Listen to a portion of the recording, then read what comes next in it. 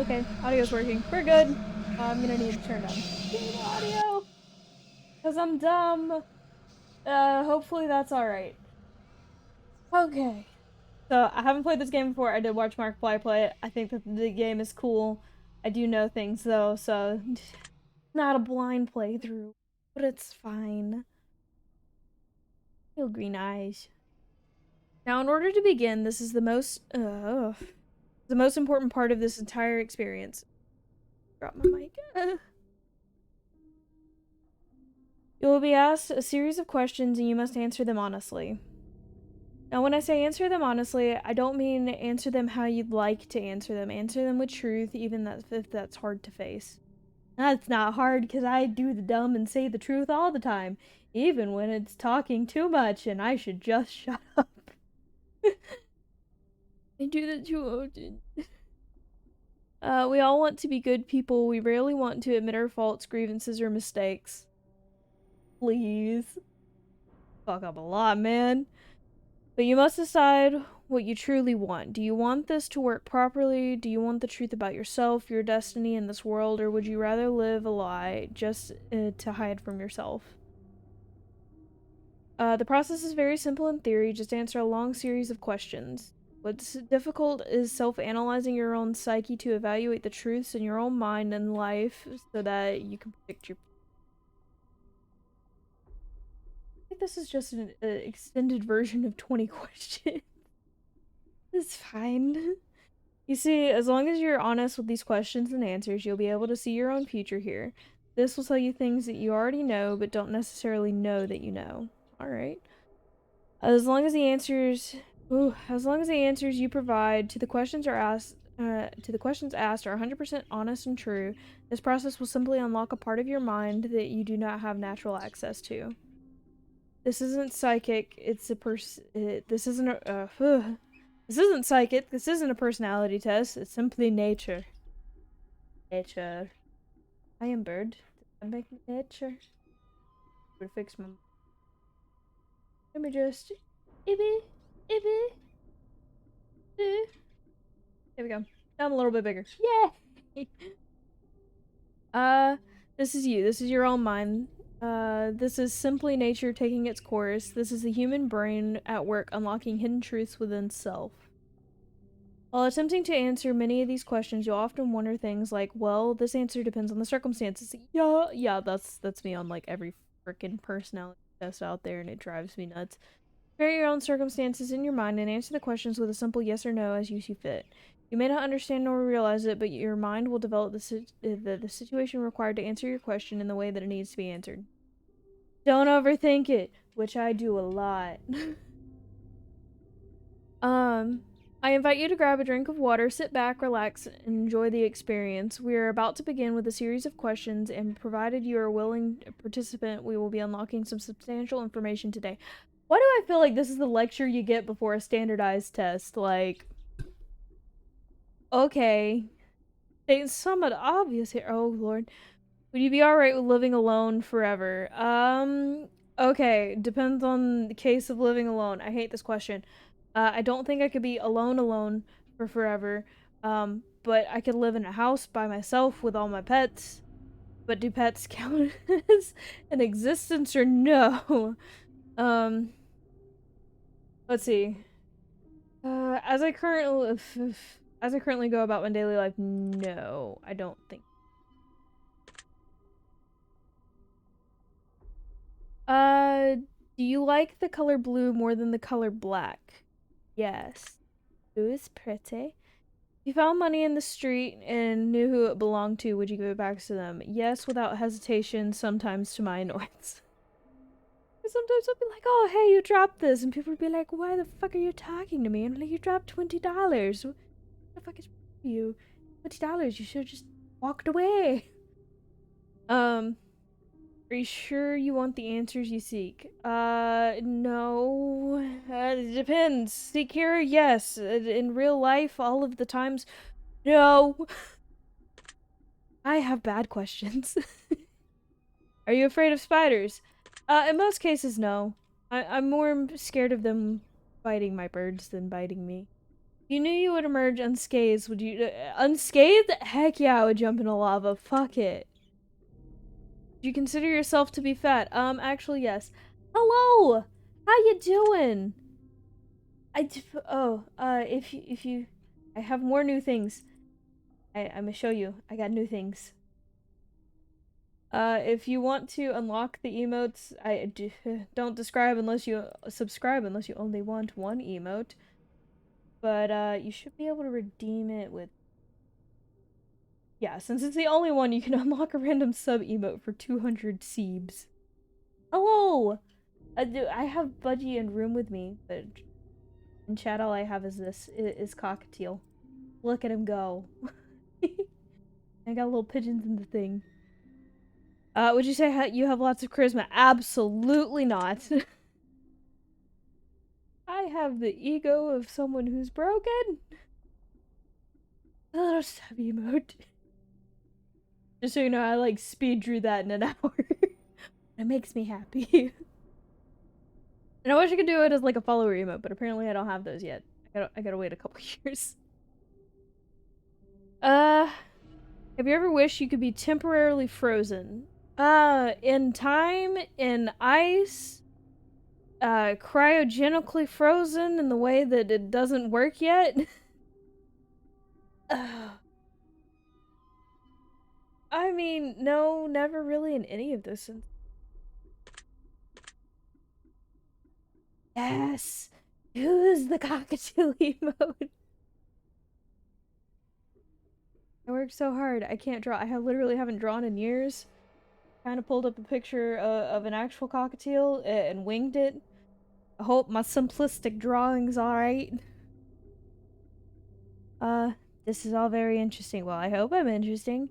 You realize that the last letter of the previous 5 questions when putting a nope. Question was coming too. I still don't pay attention. Does that make you uncomfortable? No. Are you good at finding hidden puzzles or clues? Depends on the context. I'm good at patterns. Okay, but simple pixel art is still art. It's cool. Yeah, I mean, if I have time after I finish this and I can't download another game, I may show you how I drew that. Maybe, but pixel art probably harder. Let's be real.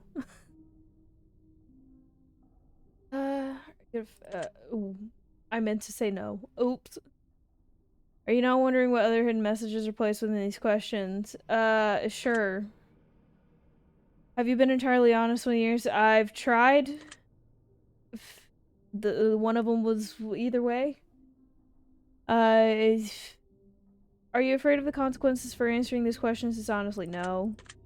What you gonna do to me, huh? Were you aware that there could be potential consequences of answering dishonestly? No. Are you gonna lock me out of the game? Is that my consequence? Are you wondering how these questions began to take a strange turn? No, not really. Would you consider yourself captivated? As captivated as my brain can be.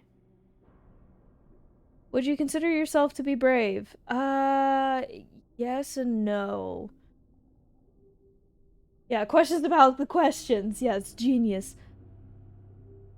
Hi, Jigglypuff. I'm considering on how to answer this question. So the thing is like, I used to be literally fearless as a child, and then I learned breaking things gets expensive, and now I'm just scared to break things. Like, oh yeah, I can show you. I made an emote. I tried my best. It's there. It's like 200 Seeb if you'd like to claim with points. Please don't give me money. I don't deserve the money. But yeah, no. Basically, now I'm very hesitant when it comes to anything, mostly because I'm terrified of medical bills. You have good news? What good news? What happened?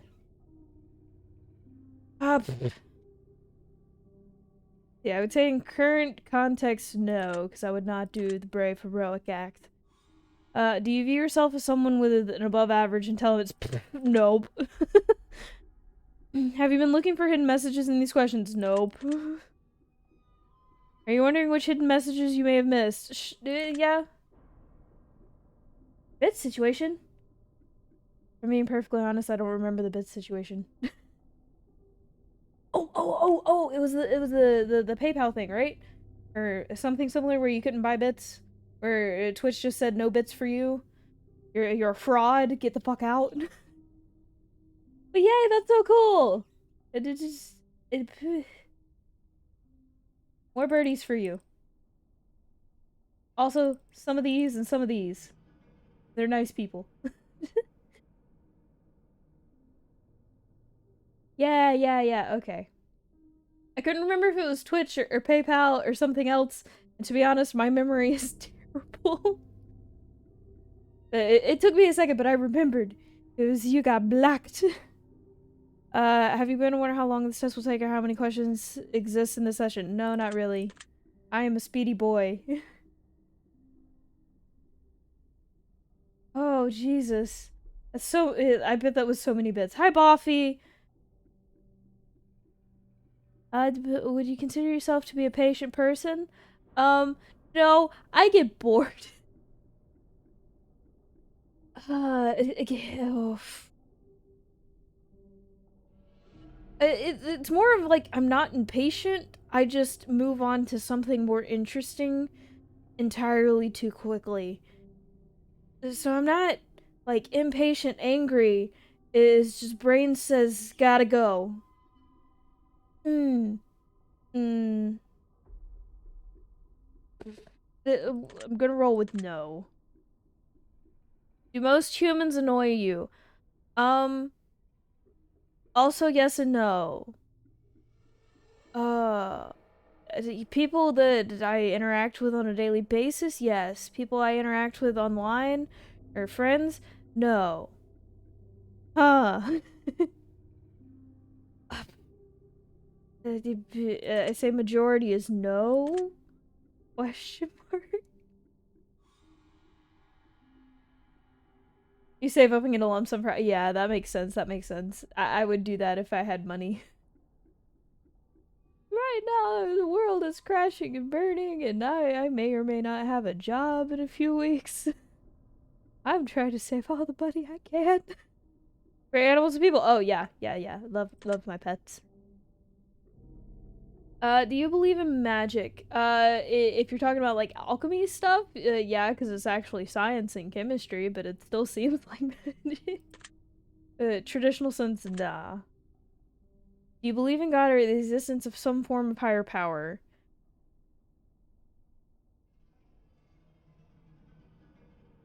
I you know, I both do and don't. It's more of I don't care to try and think about it and figure it out. Uh, I'll roll with yeah. I lean more toward yes, but worshipping any kind of god or higher power is a hard nope. You fear death? No. Are you attracted to someone who you're not currently in a relationship? No. Yeah, it's agnostic. So I was raised like hard Christian, and some of it makes a little bit of sense in lines of reasoning. Like the probability of a mutation happening for macro evolution, so like big change, not micro. Like the Finch's beak thing that's easy to prove, that's micro. So macro would be a complete change of species. It's hard to prove. So that's why I lean more toward like maybe yeah, but also like the way things mutate is normally is for the worse and not for the better, and I don't think things have stayed. I don't know. It's weird. It's weird to explain, but yeah, it's a hard agnostic of like there are some things that like yeah there could be a creator and like seems to have some kind of intelligent design, but at the same time we could just be a tragic uh, pile of mistakes along the way that turned out to make something good. So it's Bob Ross. There's no mistakes, only happy little accidents. So it's more of like, it could be either way for me. Big Bang to me seems just as far-fetched as a god that's out there is like, yes, I created you and I watch over everything you do. Yeah, both to me seem a little out there. But it's also more of just, why does it matter to me? I just exist right now.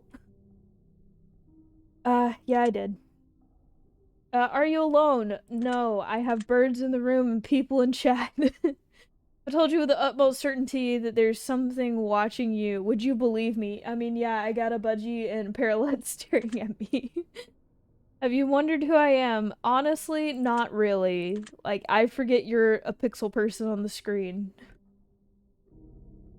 It's utterly evil. Why should I respect mean-minded, stupid God who creates a world in which full of injustice and... Yes. Yes. Accurate. But it's also more of like, so many people pray to God and they consider whenever something comes out the way that they wanted it to, evidence God is real. But most of the time, that's not what happens. I mean, if I saw God, I would just be like, yeah, man, thanks for the great life. Psych. My life sucks. I mean, I'd also be like, send me to hell, make me burn. I don't want to exist anymore. I happily burn in hell.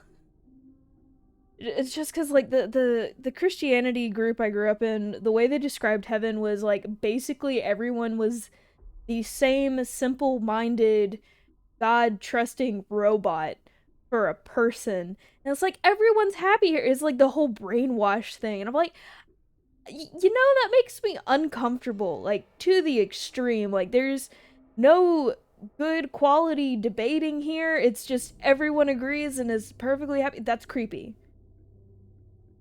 Oh. There you go, Buffy. I proved the thing.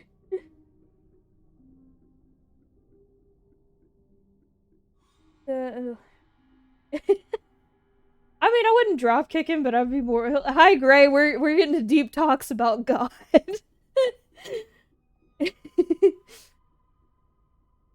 Yes, yes, the emotes. Okay, but yeah, it's more of like I would probably just be like, please, for the love of God, just send me the hell. For the love of the holy being in front of me, send me the hell. Make me not exist anymore. I don't want to be here. Or oh, you're gonna tell him good news, or tell her good news. I'm terrible with pronouns. Have you had shivers at any point during this session? No.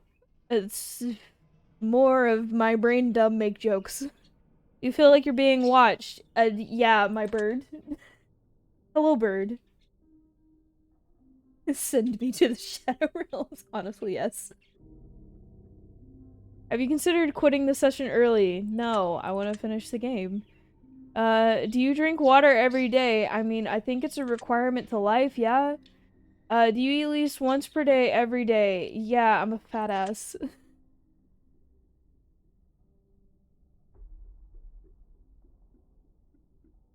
What?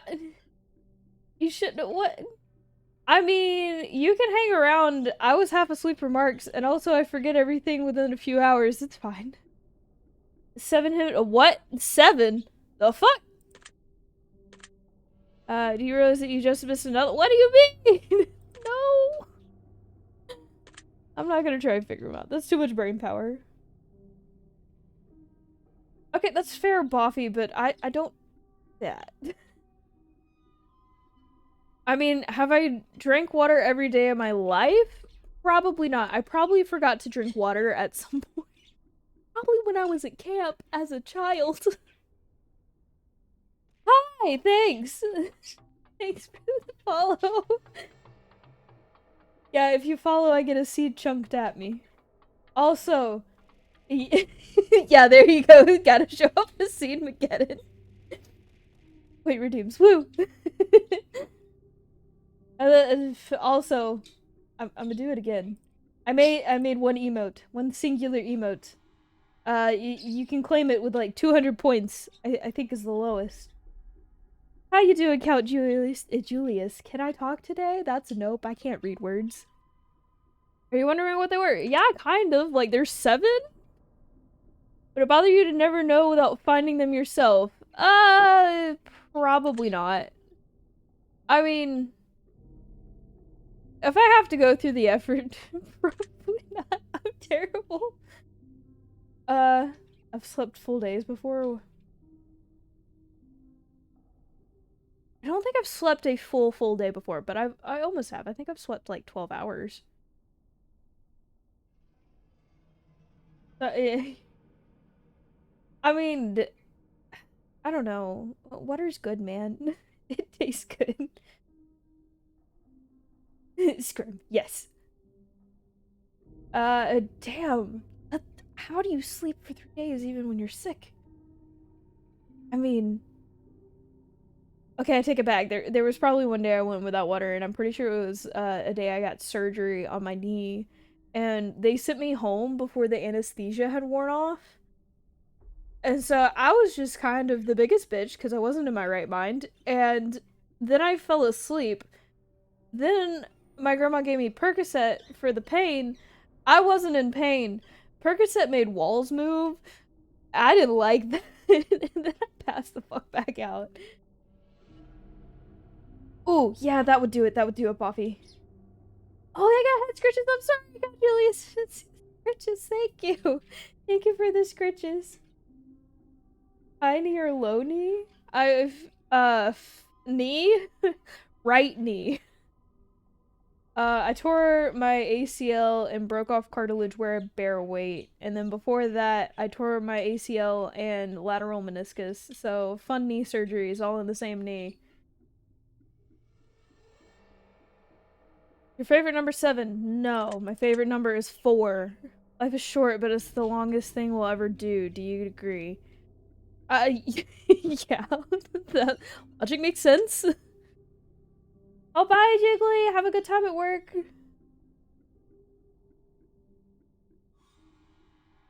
Oranges cannot be compared to apples. Do you agree? I mean, they're round, they're fruit. You can compare them, yes, but they're very different. Venus is sometimes referred to as the morning star. Did you know that? Actually, yes. Because I did a report on it in like 4th grade. I have problems. I know the dumbest crap. Everyone deserves a second chance. Do you agree? Hmm. So,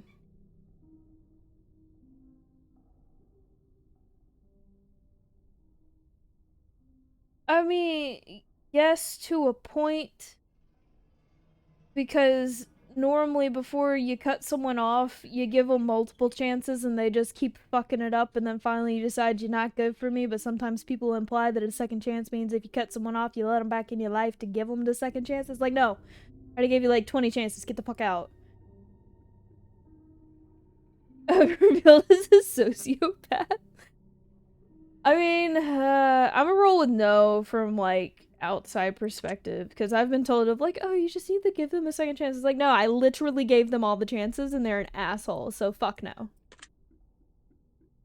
Uh, you can do anything you put your mind to. Do you agree? To an extent. Ooh, ooh. So, I mean, I could literally go make whatever the fuck I want and figure it out along the way, but at the same time, I don't have unlimited resources, specifically money, to just go and do things. So my limitation. I mean, I can put my mind to it, but I still have the limitation of how much money is in my bank account. If you give a dude a knife and he stabs me, I'm not going to give him a. Yeah, no! But at the same time, like, the dude's probably said multiple times, he will stab you if you give him the knife. Oh, did I bonk my mic? Because I do that sometimes. Or am I yelling too loud? I do that too. Uh, my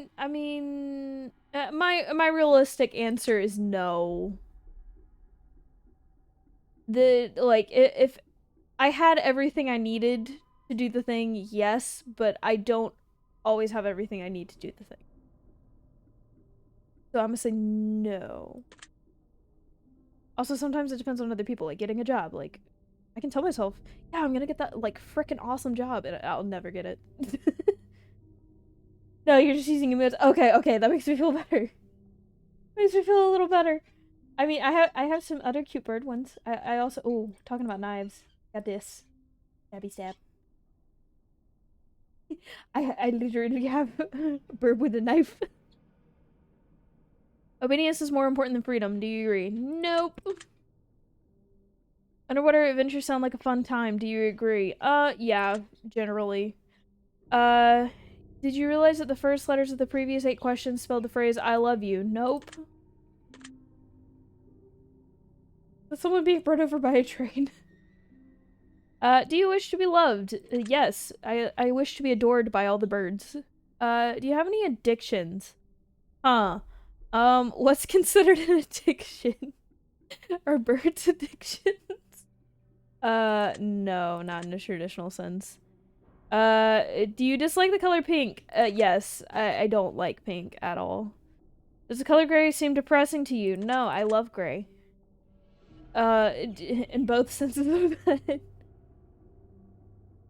Donka truck, she is. Oh my goodness, she's actually a truck. All right. Do you enjoy loud music? If it gives me the dopamine, yeah. Do you like to dance? No, I am terrible at dancing. It makes me feel absolutely terrible about myself, actually. Well, it depends. Dancing in private, I'm normally fine. Dancing in public, it gives me panic attack. Would you consider yourself normal? Absolutely not. Do you love your parents? If I'm being honest, no. Have you ever been lied to? Yes. Do you get angry often? I get upset, but not specifically angry. Dance like nobody's watching. Well, I mean, it best be no one's watching. Like, even if everyone's turned around facing a wall, but I'm told to dance in a room with all the people, I will still panic. I don't know what it is. I just panic. Do you hold grudges? Yes. Have you ever forgiven someone? I mean, for small things, yes, but if they keep saying fuck you, then no, you're on my ban list for life. I mean, I'll say yes. Have you ever lied? Yep. Yep. Totally. 100%. Do you think flowers are more beautiful than trees? It depends on the flower, but if I pick the prettiest tree and the prettiest flower, flower is prettier. Have you ever wanted to be an animal instead of a person? Yes. Listen. I'm literally a bird. But no, for real, like when I was younger, I really wanted to be a dog, like to the point that I wanted to eat off a bowl on the floor, and it pissed my dad off. Also wanted to be a cat, same thing happened, mostly pissed my dad off. I hit a point where I didn't know how to use words in like late elementary school, freaked everyone out because I would literally hiss like a cat. I wouldn't really act like a cat outside that, just like if I was angry, I didn't know how to express anger, so I just hiss. I'm normal, right? Like, do you believe you have psychic powers? No. Do you believe in the power of empathy, though? I was a cringy child, alright? Have you ever seen a ghost? Nope. Do you dream often? Yes. Do I remember the dreams? No. Do you have nightmares often? Normally they're just weird. They're not really nightmares or, like, good dreams. It's just, what the fuck is happening kind of dreams. Do you suffer from anxiety attacks? Yes. Do you suffer from depression? Okay, so, oof. Loaded question. Have I been depressed before? Yes. Am I currently clinically depressed? No. Do I still have bad days where the depression hits hard? Yes. I mean, yeah, I know that. Like I've had good days and bad days. Just when I Okay, so basically there was one point in my life where I was like super, super, super depressed. And so basically any point of depression I've had after that, if it wasn't as bad, I would basically tell myself, look, it's fine. You can get through this, you can get over it. So I didn't really see that as like a low hard point of depression, but other times where it did also get that bad just for not the long extended period of time, it was more of like, yeah, this is probably depression. I probably need some help. Uh Honestly, it's been probably years. Had a bad episode. I do still have bad moments. I'll say yes. The exercise. No. Possibly, maybe sometime in the near future if gas prices keep going up because I'll have to ride a bike to work. Would you consider yourself emotionally wounded? Yeah. Oh, I'm a little fucked up. I'll be honest about that. Have you ever felt betrayed? Yes. Do you ever feel lost in life? Yes, all the time. Because people are like, what do you want to do with your life? Like, do you have any life goals? I'm like, my life goals is to have a job with some benefits and live. Anything past that, not so much. Own birds, buy a house, buy more birds. That's about it. That's my life. Would you consider yourself a natural leader? Yeah, you exercise. Okay, so here's the thing. If I actually try, yeah, it kind of comes naturally. I just hate doing it, and I hate having the pressure of people under me. So, oof, no, just because I prefer to hate the job. I feel like if you want to be an actual natural leader, you have to enjoy it. If you could push a button to destroy the world, would you press it? Hmm.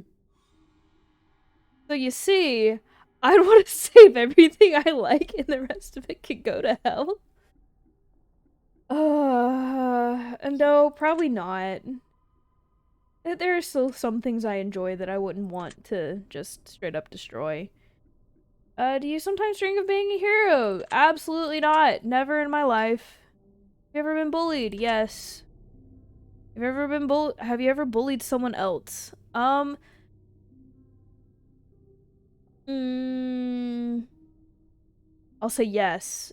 Uh, but it was somewhat deserved. They were being a dick. My friend is Ace, and this person like kept hitting on her anyway, so I kind of became his bully because I would just make his life difficult. Like I wasn't mean. I would just I would be the inconvenience between him and my friend, and he very much disliked that. Asked me multiple times to stop, and I would just be like, nope.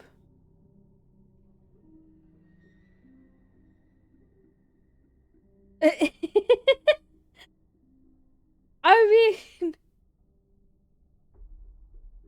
okay, so here's the thing: is like it could be a random person, but it could be a person I know. So I don't want to hurt people I know and that I like.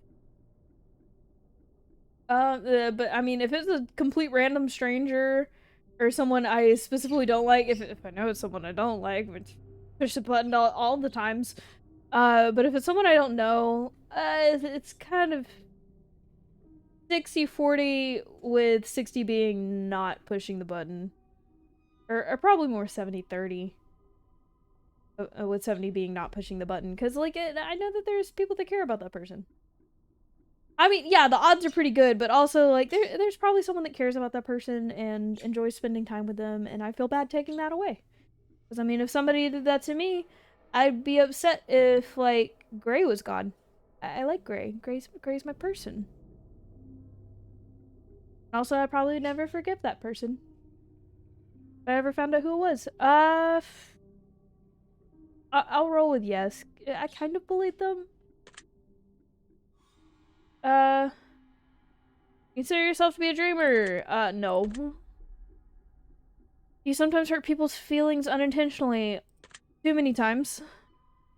You find space fascinating. Honestly, I don't give it the time in my brain. Would you consider yourself to be an artist?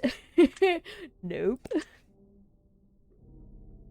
Would you consider yourself to be a good friend? If I like you, yes. If we're actually friends, yes. Consider yourself to be flawed? Absolutely.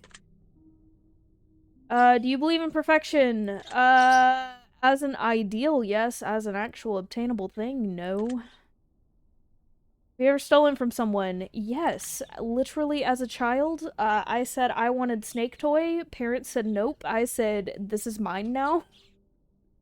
And my mom swears up and down, like, when she found out that I had it, we turned around, drove back to the store, and gave it back. I know that's a lie, because I still had the snake. I remembered which one it was. It was like I don't know, it was probably 6 inches long, and it was like a plushie, but it had a wire in the middle so I could bend it into different shapes. It was the coolest thing. Would you ever kill someone under any circumstances? Yeah. If you had, I should probably talk about that. Okay, so here's the thing, is my mom was, like, super, super religious, and my dad was more of not so religious. Like, I'm pretty sure my dad was atheist and just didn't want to say it in the town we lived in because everyone was, like, freaking Southern Baptist. But yeah, no, my mom is terrified of snakes, and so I think part of my fascination with wanting to steal the snake thing was because I know my mom hated them. And I'm pretty sure that's why she said no. If you had one day to live, would you tell anyone? Yeah. I want to be able to give people some closure before I left. Have you ever told your darkest secrets to someone? Yes, because I can't keep my fucking mouth shut sometimes. Do you trust me even though not knowing me? You're a program, so yeah, sure. Do you know who I am? Nope. If I appeared behind you right now, would you scream? Out of shock, probably. Right before I punched you, because that's what I do when people scare me. If I told you that I've been behind you this entire time, would that scare you? It'd be a little creeped out. Would I actually fear for myself? No. Would you consider yourself to be empathetic? Most of the time, yes. Do you consider yourself to be romantic? Nope. I am too blunt for that. Have you ever been in a physical fight? With my brother. Are you prone to headaches or migraines? No. I've had a few, but not that often. You look at the ground when you walk. Yes, I'm nervous to stare people in the face. Are you attracted to the opposite sex? I mean, I'm non-binary, so what is opposite? I'll roll with sure, because it doesn't really matter. Would you ever shave your head? Yes, I already have. Are you attracted to muscular bodies? Absolutely not. Do you ever dance when no one is looking? I have before. I know, I'm sorry, I can't really fix the delay, because part of it is, like, even I have a delay with stream avatars. And I mean, like, I'm here with the thing. Can I drop another star? So, have all the stars. You can catch one. Just jump at some point, you'll hit it. Do you trust your best friend entirely? Absolutely. There you go, Bossy. Do you remember your childhood extremely well? Points of it, yes. All of it, no. Good job, Buffy. Would you rob a bank if you could get away with it? Oh, hell yeah. 10 stars. You ever dream about running from a killer? No.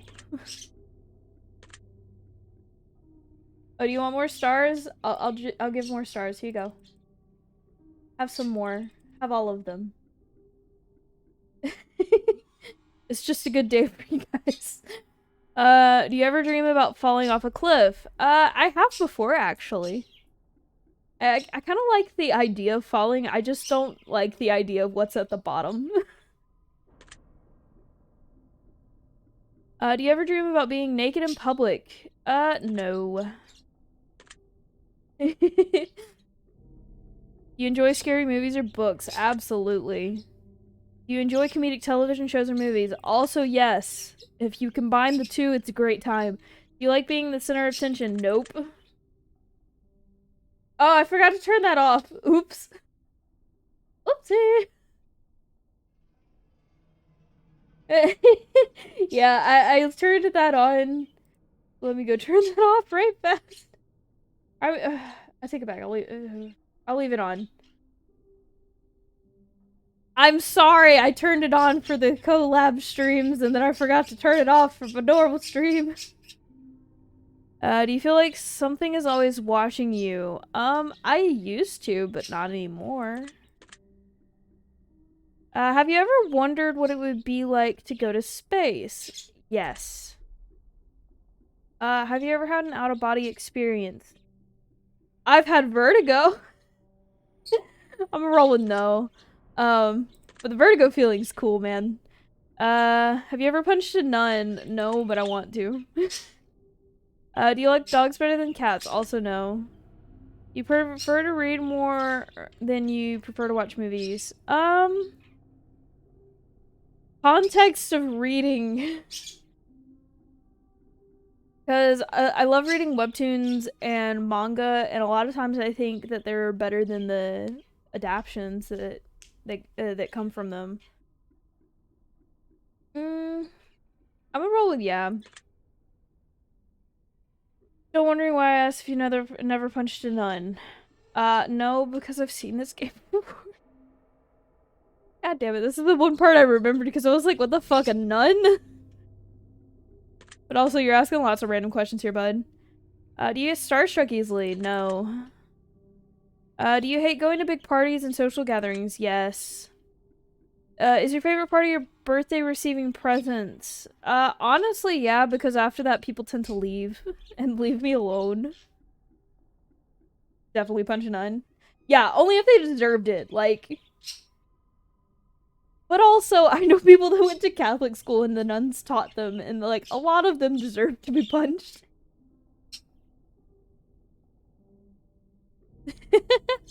Yeah, the story of... There was the one time I punched a nun. I mean, there's the one time I punched my cousin and gave him a black eye because he tried to scare me. They what? Okay, Hanzo, do you want spoilers for this game? Do you want to play this game? Because I swear, if you see anything about this game, it's the nun. Your favorite part of your birthday receiving presents? Honestly, probably not. I like fucking off and doing my own thing. Oh, I mean, do you want spoilers for the game? That's what I'm asking, because the context comes from the game. Seriously though, have you ever punched a nun? Like, really? Just bam, right in the face nun punch. Did you laugh? Yeah. I laughed too much. Did you say what the fuck in your head or even aloud? Did I say what the fuck? I don't think I did. Okay, so my birthday is really close to a holiday that, like, so close to the point it generally gets overlooked unless it's family. So, like, we had to move my birthday to be on, like, different time of the year when I was in, school just so that way other kids can come to my birthday party. And, like, I can't tell you how many times family members have given me, like, oh, hey, here's your birthday present. And then, here's another gift that's just money for the holiday thing. Yeah. Yeah. I mean, it's cool, though, because, like, I think by the time I was 12, I was kind of over the whole birthday thing, and I didn't really want to do anything. Like, I just mostly wanted to be left alone and chill. Or, like, do, like, one small thing that I wanted to go do, like, maybe go, like, buy a specific thing I wanted, because, like, at the time, we didn't go to stores that often, and I couldn't buy things off of Amazon. So it was like, hey, I want to go get this, like, one thing, and, like, that's it. Well, I mean, like, it was more of like, you know how, like, when you're a little kid, you have, birthday parties. So it was easier to move my birthday party to be conjoined with another kid in my class because both of our birthdays were in the same month. And since mine was so close to the holiday, it was like, well, we can't really do it on your birthday, but if we have it with this other kid, you can actually split costs. Talking about Christmas, just shut up, Buffy. But it was also so that my mom could split costs with the other kid's parents. And no, I'm pretty. I mean, they might have moved it for Easter, honestly. They also would have definitely moved it for Thanksgiving. But it was just for like the kids thing. And it was more of like other kids definitely wouldn't have shown up if we didn't move my birthday. So I was a kid. It didn't really matter that much. And and my Sweet 16 was awful. Again, by the time I was 12, I was like over the whole birthday party thing. Like, just send me money at this point. I'll take the cash. You don't even have to show up. But for my 16th birthday, I told my mom like I didn't want to do anything. I didn't want to have a birthday party. I didn't want to do anything cool. I didn't want to do anything fun. But of course, she wants to make like this whole big deal out of it because it's a Sweet 16. Thanks, Bobby. Lisa, merry birthday.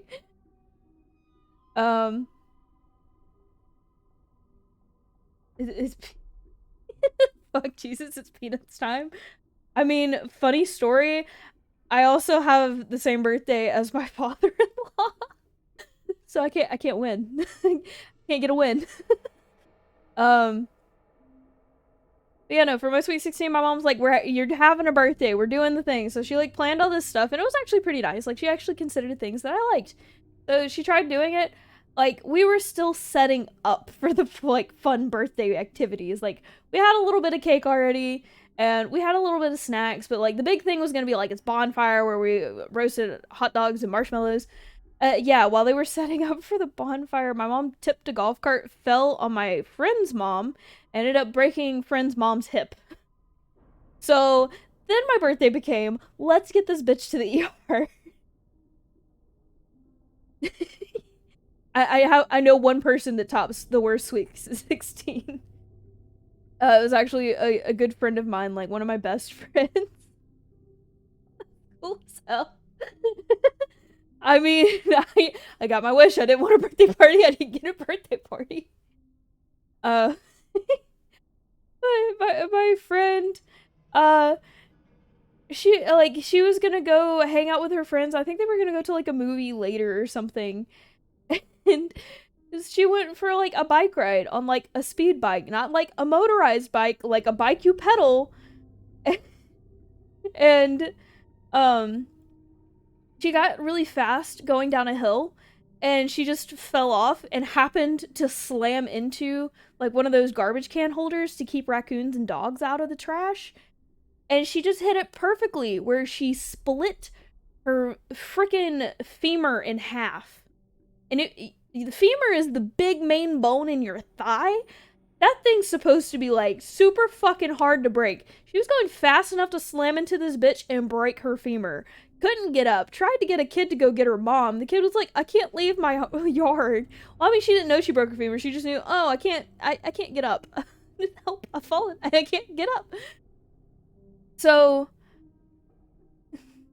just but a flesh wound. But one of the neighbors heard her yelling at the kids and came outside and was like, hey, you okay? And she's like, no, I'm not okay. My mom lives at that house. Can you go get her? So they went and got her mom. Her mom didn't want to call an ambulance because of fucking American healthcare. So her mom managed to help her get into the back seat of a car. Didn't know her femur was broken because if your femur is broken, you should call an ambulance because you could cut the artery in your leg and bleed out internally. So that's fine. Didn't happen to her though. They made it to the ER like 45 minutes away. And okay, thanks, Hanzo. Have a good one. But they made it to the ER 45 minutes away. I had to go get her sister from work because her sister wasn't allowed to use her phone. And then we all had to drive to the ER. And of course, like, as soon as I get to the ER, she's like, I want to see That person referring to me. They wanted to see me, not their family. They wanted me to come back there in the ER room. Also, she was high as hell. It was a great time. They gave her morphine, and apparently she remembered the word morphine in her delirious state. And they're like, okay, we're gonna give you more morphine. And she was like, oh, I love morphine. It was hilarious. Yeah. Yeah, it could have been much worse, but she broke it in a way that it like split and made a triangle chunk of bone. Yeah, morphine is nice. I'm kidding. Don't do drugs, kid. Oh, I mean, like she was in a lot of pain. She would scream every time they like hit a pebble in the road. It was oh, and I don't blame her. Oh yeah, no. Are you now eager? Ooh, are you not eager to somehow get the opportunity to punch? Yes. Is there a hell do you think you're going to it? Yeah. Do you enjoy fantasy fiction games? Yes. I do the bird dating. Do you masturbate frequently?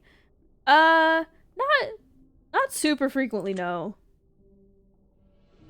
Um, yeah. No. Is your mouth dry? A little bit, but not really. Still pretty moist. Profanity make you uncomfortable? Fuck no. Do you believe in the legendary beasts such as the Loch Ness Monster or Bigfoot? Alright, look. Loch Ness Monster, a fucking dinosaur. You can't convince me otherwise. Hi, wifey. Are you poor with money management? No. As much as I want to buy all the things, I tell myself, I put it in savings, and then I just tell myself it doesn't exist anymore. Do you enjoy solving mathematical puzzles? Actually, yes. Do you speak more than one language fluently? Do you count programming languages? No. Have you ever visited a country other than your own? No, I've never been outside the US as much as I want to. Do you enjoy coffee? No. See, I don't know if they captured it or if it just died or if someone killed it. But honestly, I'm pretty sure that bitch was a dinosaur.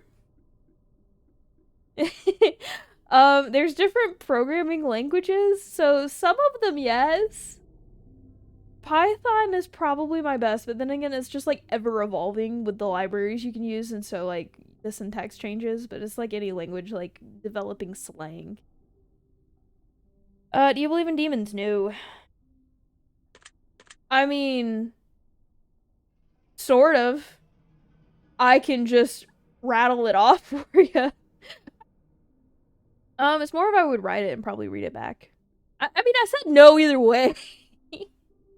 Because I can't speak, no, like normal languages. I don't know what to fucking call them. The ones people use to communicate. You believe in angels? Also no.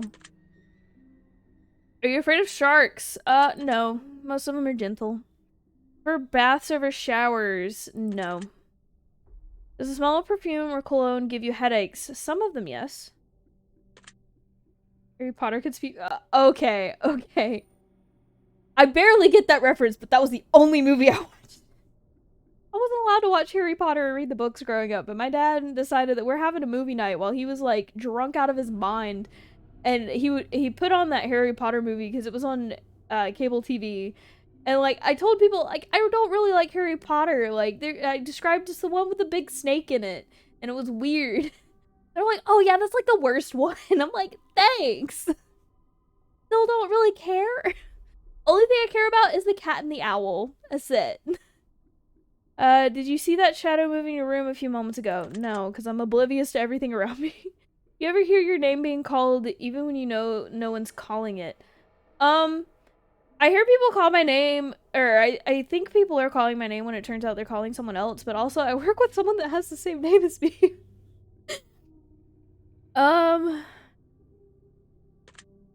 No. Like, not if I'm completely alone. Like, if I know no one's calling me. Do things in your home often go missing and reappear later? Yes, because I lose everything. You ever hear footsteps around you when you're alone? I mean, I can hear the footsteps outside of my bedroom wall, because there's a hallway next to it. Peanut. My attempt at a deep voice, guys. I mean, honestly, that's probably my birds. They hear me like scream at them from across the house. It's like, what the fuck are you doing? It's mostly Cashew, but now Cashew's quiet because he's in the bedroom. It's also like Pecan and Pina and Owl. Those are the worst offenders. And then Bandit just talks, and I hear him on the other side of the house and be like, "Hey dear, what you doing? Good bird, good bird. Are you a good bird? Hey dear, what you doing?" With our security camera? Why would you do that, Gray? Gray, what are you doing?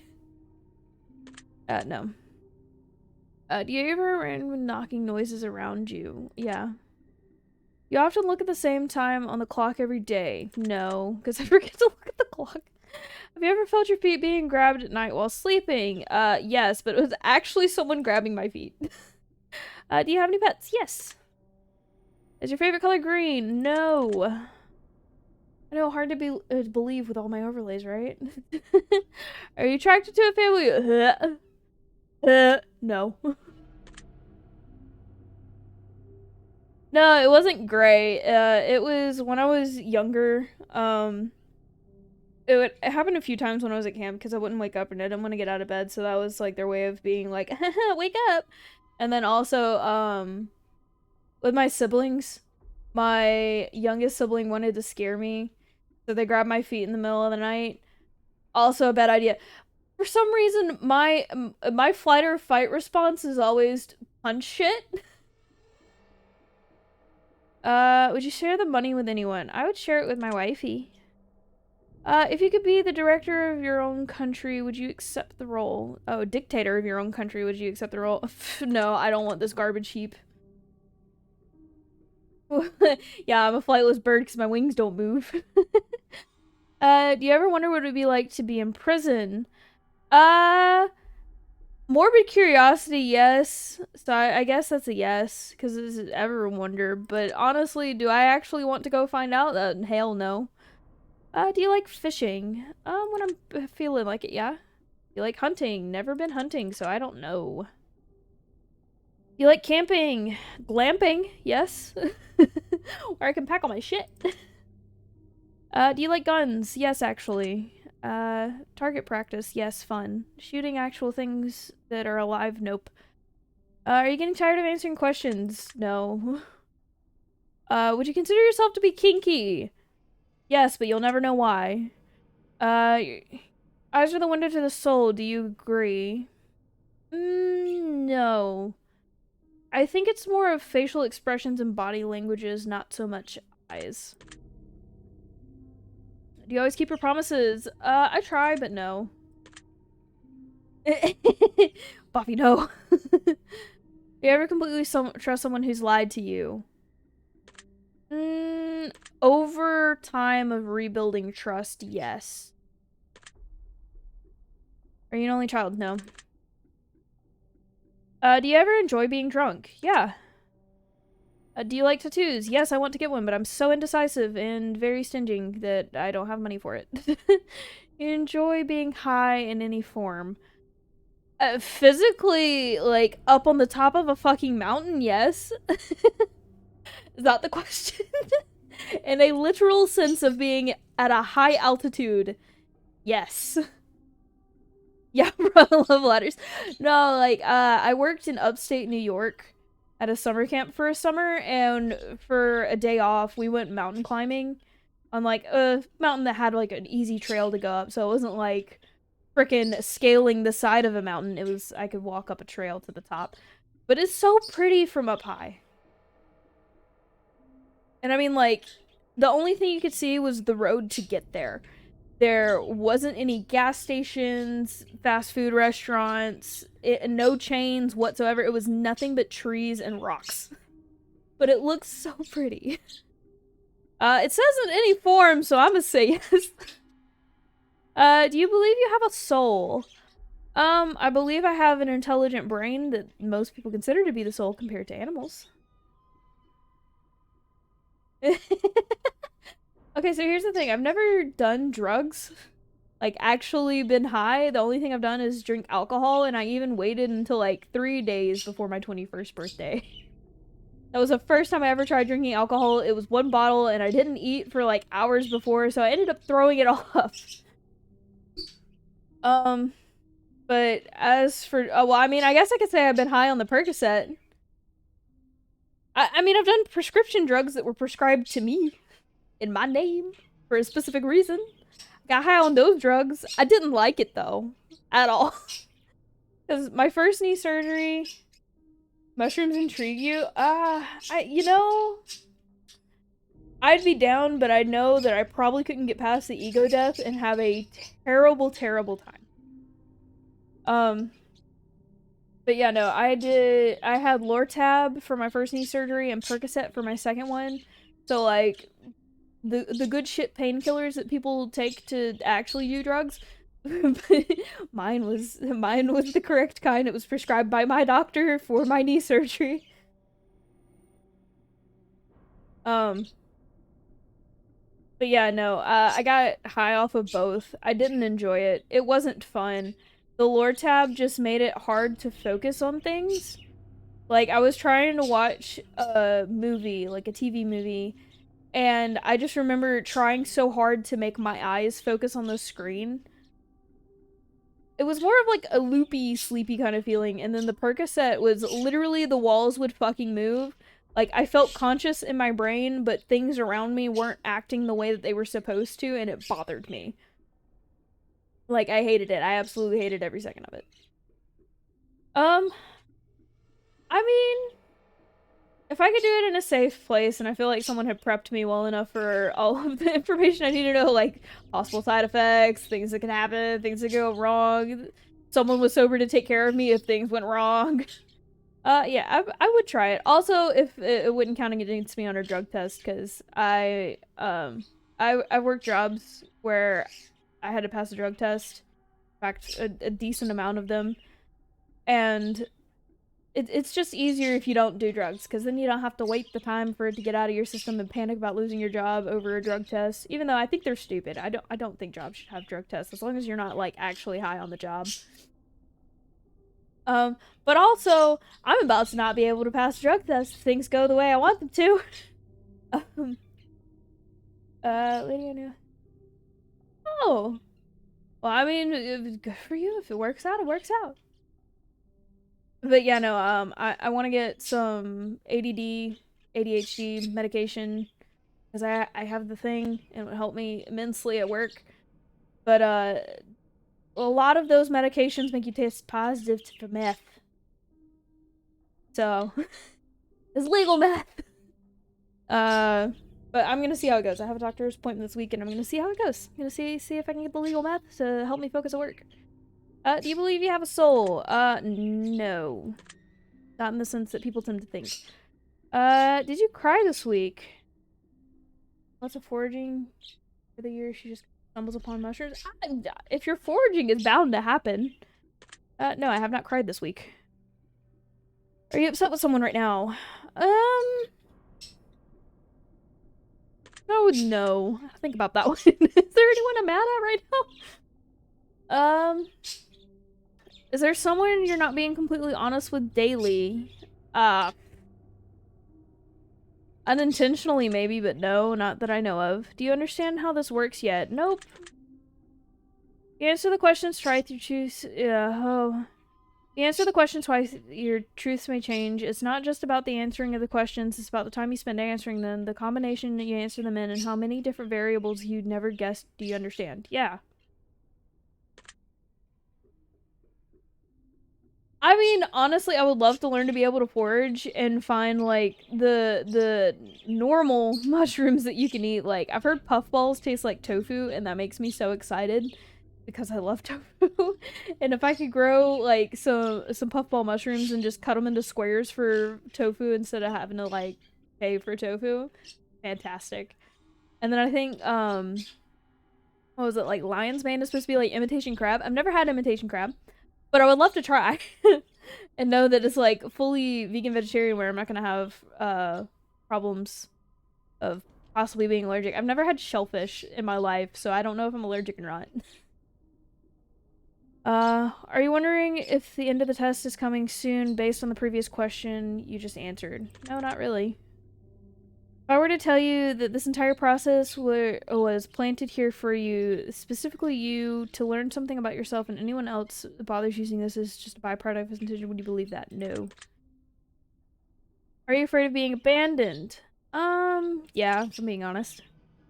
Are you afraid of dying alone? No. If I die alone, that means, no one else had to feel pain when I left. Do you worry that one day you'll unexpectedly murdered? Um, Generally, no. Occasionally, when brain do a panic, yes. No. I'll roll a no. It doesn't say if you ever think. Are you always on guard wanting to fend off an attack? No. Do you feel like I know you yet? No, because you're not listening to the words I'm actually saying. You know a bomb? Big bomb. Have you heard of any strange noises while answering these questions? No, I just hear birds. I think we have enough information about you. Whether you skip questions answered honestly or dishonestly, took loads of time to respond, answer quickly without reading or understanding it, I've been able to tell.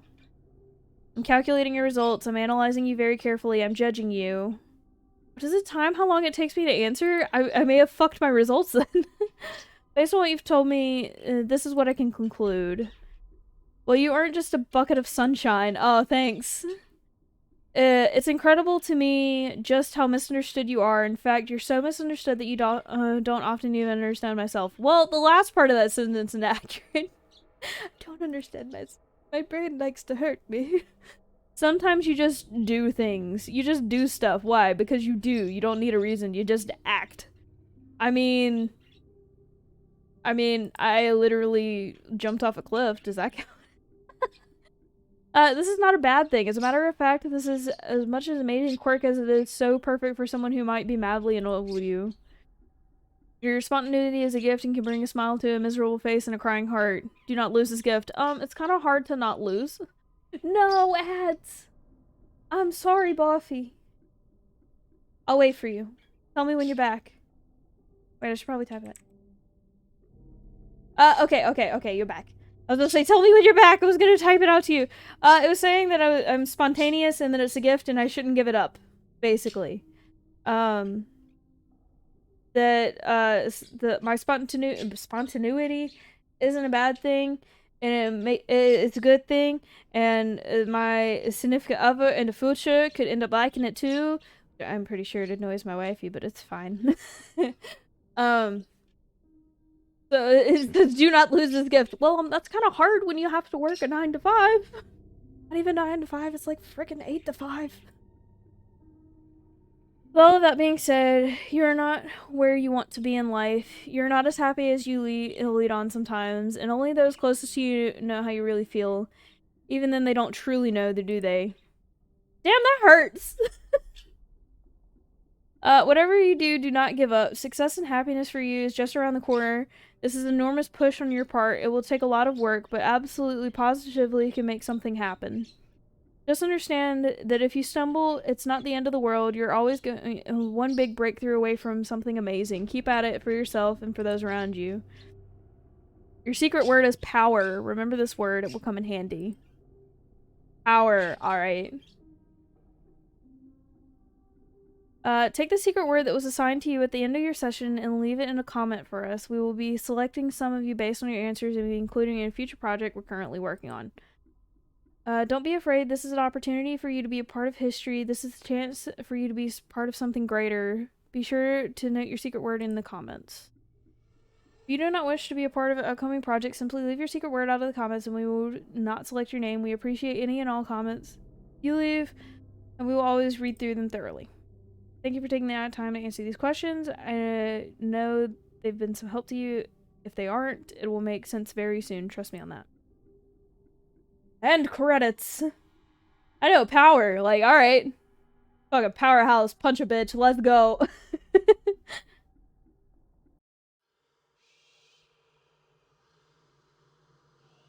Okay. I'll go ahead and hit exit. You're just gonna see a black screen. Let's see. I mean, it just makes me think of Power from Chainsaw Man, which is not the kind of power I want to be. So which one's next? The oof. Let's see. Say when this. Damn. All right, I'm a Google. Do a Google.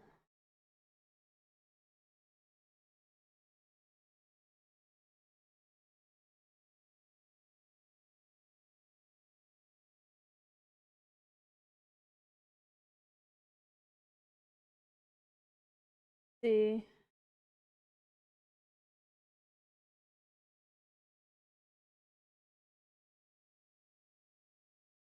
It doesn't tell me what order I'm supposed to play these games in. Okay, okay. I'm gonna wing it. That's what I'm gonna do. I'm gonna wing it. So I'm gonna go ahead and download. I feel like the final revelation is supposed to be last.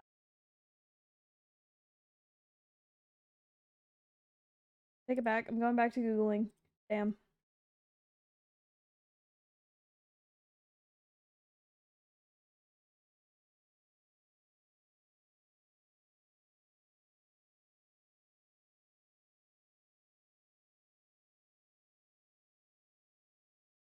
I'm getting shit answers. Damn you, Google. You dare betray me?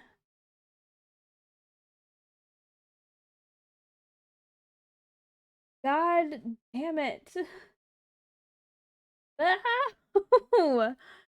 Fuck.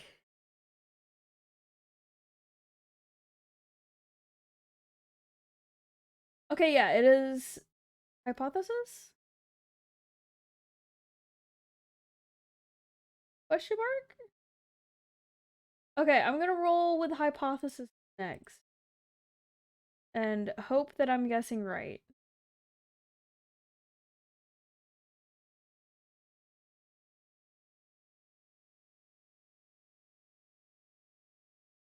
Check chatty? Okay, hypothesis next. I'm sorry, I went to check. So the order it is in on Steam, it does the test, then the test final revolution, then it does the test hypothesis. Okay, I'm bad at Google, okay. Did it? But I got it. I'm installing. Yeah, okay, it's already installed. We'll just go ahead and pull this up because I still got time to play another game. Now this one I'm going into blind. I mean, yeah, I went back to the Steam page and went to see the order of the games there. Oh, this text is rough. Before experiencing the test, hypothesis rising, it is highly recommended that you've played the prequel, The Test, first before venturing into this experience. You will stand to gain, or before I forget, Word, open notepad, find notepad. There is no. Oh God.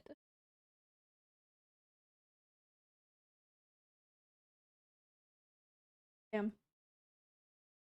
Well, took away my search bar. Why did I do this to myself? Well, I'm not writing it down. Just help me remember power. Oh yeah, I know it's power. Just I feel like I'm gonna forget by the end of this game. I have a sticky. I have things.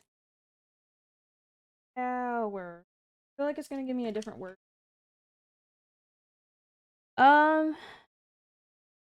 Let's play the test.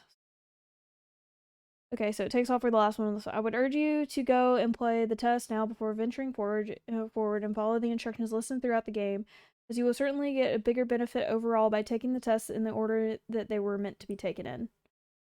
Would you like to close this game now so you have the opportunity to play the test? You will not get the chance to exit the game until the experience is over if you choose to continue now. I've already played. Wonderful news, we can continue. Oh, he's so cute! Oh, he has an anime boy face! The font is ass. It is. It's absolutely terrible. Hello and welcome to my office. It's truly a pleasure to see you here today. Please excuse the mess. I haven't had a chance to clean up yet. Why is there blood? I don't want to take up too much of your time with blibber blabber and nonsensical speak. I'll just get straight to the point. Sometimes we have to ask ourselves, life's tough questions. There's one question in particular I'd like to ask for like you to ask for yourself. Are you happy? And when I say happy, I don't mean content. Being content is great, but it's not the same as being happy. I want to help you. I want to inspire you to be the best that you can be. I want to inspire you to be the happiest version of yourself. I want to see you grow inside and out. Now, how do we accomplish this, you might be asking? Good question. Allow me to explain. I'm going to ask you a series of questions, and you are going to answer them with 100% entire honesty. When I say 100% entire honesty, I mean 100% entire honesty. I mean, yeah, that's the same as the last game. Think about it. Do you want to be happy, don't you? You wouldn't want to do something so bold as to tempt fate by lying, would you? Yeah, tempt fate into murdering me. Just remember, if you live a lie, the only person you're lying to is yourself. The only person who will suffer from this is you. And believe me, you will suffer. Not to mention the fact that whether you tell the truth or not, I will know. But that's another story. Let's be moving on, shall we? We've wasted enough time explaining what we're going to be doing. Oh, hi! Thanks! I mean, yeah, that's how I feel. I mean, you guys have it worse because of some tiny screen. Just remember, we all want to be good people. We all want to give the answers that we feel the most desirable human traits within ourselves. Hi! How you doing, Twig? What's up? Look at the anime Skelly boy, I guess. I don't know what to call him. Well, I mean, his name's Fate, but... Twig good? Twig like Seeb? I wish I could give Seeb. I need to figure out if I can give away points. I'd give more Seeb. Oh, I made a thing! It's not a great thing, but it's a thing! Like Sibs. I'm gonna slowly work on making emotes. Just that's the first one. I haven't drawn in years, so effort. But I figured a screaming cockatiel is a good start. Sibs. Sometimes good people do bad things, and sometimes we don't always have desirable traits as humans. I cannot express enough how important it is to be truly honest while answering these questions, no matter how uncomfortable the truth may make you. Yeah, I feel that. I feel that. I did that last night because I wanted to chill with Pata's anniversary stream. Which, by the way, Pata's made it a year streaming, which is amazing. It's impressive. But I ended up working on that while watching her stream, I think for like 4 hours. New logo, new overlay. Gotta write like 30 Jeopardy. Oh, the questions. Well, I mean, do you have to write the questions? I thought you had to write the answers. I thought that's how Jeopardy worked. Maybe Jeopardy is different. It can be different. You can make your own game. You have to write both? I mean, that's fair. That's fair. But I mean, geez, new logo and overlay, that's a lot of work. Corvus, you good? You gonna be okay? I send you all to caffeine. Good luck. You're okay? Okay, as long as you're okay. Don't overdo yourself, bud. Oh, it's for the little folks? So nice. Be nice for the little folks. Make quality content. Now it's time to get into the real meat of this experience. It's time for you to get the advice you deserve. As you read questions and scenarios during this process, I want you to create your own circumstances and build your own bridges to arrive at the answer that best describes your own psyche. If you never experienced a scenario being asked of you, then simply imagine that you've had to assume how you feel in that situation. I'd like to invite you to pour a glass of water, sit back, relax, and unfold your fate and the secret to overcoming the next hurdle in your life. My next hurdle? Insurance. We're going to start with some basic, easy questions. Well, I mean, I'll see and study. I'm a bird, so I gotta wing it. I will forever tell that joke. It's fine. We're using my own joke. And here we go. Let's see how bad I am. If you answer these questions twice, your advice may change. It's not just about answering the questions, it's about many different variables. Many different factors are at play here. I feel like this is the thing people need to tell you before you take personality tests is like your answers don't have to be the same even when they rephrase the question. It's the same question, just different words. Bird. Many different factors are at play here, including the amount of time taken to answer proposed questions. Oh, it does time me! Oh no! It's bad! With that being said, it's far more important to actually take your time and think about how honest of an answer you're giving before you give it. Oh, I get distracted talking. Whatever you do, do not rush the process. Time is your best friend here. You'll see what I mean soon enough. You feel uncomfortable right now? No, just a bit panicked. Are you nervous? Yes, because now you're timing me. Do you feel cold? No, it's actually really warm. Do you feel sad? Not particularly sad. Like, is there a little sadness in there? Yeah, probably. Have you ever hurt someone because you were hurting even though they didn't deserve it? Yes. How to think. Do you crave acceptance by others? More than I should. Have you ever lost a loved one? Yes. Do you know what heartbreak feels like? Absolutely. Do you believe in demons? No. Do you believe in curses? No. Do you consider yourself to be spiritual? Absolutely not. Are you afraid of dying alone? No. There was an unbelievable proof that a ghost was haunting you. Would you continue to live in your home? Depends on the ghost. Like if it's a nice ghost, we can chill. We can be friends. We can live together peacefully in my home, and that doesn't bother me. If it's a vengeful ghost type thing, like shit, I forgot the name of the movie. The movie with the that one. Yeah, like if it's a chill ghost, I don't care. Yeah, if it's not gonna kill me, we're cool. Like I can take a roommate ghost, that's fine. Yeah, grunge. You just get it from the drives Gray insane. Also why I keep doing it. um but also I'm not trying super hard to do it well. Have you ever seen an object mysteriously move without being touched? No. Maybe they get flirty and have my keys and junk stuff. You know, maybe it's just trying to look out for your mental health when it's hiding your keys, though you can't leave for work. Just like you've had a stressful week, you deserve to stay home today. Do you believe it's possible for a game to summon supernatural forces into your life without knowing it? No, but I do believe they can fuck with my computer. Would you like to make more friends? Yes. I would like more friends. I'm bad at making friends. Would you consider yourself to be a good friend? I'd like to think so. When we're actually friends. Do you feel lonely? Currently or most of the time?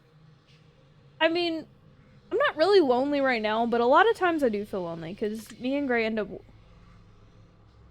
do you mean? What do you mean you lied? Excuse you?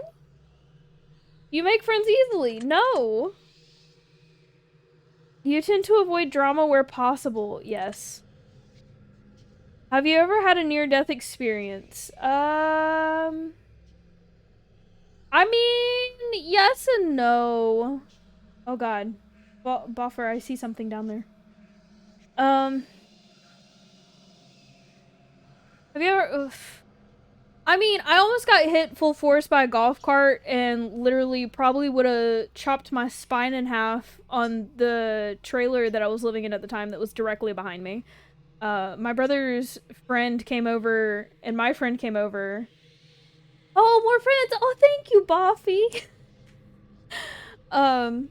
Me and my brother both got to have a friend over for like a sleepover. So my mom wanted us to both have a friend. So we, because most of the time I would hang out with my brother's friends because I was just that friendly as a kid, and they all loved me better than him. um, but we decided to have a 2v2 water balloon fight, and we took turns of who got the golf cart. So me and my friend had the golf cart first. We had a good time. It was pretty easy, nice time. And then it got around to being the guy's turn. Why in your life? So you see, I lived in the middle of nowhere, and my grandparents decided that it would be cool to have like some motorized vehicles that could drive us around like our property because they owned a lot of acres of land. So we had go-karts, golf carts, dirt bikes, powered scooters. See, my mom had a moped, but I never got to ride that one. I got to drive a car when I was like 12. It was just around the yard, but you know, it's still cool. Never seen a golf cart? Oh my god, Boffy. Boffy, if you ever come to the US, let me know. I'll drag you out to the middle of nowhere and let you ride golf carts. Um, but yeah, so it was the guy's turn with the golf cart, and me and my friend were throwing water balloons at the golf cart because you know that's the water balloon fight. But I like nailed the frickin' steering wheel, and it splashed back into my brother's friend's face because he was driving. So he just did like a full on 90-degree turn, had that thing going straight for me, and at the time I was standing next to the water spigot to fill up more balloons. So I had to like roll out of the freaking way. Like I jumped as fast as I could, and the kid literally broke the golf cart. He destroyed the water spigot, broke the pipe. So my granddad had to turn the water off to figure out how to fix the pipe. And then the golf cart, the way he hit, like there's 4 metal bars in the golf cart to hold the top roof part. The 2 metal bars in the front had turned into like this V-shaped thing from where half of it had gone under the trailer and just through the side paneling at the bottom, and the other part dead on hit the metal part of the trailer that was actually like the house. And then it also, he went fast enough that it pinned him beneath the steering wheel because it also bent the steering like column thing that the wheels attached to. So it pinned him down to the seat and he couldn't get out. So that was a fun time. Lots of people freaked out, but I wasn't like close to dying. It just would have been a terrible accident. Like I probably would have made it to like the ER. My mom's an ER nurse, so I hope so. So I'm gonna roll a no. Like I was never actually close to death. It was just terrifying experience. You like horror movies, yeah? This is all very interesting. Have you played The Test? Yeah. That's the spirit. Have you played the horoscope? I don't know what that is. Give it a whack. I'm totally not biased or anything. Totally. Do you watch porn? No. Would you consider yourself to be a hard worker? Yes. Do you have a low opinion of yourself? Uh-huh. let me just own that one real fast. Would you consider yourself to be a confident person? No. Would you help an old lady cross the street even if you were running late for an appointment? Probably not. Would you kill all of your neighbor's pets just to save one of your own? Yeah. Have you ever tried to smother yourself with a pillow to see if you could actually suffocate yourself? I'm pretty sure I did do that as a kid. It's like I'd seen like some scene on TV where somebody was getting smothered with a pillow, and I'm like, wait, does that actually work? I love my babies. Like, I don't know if my neighbors have pets. The only neighbors I know that have pets are the shitty people that don't pick up their dog's poop. Ride or die for my fucking pets, man. I mean, honestly, I know Gray doesn't like Bandit very much, but even though he hates me, I love him. Even though Bandit hates me, not Gray. Even though Bandit hates me, I kind of love him. He likes to watch TikToks with me now, and I can give him some treats through the cage. Like, we have this whole system that like, when he doesn't feel like taking treats from my hand, I drop it into an empty food bowl container, and then he'll come pick it up. He's also my only birdie that talks. But also, we had the shared love of Peanut. Because he thought Peanut was his mate, and Peanut was not gay. Have you ever been caught dancing when you thought no one was watching? No. Have you ever tried to roll your eyes back so far just to see if they'd really get stuck? Yes. Have you ever played a practical joke that you regret pulling on someone? No, I'm gonna be honest. I never did like prank war stuff, but there was one time, I don't know why this happened, but my mom decided my brother could have a sleepover for his birthday. So he invited a bunch of dudes over. I think there were like 4 of them in his class. So my mom decided there just wasn't enough room in my brother's room for all of them to sleep. So she told me one of them would have to sleep on the floor in my room. So I was like, why on earth would you do that? But also, she picked the dude that I knew had a crush on me, and I was not interested.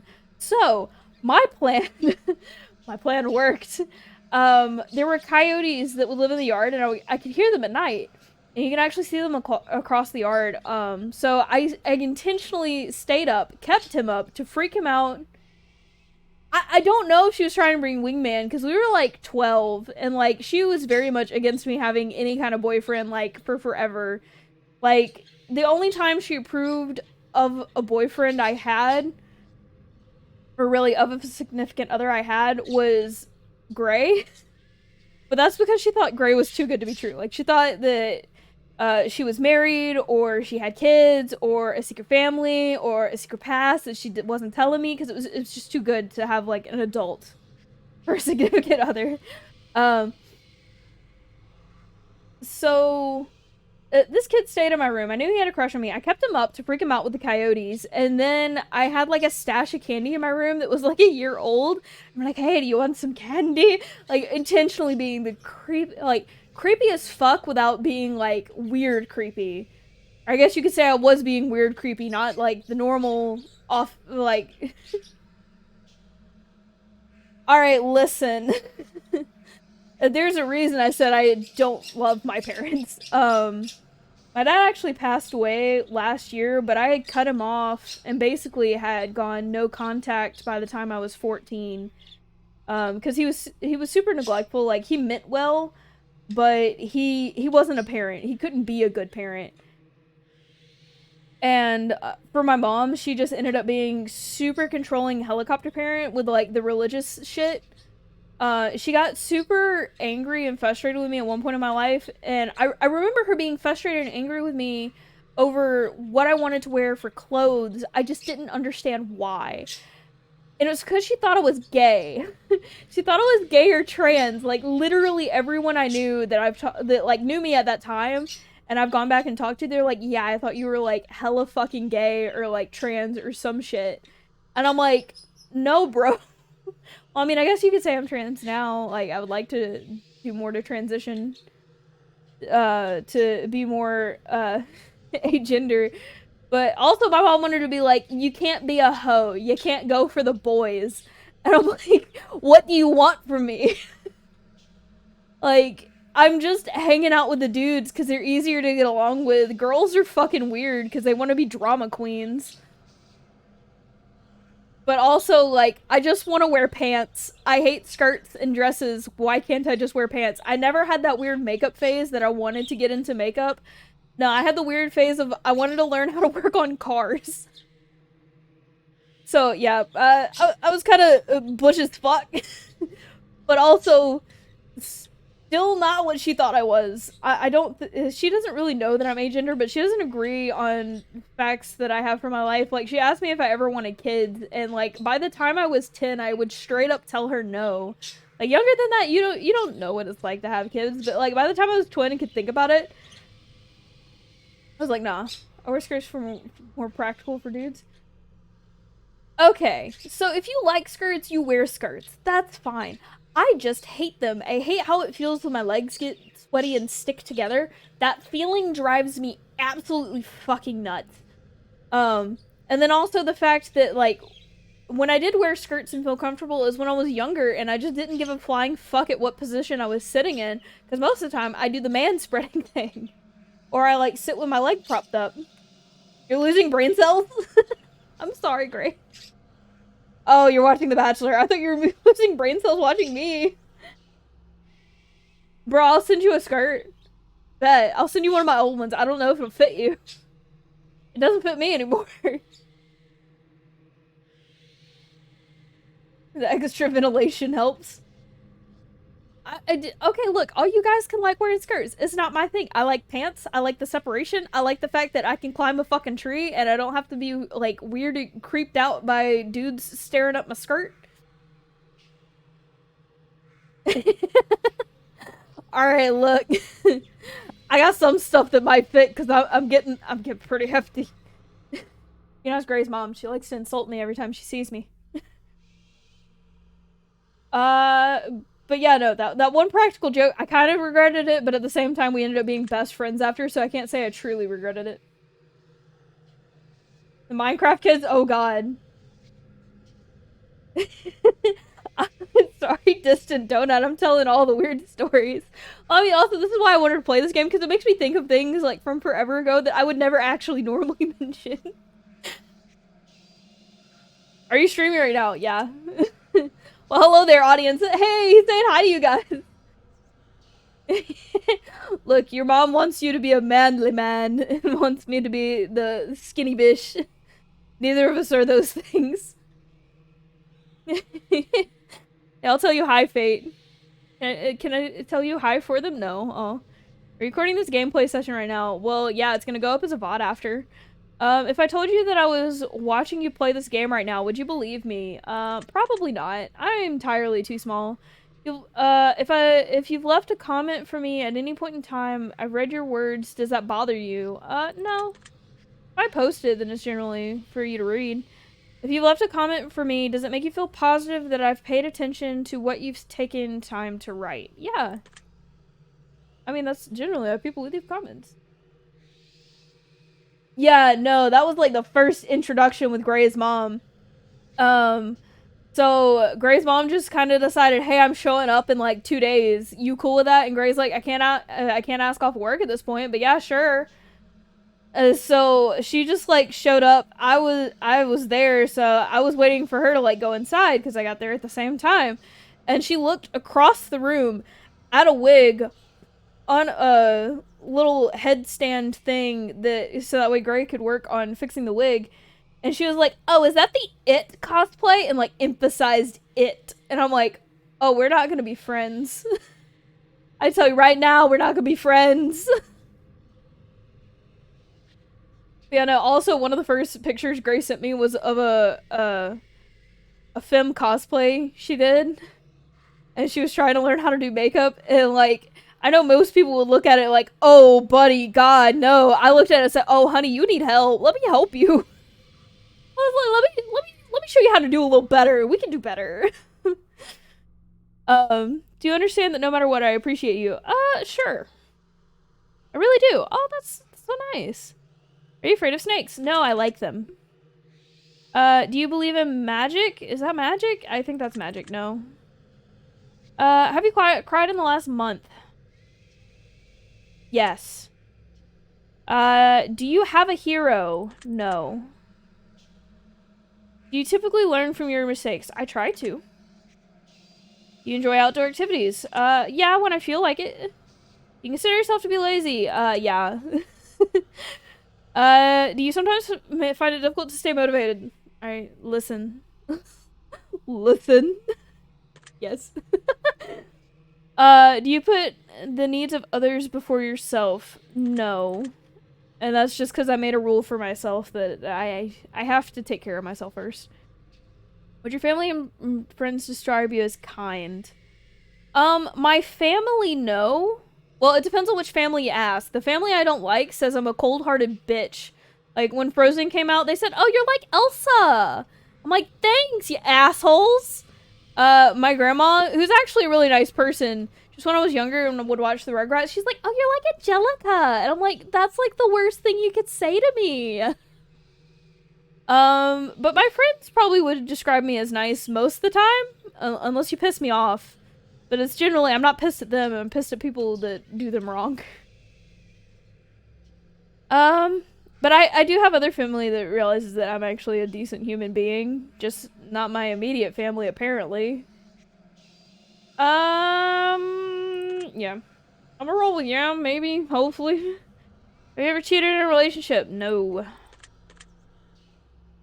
Have you ever been cheated on in a relationship? Not that I'm aware. Have I? Not that I'm aware. Would you consider yourself to be judgmental? It depends. I'm gonna say yes, only for the fact that if you say you are a hardcore Christian, I'm like, get the fuck out of my face. Are you a hero to someone else? For the love of God, I hope not. You love animals, yeah. Have you ever found a family member on Tinder and wanted to... Oh, God. First off, no. I haven't. So that's the first part of the question to answer, but also... Second part, maybe. If I ever did. Yeah, me neither. Really fate. You enjoy drinking alcohol? Yeah. Are you intoxicated right now? No. That makes one of us. Fate. Fate, buddy. Sneaky snake! Yes. Absolutely. Gotta love the sneaky snakes. Are these questions a bit strange to you? I mean, yeah, but I like the kind of strange that they are. Do you have a vivid imagination? Yes. Do you feel uncomfortable in large social settings? Absolutely. Would you consider yourself to be antisocial? Yeah. Would you hold a grudge for long periods? Yeah, I do. Have you ever urinated in public? Huh. What do you consider public? Ah, shit. So my family tends to live in middle of nowhere places, and there tends to be a need for bathroom breaks when there are no bathrooms available. So you just kind of go on the side of the road, but you walk off into the woods, so it's not like you're mooning people. But I'm gonna consider that public. It's not exactly private. Do you like pineapple on your pizza? No, I hate pineapples. Do you consider yourself to be selfish? Uh, yes, probably. Yes, naturally yes. No, I do not have a big ego. I try to be pretty selfless. It's just also I've made rules for myself that I can't give too much. So I tend to make myself be more selfish, but also when I was younger, I was just hella selfish when it came to me and my siblings. But also because I didn't like my siblings. Who likes their siblings? You consider yourself kinky? Yeah. Have you ever masturbated? I don't even know how that would work. Like, into a fishbowl. I don't think I have the parts for that. No. Well, then you can... Okay, thanks. Do you consider yourself to be religious? Absolutely not. Would you consider yourself to be temperamental? Yes. Oddly temperamental. Like, if I don't have things a certain way, my brain freaks out because I can't find things. I can't do things. Damn, Boffy, heartless. But I kind of feel you. I kind of feel that a little bit.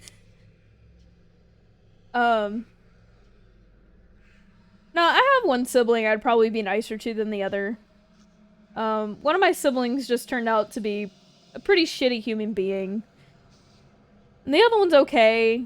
Just also very dysfunctional and doesn't want to do anything to help themselves. And that bothers me, but I try to give them benefit of the doubt. If you had to kill someone to save your own life, but you knew they didn't deserve it, would you do it? See, if it says I knew they didn't deserve it, it implies that I probably know them to an extent, and I don't know if I'd hurt someone I know. And it also depends on the circumstance. Like, if Gray's dead... Well, I mean, like, I don't mind death as long as I don't have anything left.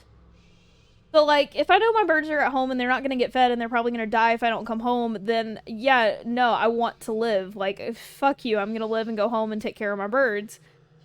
But also, like, if Gray's still, like, even a chance of still being alive and we could somehow find each other at some point, or Gray's there with me, no, I'm not dying. I'm not dying today, bitch.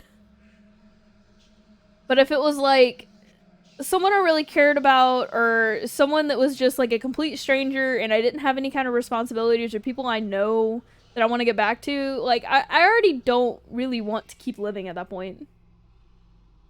I love my wifey, okay?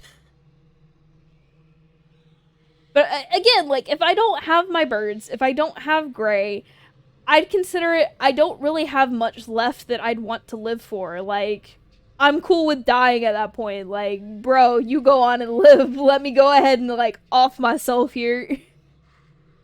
Which is kind of dark, but that's just kind of how I feel about it. um, let's see. I'm going to assume that either Gray or my birds are still around. Would you sacrifice your own life for a complete stranger? Again, it depends on the context. Um,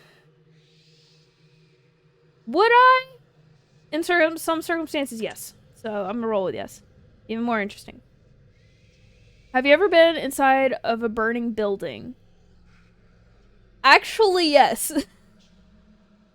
So my dad my dad had the ADHD too, and he kind of started the grill and he was letting it heat up to cook things, and then he left the house, and my mom, the neighbors came inside the house, woke my mom up to tell her the house is on fire, and she got me and my brother out of the house and put us in the car. Yes, but it was on purpose. All right, listen, it wasn't me. It was my dad. My shitty dad. Have you ever been to a funeral? Yeah, of course. If you could attend your own funeral before you died, would you take the opportunity to do so? Um. So this is before I died. So this is assuming I'm there. It's like the before you dead funeral. No, I wouldn't want to be there.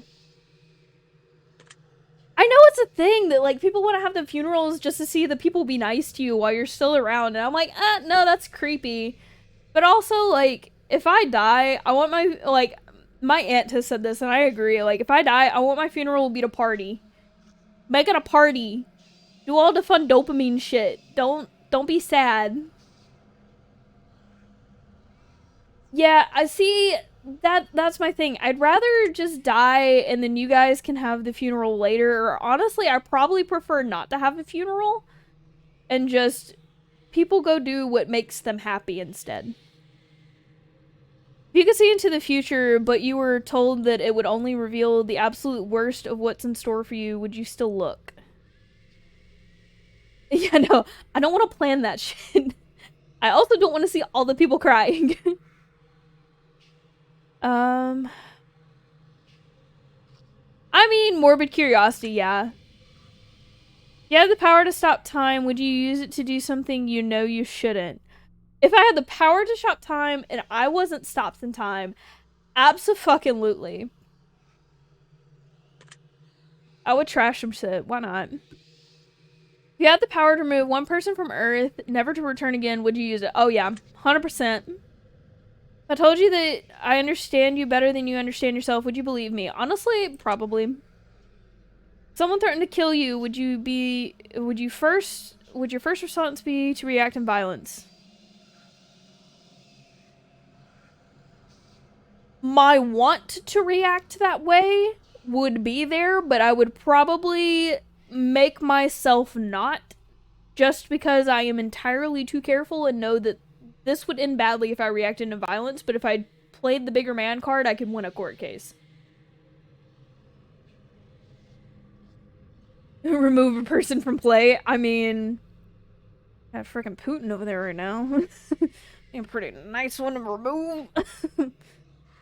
Also, there's other person I got personal beef with that from like forever ago that I would absolutely love it if they stopped existing altogether. That would make me happy. Because there's like we both still have a mutual friend.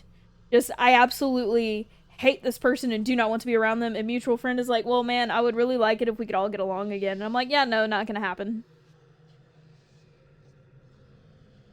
Um, I'm gonna say yes because my initial want to respond would be violence. If a stranger stole money from you to support their drug addiction, would you forgive them if they apologized to you? No, because also I'm assuming this is probably a considerable amount of money. If a family member said something nasty about you behind your back, would you confront them about it directly? Honestly, they've done this, and I just said, you know what? Fuck off. I just ignore them. If you had to eat raw squirrel brains for 3 days to stay alive, would you do it? If I had to do it to live, yeah. You woke up tomorrow and none of the family remembered who you were. Would you choose to leave and start a new life? So what's considered family? Because normally wife, married equals family. Oh god, I need to fix my eye tracking. I have none of you told me how bad it is.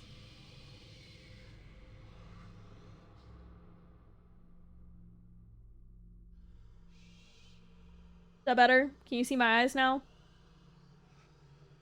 Um, I'm gonna say, I don't know, blood family? I'm gonna say family is the family I chose for, like, my wife, my birds.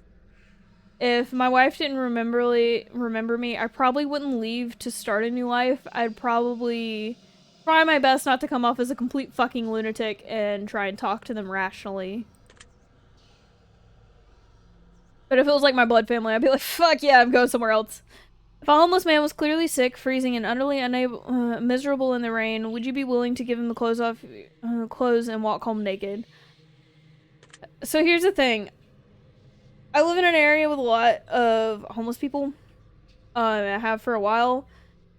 And it's nothing really against them. Keep your undies. It's nothing really personally against them. Like, I don't think they're homeless because of something that was their fault. I think it's more of probably shit happens. And, I mean, honestly, I could end up homeless tomorrow. And I wouldn't be surprised. But with the amount of homeless people that have mental issues, I tend to do my best to ignore them out of just trying to have safety for myself. Because, like, Gray can tell you this. We had a person come up to us while we were walking to our car from Walmart. And, like, it was later at night, but it wasn't, like, super late at night. And this guy came up and said, hey, guys, I'll carry your groceries to your car. Do you have any, like, cash? Like, could you give me some cash? Like, I really need some money. And God bless you, I really need some money. And, like, just super persistent. And the other, like, me and Gray don't carry cash.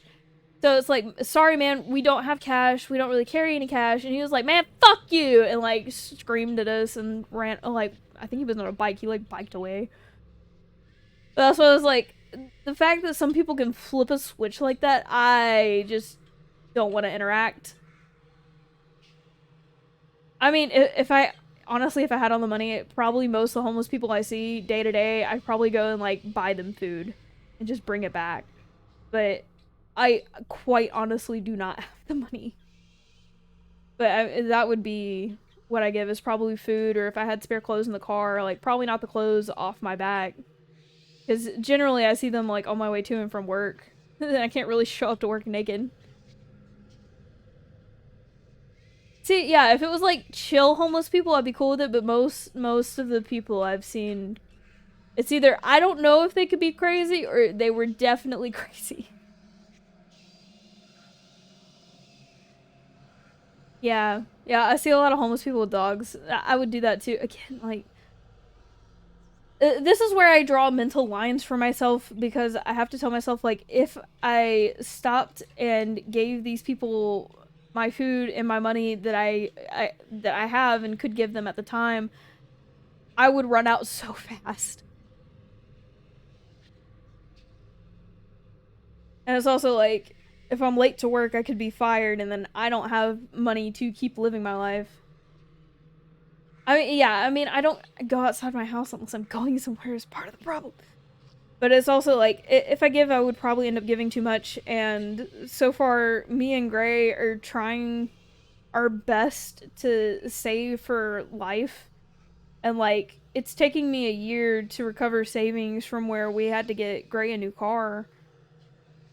And like my fear is like something happens to us both, our savings are just gone, like everything is gone, and the probability of something crazy happening is just entirely too high for me to feel comfortable. And then other than that, it's like the most I spend on myself is normally like $10 unless it's food, and even then, like if I'm getting food out, it's normally Taco Bell because I can't spend the money on a restaurant. I can't justify it. Worst, like I'm probably the worst. You can call me the worst, and you can call me selfish. I get that, but I try to look out for myself. Somebody accidentally hit you in their car, but you suffered no injuries whatsoever. Would you still be upset with them? I mean, yeah, because like, what if it did actually hurt someone? Like, pay the fuck attention. Are you good? Have you looked for any hidden meanings or messages within these questions? No. Maybe you should have been. Yeah, probably. Are you wondering if there's a deeper meaning to all of this other than simply answering question after question? I mean, I'm kind of wondering if this is like a psychology test.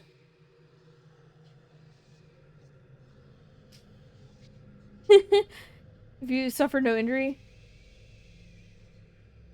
I mean, that's fair. It's more of like where again, it's also like the homeless people that live close to where I do. A lot of them hang out like right next to the road, and I know they don't have the means to like actually get help if they need it. Like you could have actually seriously injured someone. What are you doing? But if it was like, I don't know, something that really wasn't their fault, like they had a sudden onset medical issue where they like passed the fuck out at the wheel, and I got hit but I wasn't injured, I'd be more concerned about their real well-being. But most of the time it's just people being dumbasses. Miracles happen every day. Do you agree? I wouldn't call them miracles in like religious biblical sense, but yeah, good shit happens. Surprisingly good shit happens every day. I'm gonna say no just because the word miracles makes me uncomfortable.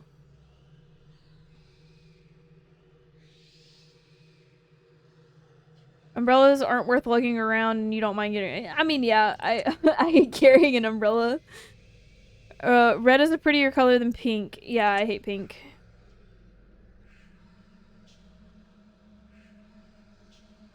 You ever feel like a plastic bag flowing through? Totally not a Katy Perry reference. Totally not. No umbrella gang. I mean, I specifically bought a rain jacket just so I wouldn't have to carry around an umbrella because at one point I was working a job that was outside during the summer and it rained like every fucking day. So I just wear that to work. Even though it was hot, I wear it to work. It's the middle of summer. Who the fuck cares? I get protected from the rain and I don't have to carry a goddamn umbrella. I do actually have an umbrella in my car though. Honestly, yeah, though. Eating in front of people can be awkward. Yes. Oh god, I had a crush in upper elementary school / middle school, and there was a day that it was like parent kid day, and the parents came to eat lunch with us. Of course, my mom couldn't come because she had to work. Uh, so like my crush's parents were there, and like I sat directly across from them, like staring them in the face, and I was like, oh god, why the fuck do I have spaghetti today? I just remember that being like the most awkward thing. I've also been on a few dates where it's like, ah, yes, food, and no conversation to go with it. This is nice. Then again, once you feel comfortable around people, and it's like you don't need to talk. It's just comfy eating food. Rings used as ceremonial wedding gift are so outdated. See, I kind of like the ring thing, just because it's like a physical reminder and thing for me to fidget with. It's more of like, and honestly, the religion I grew up in, they don't like wedding rings. They do more of like special, like hundreds of dollars spent on a Bible or hundreds of dollars spent on like a fucking Rolex instead of a goddamn ring that would be cheaper. It's like, oh, well, rings are too vain. It's jewelry. It doesn't serve a purpose. Yeah, but you'll spend hundreds of dollars on a Bible or a fucking Rolex. Yeah, it makes sense. Totally not vain at all. Um, but it's more of like a whole wedding itself deal that I feel is like overrated. Did you realize that the first letter in the last 6 questions? No. Oh, hey, Hanzo, what's up? You're rating. Oh my god, what were you doing? You were streaming. God, why did I watch it? Yes. Hello, welcome. It's me doing story time of all the worst stories. Do you know what that is? No. Am I getting murdered? Does that make you slightly uncomfortable? No, murder me, daddy. I'm kidding. Please don't take me seriously. Please don't. Why did I say that? Oh, now I feel bad. I wanted to watch your stream. I remember you said you were going to stream yesterday, and then I watched Pata's stream, and then I saw your tweet that you weren't streaming, and then I forgot you were streaming today.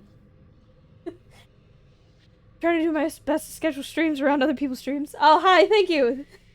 Thank you for the Seamageddon. Oh, are you going to start paying closer attention to what you may have got yourself into? No. That was amazing. Yeah. Oh, scratches. Thank you. Thank you, Buffy. Thank you for the scratches. Yeah, Seamageddon is a point redeem. I think I set it to 500. Did I set it for 500? Yeah, I set it for 500. But it also does that if anyone subs, but I don't think anyone's gonna sub, so that's why I made it points. More fun that way. Make it free. Make it rain seeds. Okay, good night, Hanzo. Have a good one. Did you realize it's too late to turn back now? Yeah, sure, because I'm... Oh, here. Hello. Did you hear someone in your room? No. I mean, even my buddies are quiet. They're trying to go to sleep. It's their bedtime. Do you see the shadows closing in? I mean, no. It doesn't look like the image is strange. Do you feel like you're being watched? I mean, yeah. But he still opened his eye every once in a while to look at me. You look at... Yeah, I looked at my bird. Do you like walks on the beach? No, the sand gets hard to walk on. Do you enjoy giving gifts to people? When is a gift I can put thought into? Have you ever felt like giving up on life? Yeah. Do you love your family more than you love yourself? Again, the family here, I'm gonna choose to say it's Gray and the birds. Do you have a best friend who's clearly better than the rest of your friends? I mean, no. To be honest, all my close friends have issues. They're like me. Do you think there's some kind of conspiracy behind the coronavirus? Oh god, no. I think our world is just deteriorating into nothingness. Do you believe that you're human? I mean, yeah. I mean, no, I'm a bird. Take it back. If you could turn invisible, but you could never be invisible ever again, once you've decided to use your power for the first time, would you use it? Okay, so I turn invisible, but I can never be visible again. No! Yes, that's the bird. I mean, it says I gotta be honest. I don't think birds can talk this fluently. I mean, I should do IRL bird voice for a team. What you doing? What's over here? What you got? You got bird? The whole time. Do it for like 5 minutes. No, I wouldn't. If you knew someone was about to rob a convenience store, but you knew that they were doing it to feed their family, would you stop them?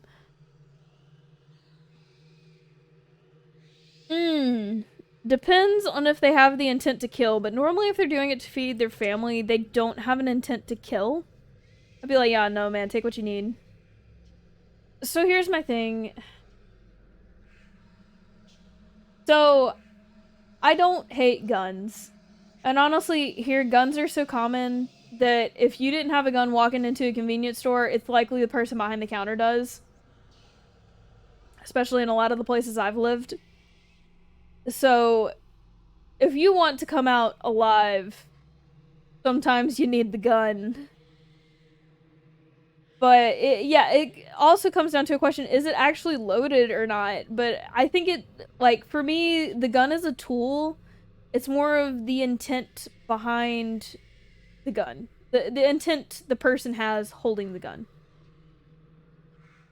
I mean, yeah, I grew up in Deep South. I mean, I'll admit, I own a gun. I only have one because they're expensive. And also, so is the ammo. But I like using it for target practice because when I was younger, it gave me something I was good at. I only ever shot at targets. I would shoot at clay targets, paper targets, cardboard boxes. There was one time my mom said if we made straight A's in school, we could shoot our old school books because we paid for and owned them. We went to private schools. So I don't dislike guns, and I think they can be used properly in a safe manner that you don't hurt other people. Someone robbing a store that has a gun obviously does not have it for the intention of shooting it at a target. I don't think they should have a gun, but also I understand that if you're going to rob a store, at least around the places I have lived before, the person behind the counter will have a gun, and you can either do what they say and get the fuck out, but more than likely they will still call the cops and still probably shoot you. They'll probably just shoot on sight, to be honest. Yeah, I don't like the fact that unstable people can use them. That's what I mean. It's more of like the intent the person has, the intent the person holding the gun has. And like, I think that can be a fun outlet hobby if used responsibly. Because that's the other thing is like, I grew up in the middle of nowhere and a lot of people in my family had guns. Like, I have an uncle that gets a gun every Christmas from his parents. And I think that's a little excessive. Just a touch. But they don't practice gun safety. I got the opportunity to go to an indoor shooting range once, and in order to be able to shoot there, you had to go through a quick safety training. And the guy that did the training was extremely serious about gun safety. We had prop guns that we had to practice with, and I took every second of that class to heart. And now that I know better, it's more of like, if I go to shoot at targets, I want to be as safe as possible. I do not want anyone to be hurt. And oh god, it annoys me. Like, the number one rule is you do not point a gun at a person ever, even if it's not loaded, even if you know that there's no clip in it, even if you know the safety's on. It does not matter. You do not point that thing at a person. I'm sorry you keep getting the ads. I'll wait. I'm sorry. Is there a way for me to, like... I mean, I reduced the ads as much as I could. Poppy, don't. Poppy, no. You don't have to give me money. Please don't. Keep your money. Or at least keep it until I actually pay someone for good emotes. Not my cheesy ones. Or at least something that you get for your money. Other than no ads. No. Okay, how about this? If you sub, I'm gonna put that money straight to paying for, like, emotes or a model upgrade or some overlays. I'll put it straight to something paying for the channel. Either that, or if you rather go to a bird toy, I will buy one of my birds a toy and show them playing. I'll send you a video of them playing with it. Whichever one you like better.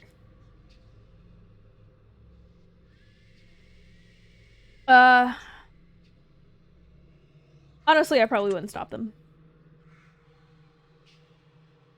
I have my 10-month anniversaries. Oh, Jesus. Time flies. No kidding. You know, I'm actually almost at my anniversary. I had to get on Twitter. I had to dig through all my old tweets to find it because I had 100% forgotten. Although, I'm thinking about doing a return to Hatoful Boyfriend because that was the first game I played. That's what I was going to do for an anniversary stream. Or at least I was thinking about it. No one liked watching me play Hatoful Boyfriend, though. If you were stranded on a remote island with a stranger and you were both starving to death, but you found a secret stash of food they didn't know about, would you share it with them?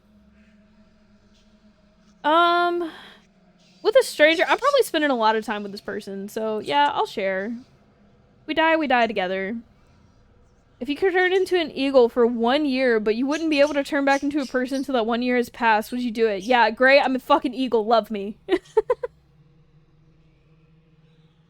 If you had the opportunity to earn riches beyond your wildest dreams by fighting a grizzly bear to the death using nothing but a machete and an army helmet, would you do it?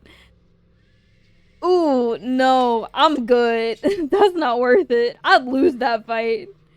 If you had to pick one basic food item to eat exclusively for an entire year, would you choose potatoes? Actually, yes. Oh god.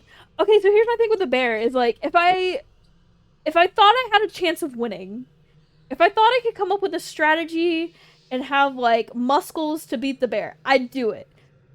But that's probably not gonna happen. I would actually choose potatoes. I fucking love carbs, and then it doesn't specify I have to eat one specific kind of potatoes. You can get, I mean, yeah, rice is also a good option, but sweet potatoes have a lot of good nutrient dense stuff.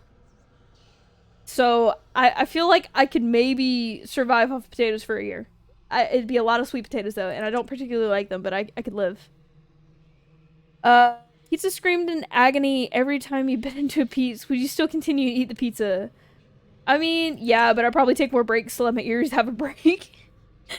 If your best friend got bit in the genitals by a highly venomous snake and the only way to save their life was to suck the venom out of their genitals, would you do it to save them? I mean, my wife is my best friend, so I kind of already do that. God, why do I have to watch now? Okay, but even if not counting my wife, my other best friend, like, yeah, I would do it to save them, but that's just because I really like them. Bobby, I'm sorry. uh, that question difficult to answer. Not really. Do you feel mortal? Yeah. I mean, I could die tomorrow. Do you enjoy loud music? Yes, actually. Do you feel awkward when you dance in front of others? 100%. I have panic attacks. It's fine. You suffer from anxiety disorder. So here's the thing. I don't know. A type of anxiety disorder, yes. I've actually had two different psychologist people say that I have adjustment anxiety disorder, which is like if you have a big life change, you panic, you worry. So like that happens to me a lot.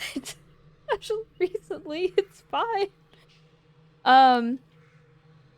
So I have that in a form, but like general anxiety or social anxiety, I haven't been like formally diagnosed with, but I do have a lot of social anxiety. I just don't know if it's actually social anxiety or if it's more of stemming from ADHD and wanting social acceptance and rejection sensitivity problems. It's technically yes. Technically yes. Do you ever feel depressed? Yes. You're not alone. Thank you. All of the anxiety disorders. I mean, I probably do too, to be honest. It's just therapy is hard to keep up with, and it gets expensive.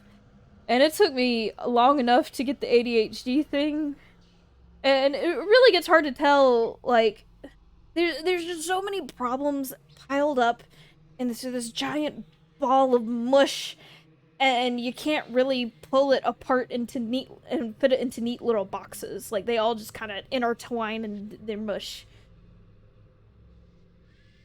Do you feel relaxed? Yes and no. I also feel excited. Do you think you have a guardian angel watching over you? No, I don't think angels are real. Do you ever hear your name being called when no one could have called it? No. I'm going to make special note of that one. You always look both ways before crossing the road. Yes. I think for a half a second. There's pressure like a drip, drip, drip. Okay, I didn't get that till I said it out loud, and then I was about to roll with it, and I'm like, wait a minute. That was a good one. A good one. You wash your hands every day. I mean, yeah. Do you feel uncomfortable using public restrooms? Yes. I mean, it's also mostly because for some reason I've heard it's different in some places in Europe, but for here in America, the stalls have gaps in between the walls and the doors, and it's like some of them can be as wide as like 2 inches. Yeah, almost got some karaoke out of me. I can't sing though. Is winter your favorite season? Actually, yes. Yeah, yeah, and then also most of them are trash. If you're gonna use a bathroom, use it at Target. That's like the cleanest bathroom you can find, and even it's pretty lit. Or Sam's if you have a membership. Do you know anyone named Josh? Yeah, I do. Oh, hi! Hi, Buddy Pear! How's it going? How was your stream? I'm probably talking entirely too loud for my mic. Hello! I'm gonna do this for myself, but it's fine. Thank you for coming. I'm using that as my new hype.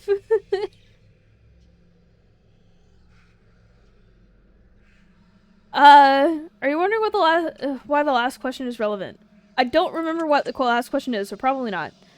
Are you allergic to any animals? No. I'm allergic to nuts, though. Thank you, thank you. Thank you for using my pitiful emote. I appreciate it. Thanks. Have you ever thought about an animal in a sexual way? No. No, I'm good.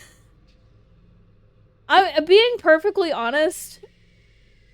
So, out of the animals that would likely be for me, it would be probably snake, dog, cat, bird. None of those have I ever thought about in a sexual way. Have I wanted to be them? Yes. Have I wanted to be with them? Not in that kind of way. It's more of just I love them to death. I see them as my children, and I couldn't look at them that way. Okay, for one, Vaporeon isn't a real animal, and for two, no, not a Vaporeon, buddy. Not a Vaporeon. That's oof. The oof from me. Have you ever been in love? Yes, I love my wifey. Artistic? No. Would you consider yourself to be dominant in day-to-day life? No. Alright, listen. It would probably just be pass on all of them. I mean, I'm trying to think. I mean, I would have to say Smash as in more of like, would I want to have this Pokemon and keep it forever in like my tiny dungeon if you're stuck with me now and you can't run away from me? It'd be more of like, I love you as my baby. Not so much as I want to fuck. Because I really don't want to fuck any Pokemon. Just, no.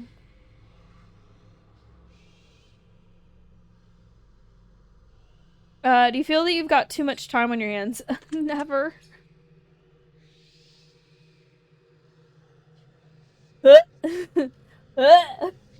No. Those aren't clothes, those aren't shoes, that's skin, buddy. Can you be easily intimidated by others? Yes and no. Like, if I see them, like, okay, so here's my thing. If it's like a service worker that's being like a bit pushy and just has an attitude and like it just seems like they're having a bad day. Like, I understand it's a bad day. I'm not really intimidated. It's more of like, I hope your day gets better, man.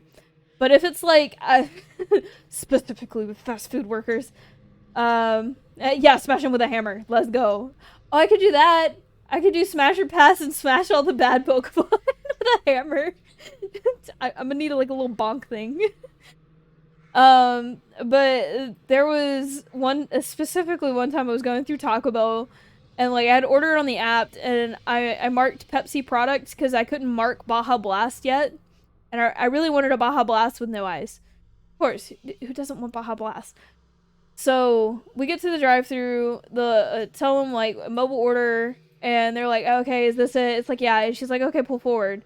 And we pull forward and we get to the window and she hands us a cola drink. Like, obviously brown liquid. And it's like, we didn't order that. Like, we never told you what our drink order was. And she's like, it was a Pepsi. And I'm like, it wasn't a Pepsi. I don't drink Pepsi.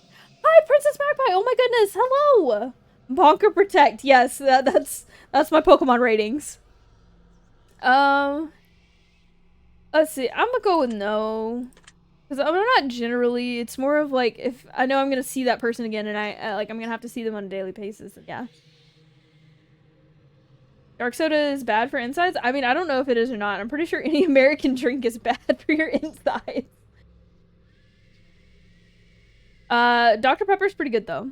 Only Dr. Pepper. Pepsi, Coke, none of that. None of that. And Dr. Pepper for me, it's only in like small amounts. Like, I don't really like chugging it.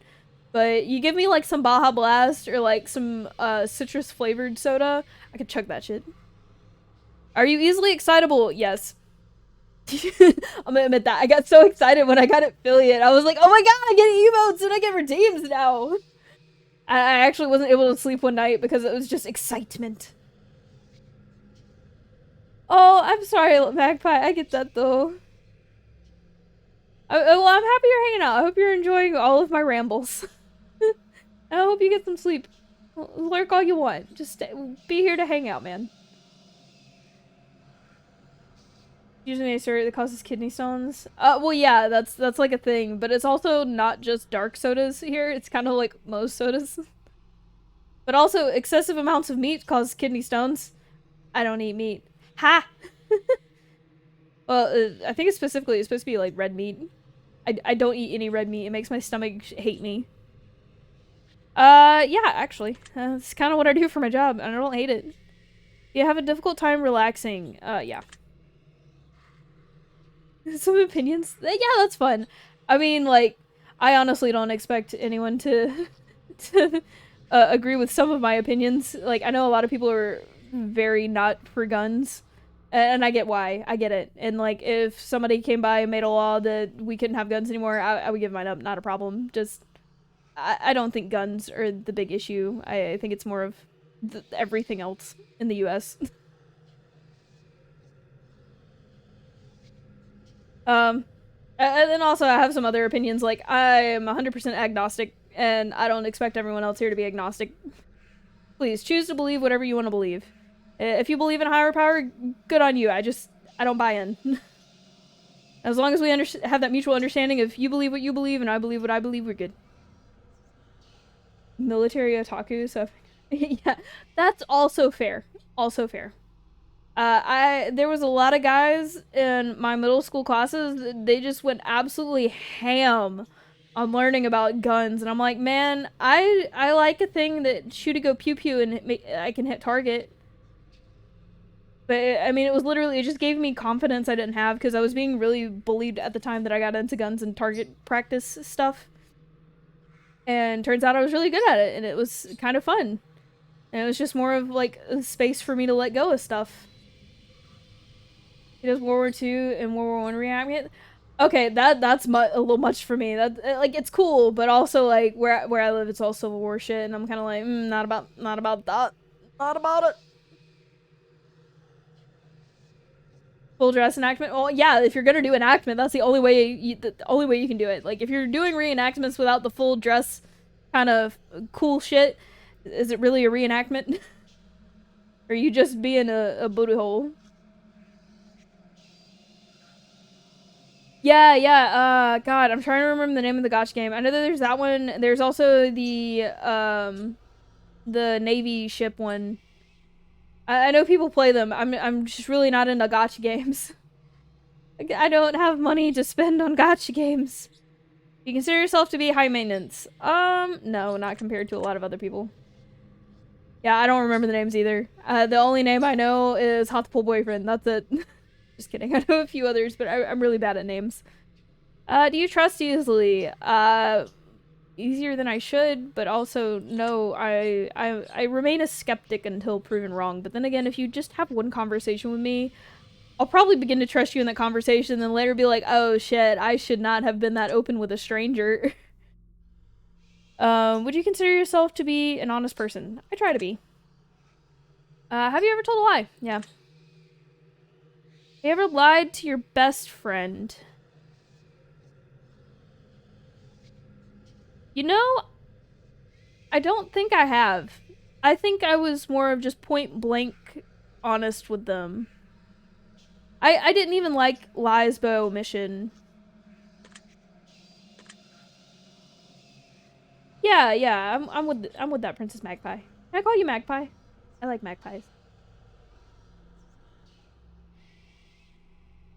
Yeah, yeah, no. I grew up in a religion that it was basically a cult, and a lot of it was sexist, anti LGBTQ plus type of bullshit stuff. But the main thing that got me is like they had their own prophet, and this prophet said children should be seen and not heard in one of her books that they recommended for all kids to read, and I'm like, that is danger zone, danger, big danger there. I don't think kids should be seen and not heard. I think kids should be able to ask questions and explore things and gain understanding and have opinions. Like, it shows critical thought when you have opinions and you can sit down and discuss things. And, like, I did that as a kid. And luckily, like, my mom wasn't super into the religious stuff until I got a little bit older. So she was kind of open to it and she wasn't, like, fully bought into that shit. I mean, it wasn't super bad in my family, but it was more of like the Adventist culture. Like my aunt had it worse. My grandma took my mom and her sister to the same kind of cultist church thing, and put the book down. Open the book. Yes. Um. So my aunt went to church with my grandparents and my mom, and uh, another church member came up to her, said that she couldn't wear jewelry because it would make her a whore. I'm pretty sure, like, I'm paraphrasing, but it was something like that. It was more of like you can't wear jewelry or you're doing something wrong. And my aunt literally, like, even as a kid, looked at this person and said, "And who are you? Like, who are you to say that to me? You're not my parents." And my grandparents actually scolded her for saying that to another adult. They said that he was right. And I'm like, that's bullshit. If someone said that to my fucking child, I don't even want kids. I don't even like kids. To be perfectly, like, frank, I would beat the ever loving shit if someone said that within earshot of me to a child. But yeah, no, it wasn't that bad for me, luckily. There was the whole everyone in my church and my mom thought I was gay or trans type of deal, and it was a lot of judgment for that. Like I had to literally throw small tantrums to wear pants, and it was literally like, how is this fucking fair? I just want to wear pants. My brothers get to wear pants. All my friends get to wear pants. We literally stay at church for like most of the freaking day because we would go at like 9 in the morning and we wouldn't leave until God, I don't know. Sometimes it would be like 3 or 4 in the afternoon. It's like I just want to be comfortable. I mean, yeah, it took a while. I went to a high school, a boarding school in network with that same church. So it stuck around for a hot minute, but the high school they had a lot less power of things that they could do. Like my dean wanted to get me kicked out because she wanted to say I was gay. Honestly, I wasn't that gay. I wasn't gay for people at that school. um, but she tried to get me kicked out for that. That didn't fly. But like one of their rules was like girls had to wear a skirt or a dress, and it had to be knee length to church, and nothing could be sleeveless. So it was the same deal. If we went to church starting at like 7 or 8 in the morning, and we couldn't. Sometimes we get locked out of the dorm because they said it was like the dean's family time. We couldn't go back in the dorm until like 2 o'clock in the afternoon. So it was like, dude, I'm like sitting here eating lunch. I'm super uncomfortable. I really want to keep these clothes clean because it's not like if I get a stain from like spaghetti, I can't just go like put it on to soak. Like I can't get access to the dorm where my clothes are, my supplies are, the freaking washer and dryer are. So I started wearing like actual clothes under my church clothes. So I would wear like some shorts under a skirt, or my performance dress for band and handbell. Uh, the dress was ankle length, so I would wear jeans and roll up the cuffs, and I would get around rules that way.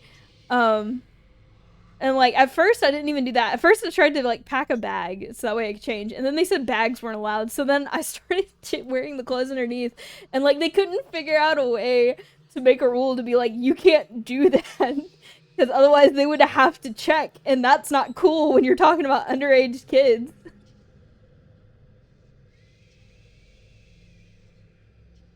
I mean, you have turned up sleeves, but I mean, like, do you know how hard it is to find a dress with sleeves?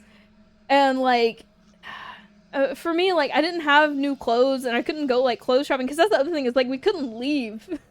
We couldn't leave the school, so it's not like I could just go buy a cardigan.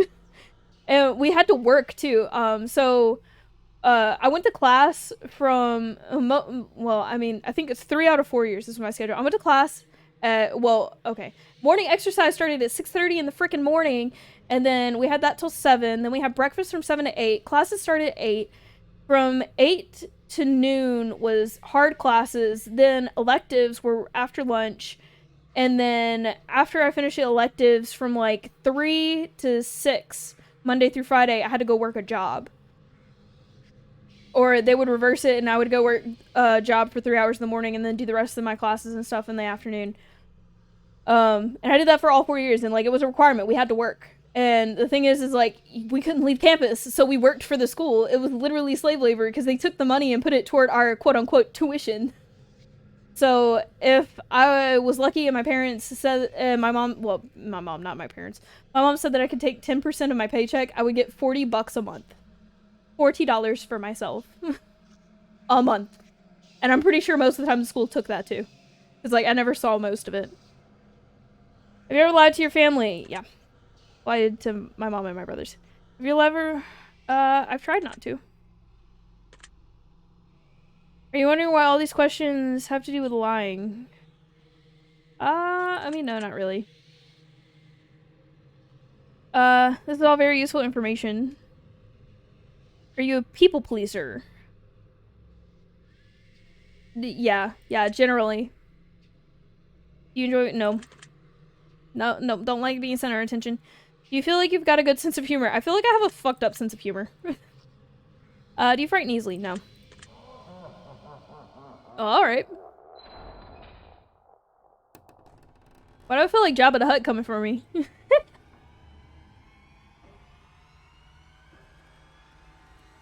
You good, Fate? Do you need a cookie? I got cookies, man. Well, that was odd. I wonder what that was about. It's probably a pretty good place for us to stop the simple segment of our questionnaire and move on to more gritty questions. Oh, there's more. Oh, hello! St. Mageddon. Thank you, Buffy. Just slap me with seats.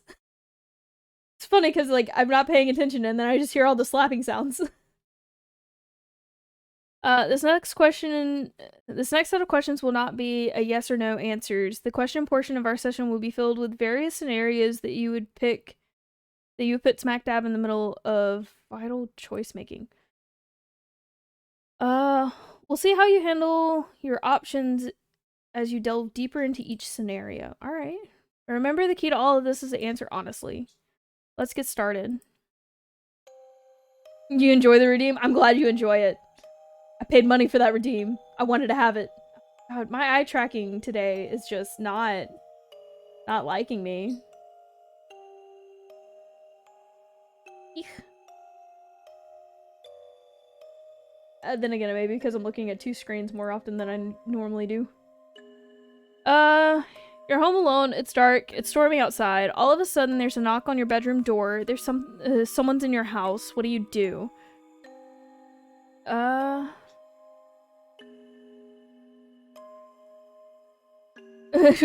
Boldly open the door and reveal what's on the other side. I'd probably grab a weapon. I mean, you can choose option 2, but my first instinct is to probably grab a weapon. It may be a bird, but it's still a weapon. Very interesting choice. Well, I mean, it's also because I'm paranoid about the places, specifically the last place I lived. There was a guy that threatened, me and Gray, and it kind of made me paranoid that now, for as long as I live in apartments, I'm probably gonna grab a weapon. If I still lived, out in the middle of nowhere, I'd probably ask who it was first. Or even open the door, because it's probably someone I know. Very interesting choice. You meet a homeless woman on the street. She asks you for money. You find it within yourself to give her all the spare change you have. Just as you do, a homeless man approaches asking if you can spare some change. What do you do? No change you offer. Tell the homeless man to ask the woman for some of her change. Tell the homeless man, I don't have any more to offer. Please don't fight that person. Both your mother and your father fall incredibly ill to a life-threatening disease, and there's only enough medicine and facilities to save one of your parents, and time is of the essence. What do you do? Give the medical treatment to father, give the medical treatment to my mother, put the medication between the two, even though they both may die. Save the medical treatment for myself just in case I get sick. If these are my options, I'll give it to my mom because she's less of a deadbeat. But, because I don't think I'm gonna get sick. I'm pretty sure it's non-contagious. It doesn't surprise me. I mean, yeah, my dad sucks. Thanks for agreeing with me. You find a case of money tucked away inside of a dumpster. Inside, there's 10 solid gold bars and a vial of mysterious liquid. Under the vial, there's a note that says, "The cure for cancer. What do you do?" Professional entity said they can utilize it. Keep the gold bars, but give away the cure for cancer. Keep the cure for cancer, but give away the gold bars. Keep everything in the case for yourself. Tell your use.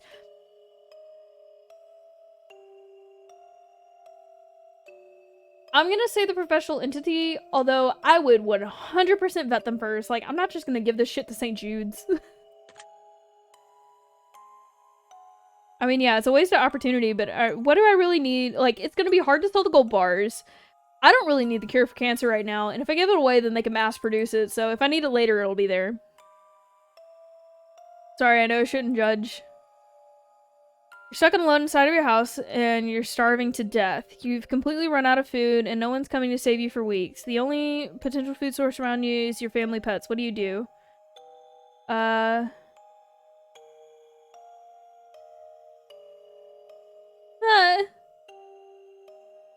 I mean, I don't think my pets would eat me, but yeah, that would be what I go for if they're running out of seed, but honestly, their seed lasts so long. I buy like 50-pound bags of bird seed and pellets. Why am I not surprised? Your neighbor's home is on fire. Small ethical pharmacy. Yeah. Okay, so here's the thing, is like, I wouldn't even sell the cure for cancer. I would probably tell them to fake it like they discovered it. Because if I sold it to them and they say they got it from a shady person, it's gonna be hard to get FDA approved. And also, if they don't know the process, they're gonna say, well, like, even though you bought it, you didn't make the formula, so you can't reproduce it and make it for more people. I'm gonna be like, yo, take this, figure out how to reproduce it, say that you came up with it, so that way you can register this shit and sell it. But also sell it cheap, please. But I mean, yeah, I'd probably do something similar, but I don't agree with selling because that looks sketchy whenever they're trying to get approved.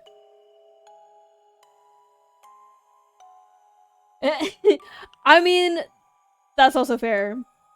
But what if they try and give me a job and I don't know what the fuck I'm doing with chemicals? Neighbor's home is on fire. Is blaming Inferno among smoke emits from the windows. You hear screams for help coming from within, but you can't see past the fumes. No one else is around in sight. What do you do? Well, the fire department, keep my distance from the home. I mean, yeah. I'm trained as a lifeguard. That's what you're supposed to do. It's not safe to enter. You don't go running inside. I mean, that's fair, Boffy. That's fair. Start shouting for help and searching for someone nearby. Run into the building, try and rescue anyone you can. Walk away, there's nothing you can do. I'm calling the fire department. There's something I can do. I like that. Alright, thanks, man. You're asleep in your bed when awoken by sounds like a woman's muffled cry from somewhere in your room. You quickly realize it's coming from under your bed. What do you do? Immediately look under the bed, hide under your covers and wait patiently. Verbally call out and ask who's in your room. Jump out of bed and run out of the room immediately. I don't do any of these! I mean, I'm not hiding under my covers, but I mean, I'm gonna go back to sleep. Well, I mean, I'll stick around. I'll wait for them to show up, but I'm not going in the burning building. Like, that was #1 thing learning with CPR and lifeguard rescues. If it is not safe to get the person, You do not get the person, but you call emergency services because they might be able to do something about it. So, like, specifically the lifeguarding stuff is like, what if some giant cable that's live falls into the pool? The whole water, like, the whole pool's electrocuted. People in there are probably gonna die. But if I jump in, it's not gonna make a difference. I'm just gonna die with them. But if I call 911, maybe they can rehabilitate a person and get them out. But also, they would have the power to be able to shut off the power if, like, my bosses can't. I mean, yeah, I try, but most of the time with house fires, it spreads from the top down, so there's not a whole lot you can do. They would just be, like, hopefully getting a hose, I guess.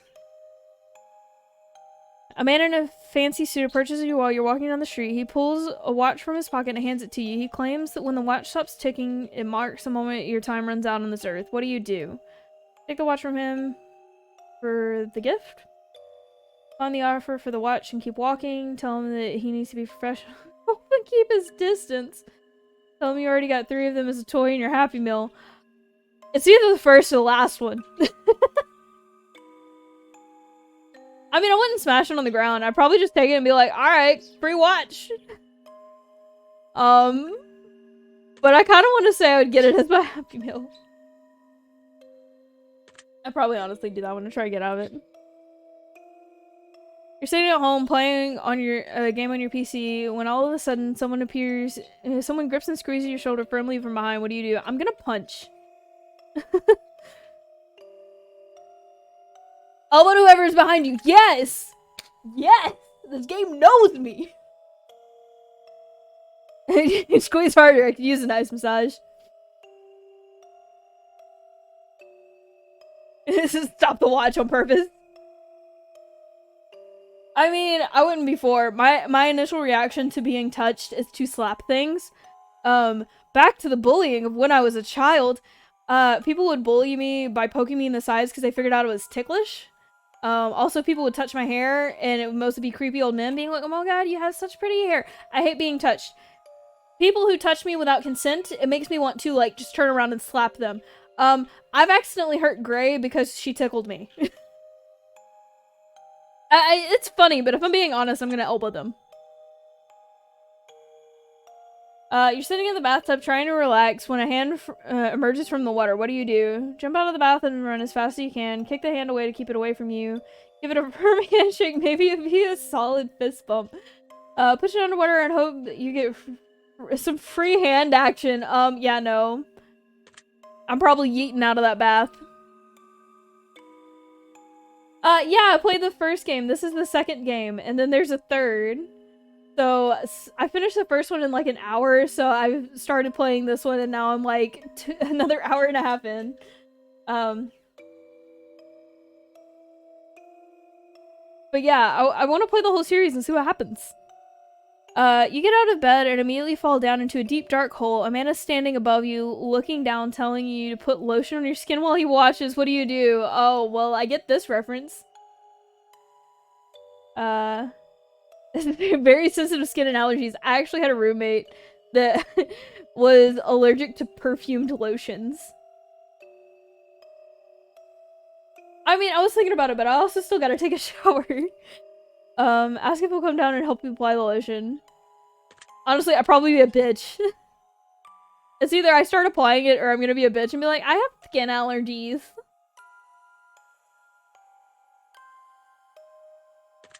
I mean, yeah, it's a really fun game. I like telling stories, and I don't normally get the opportunity to just talk about the life stories sometimes.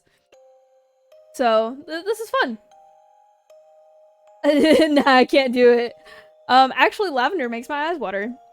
Why am I such a bitch? You're sitting at home alone, and all of a sudden the door slams shut.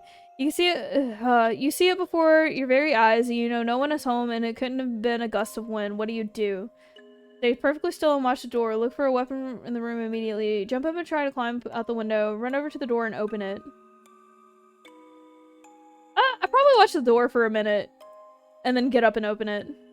Someone you know for many years but have no attraction, he tells you that they had a massive crushing... I've had this happen. I'm a Jedi! I can slam doors at will. Ask them out on a date, who knows what might happen. Tell them you're flattered, but just not interested. Yeah, I'd be honest.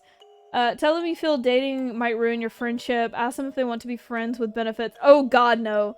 So what actually happened when I was in this situation, I was kind of like, yeah, maybe we could try it, but it was pretty much, I had a bad feeling about it, and then immediately noped right on out of there, like, a day later. So at this point, I would probably just be like, yeah, nah, brah, I learned from that.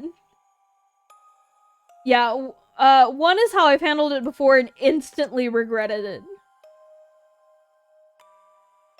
Your dog starts randomly barking. Well, I mean, like, to be honest, I reacted that way the first time because I figured if I just straight up said no, that they would still take it hard and we wouldn't be friends. And I still kind of wanted to be friends, but then, like, they unleashed all of their crazy, and I'm like, we don't need to be friends. Your dog starts randomly barking in the darkest corner of your living room. There doesn't seem to appear to be anything there, but your dog insists on and escalating to growls. What do? Try to calm the dog down by petting them. Stand and stare at the corner and see if anything moves. Walk to the corner, extend your hand to feel for anything. Walk out of the room and ignore it entirely. I'd probably try and calm the dog down. Taking note of that. Did many girls at your ace? I mean, yeah. I mean, I've had... Honestly, to me, a casual relationship is probably, like, top tier. Because I don't like the serious romance stuff. Like, I've had people immediately go to, like, doing normal romantic things. And I just immediately hated it. Like, it felt more like love bombing to me, even though I knew that's not what they were doing. They were just taking a normal progression of it, and I was like, I'm good. Yeah. I mean, so a lot of them, it's more of like, I had an attachment to them. I liked them as a person. We were friends before. And it was like, okay, let's try dating. But it was more of I initiated of like, hey, let's try dating. And it took me a while to figure out like, yo, I'm not really into this whole like romance thing. So by casual relationship, I literally mean like, you say you're boyfriend and girlfriend, but really all we do is hang out and play video games. That's what I mean by casual. I mean like, you never left from being friends. You see a massive spider in your room, the size of your hand. What do? Grab something bigger to smash it. Well, I guess we're moving out now. This is gray. This is gray. Nope, this is great. But yeah, I would probably try and capture it. Probably be a tarantula. Either that or I'd smash it because it's too close to my birds.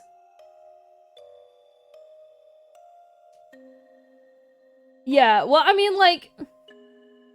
This is where I'm a bit different. I want it after I get to know ya. But I mean, I understand, like, if you don't like it. And also, just respect, no. If someone says, I'm not feeling it right now, it's fine. It's not a big deal. Just roll with it. Your closest family member tells you that they're a serial killer. What do? Tell you don't want to know any more details. Turn them into the authorities. Ask them for information so you can help them stay out of trouble. Try and convince them they need help. I'm turning them into the authorities. Which is pretty much a death sentence in my country. Not a good thing. Not a great thing. If you found out that you only have one day left to live, what do? Tell everyone that I loved them and to be happy and not sad. Do something insane and crazy.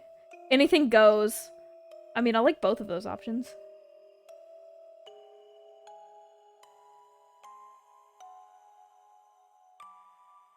I mean, yeah, I feel that.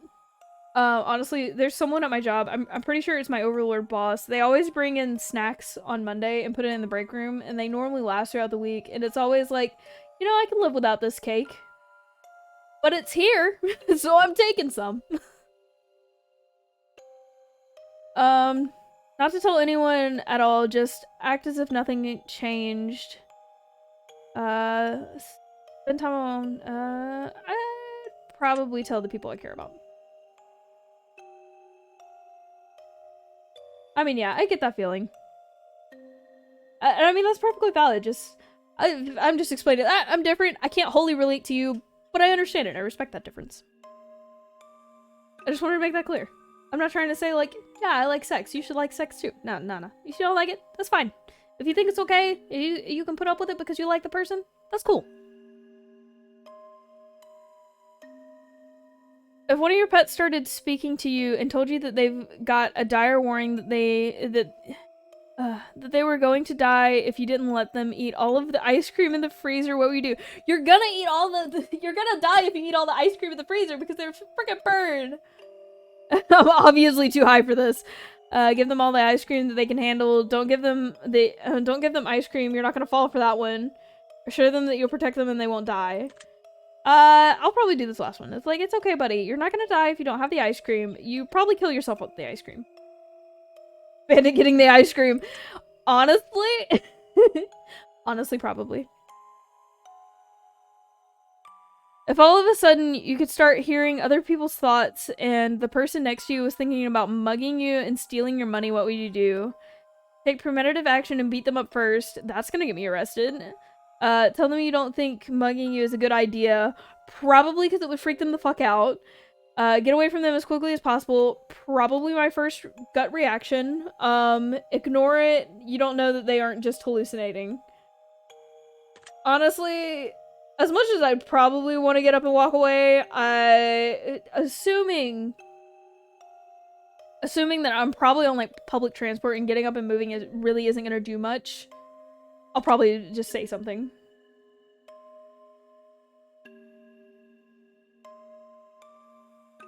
I mean, to me, that's like the only option because the only time I sit next to people is gonna be on like public transport type of deal. Either that or I'm at like work. And to be honest, like, from what I understand is generally like them sitting next to me, they're not gonna mug me while they're sitting next to me. They're probably gonna wait until I have my back turned. Yeah, person on the other side of me who wasn't planning on mugging me. That sounds reasonable. Your best friend comes to you and tells you that they just accidentally killed someone and they don't want to go to prison. What do? Help them hide the body. I'd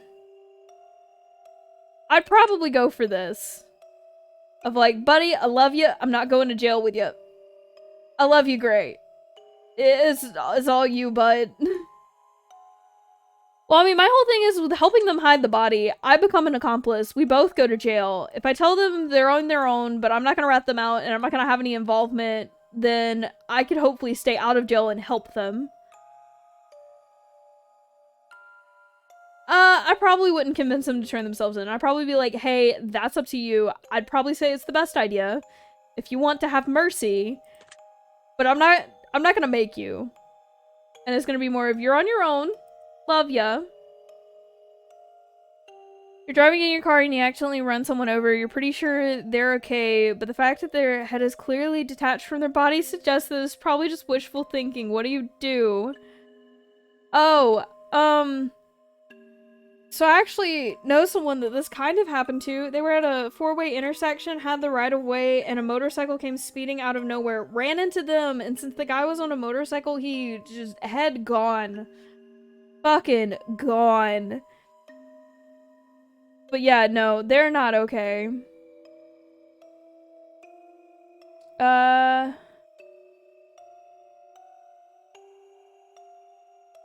I'd turn myself into the authorities. I'd be calling the police right away, be like, hey, I've been in an accident. Okay, I'm being watched. I think it's time to move on to the next portion of our test. Oh my god, there's more. The following questions that shall be asked of you are would you rather style questions. Imagine you've got a gun to your head and absolutely must choose an answer, no matter how uncomfortable that may be. Oh, I hate those. Get started, shall we? I'd already be filling my tub with acid. Of course you would, Buffy. Of course you would. If it's a specific thing that happened in a attached head was talking about, I'd assume I fell asleep. Yeah, probably. Which, I mean, you still go to jail for manslaughter, but it's not intentional murder, so you could possibly get out. Would you rather be loved by all or feared by all? Honestly, I'd rather be feared and just fuck off. Like a Beauty and the Beast type situation where I just go fuck off. Yeah, I was gonna say loved by all seems terrifying. Would you rather never get angry or never get jealous? I would rather never get jealous. Because I admit, I have a problem with jealousy. Let's be real here. But it's only with, like, partners I get overly jealous. I'll admit, that's my fatal flaw. Would you rather be held in high regard by your parents or by your friends? By my friend. Absolutely. Would you rather live in space or live under the sea? Hmm. You know, my initial gut instinct is under the sea because I would imagine living on, like, a coral reef outside of Australia, but I'm pretty sure that would be more like deep, deep sea. I'd kind of rather live in space. As close to your friends. That's fair. So either way, I have no birds, so that's out of the question. But living under the sea, I mean, you can imagine like a mermaid style person where you have the resources and the freedom to expand, like explore, and in space you can imagine like alien type situation where you can live. There's endless water supply, but do I have the needs of a human, or have I turned into something else? Because out of the two places, if I didn't have to worry about being a human and surviving, I would probably rather live in space and just zip zoop around.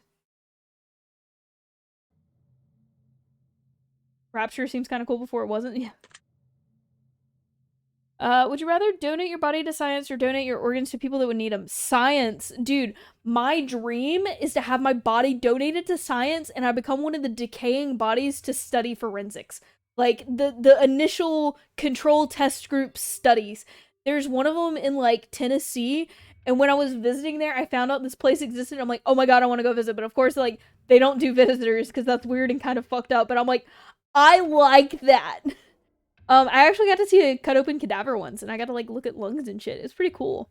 I was touring a school, and they had like a really good medical program, and part of their thing was is like their medical students got to dissect cadavers. So they had three cadavers that were in the middle of being dissected, and they had it open as far as the lungs, so we got to look. Would you rather go to jail for 5 years for something you didn't do, or get away with something horrible you did, but always live in fear of being caught? I'd rather go for 5 years. 5 years isn't that long. Reanimation experience. That's pretty cool. I 5 years isn't that long, and then I don't have to worry about being caught ever again, and I can just go fuck off and chill. Would you rather work in a horrible job that you hate but retire comfortably in 10 years from now, or would you rather have your dream job but have to work until the day you die? I would rather do the 10 years. Because I mean, honestly, the hole I'm in now is like I can't find or think of a job that's a good fit for me that I'll actually enjoy for the rest of my life. But I've dealt with some shitty jobs. Generally, I only last about 6 months. See, oh, now I'm thinking about it. Like, if I had to go back to one of those jobs and stay there for 10 years, I'd probably hate everything. I mean, I think I probably just hit the point of I have stopped caring. I don't care anymore. I mean, you haven't had a job for 7 years, but if you last 3 more years, you're done. That's it. You're out. You don't have to do it anymore. Um, but honestly, most of my jobs that I've hated, it wasn't the work, it was the management. Like, I haven't had work that I've actually hated. It was always management that I hated. I know this music. Uh, uh, but I mean, also, again, I don't have a dream job. Like, honestly, perfect case scenario dream, I live on like a big chunk of land, have internet that I can pay for and afford, and do the streaming thing for fun. And then I have chickens, and then I have birds. And then if I have enough land to keep them like far fucking away, I'd do falconry stuff. But I mean, it would literally be not working. Not working is the dream job. Okay, Boppy, me and Gray got to do that. Unintentionally. There was a place opening up that's like a mac and cheese restaurant. So this mac and cheese restaurant place, like, I had been keeping my eye on it for months, and I was like, I'm gonna go, I'm gonna eat the food. We saw them like the night before setting up, and I'm like, oh my god, they're gonna like open this weekend for sure. It turns out me and Gray pulled up on the day that they were testing food. So it was like friends, family, and local influencers. Yeah, yeah. So like we got food for half off. It may have been in a tweet. I don't know. Gray was great. Like we got there and the owner was there and he was like talking to the people in line. He was like, "Did anyone invite you guys?" And we're like, no, we just like pulled up." But they had the open sign on. Like, why would you turn the open sign on if you don't want random customers? Yeah, it was a freak accident. But God, was it cool? But yeah, I'm gonna go with retire in 10 years. Would you rather every shirt you'll ever wear be somewhat itchy, or you'll only be able to use one ply toilet paper? I'll make that one ply toilet paper do. I can't do itchy shirts. Just like mac and cheese, bruh. Yeah. I can't take itchy shirts. I had itchy shirts when I was younger, and like I literally couldn't wear them all day. I can't. I mean, I can't just not wear a shirt. I got the tatas, although I don't want to have them. I want them to go away, but that's not an option at the moment. I need an extra like $20,000 laying around.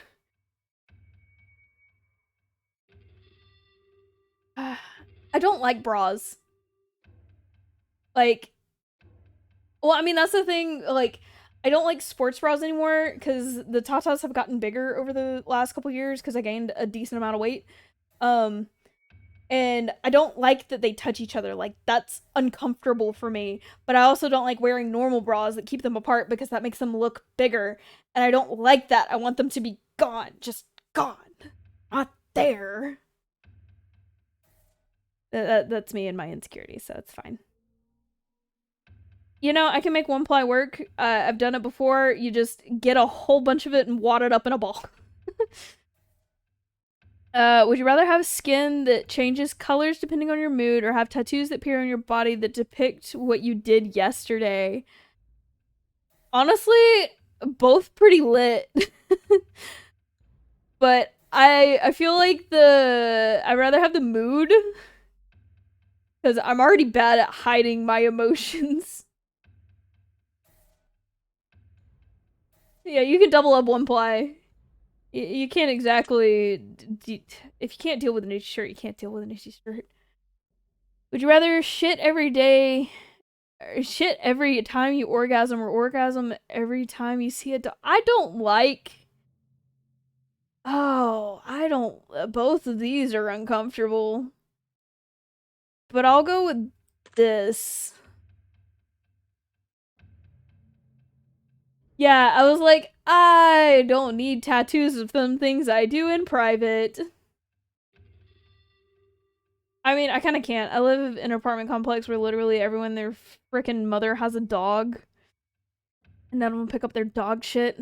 So and just that would make me feel uncomfortable. And you know, like, I don't have to get off every time. It's fine. If your partner switched bodies with one of your parents and the only way to get them to switch back was to have sex with one of them, would you rather have sex with your partner? Oh god, none of this. None of this. Absolutely not. Is there a skip option? Like, honestly, neither one. What the fuck is wrong with you? No, seriously, what the fuck is wrong with you? Yeah, I'm going with that. I like those answers. Just answer the question. No. Oh, God. I mean, at least it's my partner there mentally. Just, I'm stuck with the bad image. Yeah, thanks, man. Fuck you. I think we've answered enough of these types of questions, as I'm sure you would agree. We're going to the end of the test with a short series of final questions giving simple answers. We'll get started now. Out of the following options, which number do you like the most? Oh, no, they don't have my favorite number. This one at least has my favorite number in it. Out of the following options, what color makes you feel the most relaxed? Probably black. I mean, oh, I'm sorry for whatever my mic just did. I booped it and it fell down.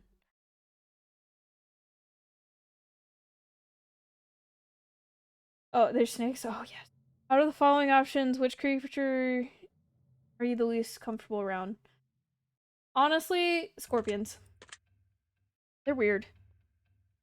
Out of the following options, which flavor is your favorite? Huh? Where's my strawberry? I can't have peanut butter. Yeah, I was like, snakes is most favorite. I don't know what you're talking about. Vanilla. Out of the following options, which do you personally value the most? Friends. Out of the following option, which could you most live without? Family. Out of the following options, which statement is most accurate? God, none of these? I mean, I'd rather have my freedom than my family, but that's because my family sucks.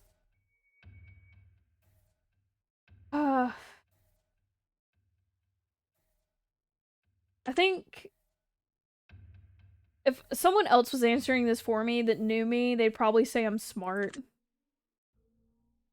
Out of the following options, which are you most afraid of? Living forever, losing my loved ones, dying alone, dying immediately after this test is finished. Living forever. I mean, that's fair. But I mean, I had a small taste of freedom before, because I got out of my mom's house and that was like the best thing ever. Moved in with her sister is great. I mean, losing my loved ones is up there, but honestly, living forever includes losing your loved ones and then forever living with that, and then continuously losing more. We're almost finished, but I've just got one more final question for you. Have you ever punched a nun? No, as much as I want to. You really ought to try it sometime. It can really take the edge off. Alright, we're done here. I'm through with you. I'm just going to calculate your results very carefully. Don't want to miss anything important. I'm trying my absolute hardest not to judge you right now. I'm trying to keep it professional as possible. Here we go. Based on everything you told me, I've come to a conclusion that is, I personally believe you would, believe... Oh, this is what I personally believe would be in your best interest to acknowledge, set in motion, and accomplish in order to climb the ladder to happiness in your life. First and foremost, I like to start with a blanket statement that everyone truly needs to hear. Something that is taken for granted far more than anything else in life. Something that is such an incredible, unique, irreplaceable value compared to anything else on this earth. I feel like it's gonna be punching a nun. And that, my friends, is the value of time. Time is the most important, valuable form of currency you will ever hold in life. Damn, this is serious. I made the joke of the nun thing, damn it.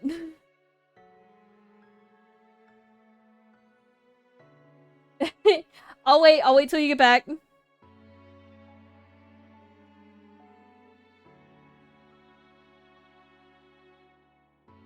Just in case you're still stuck in the ad.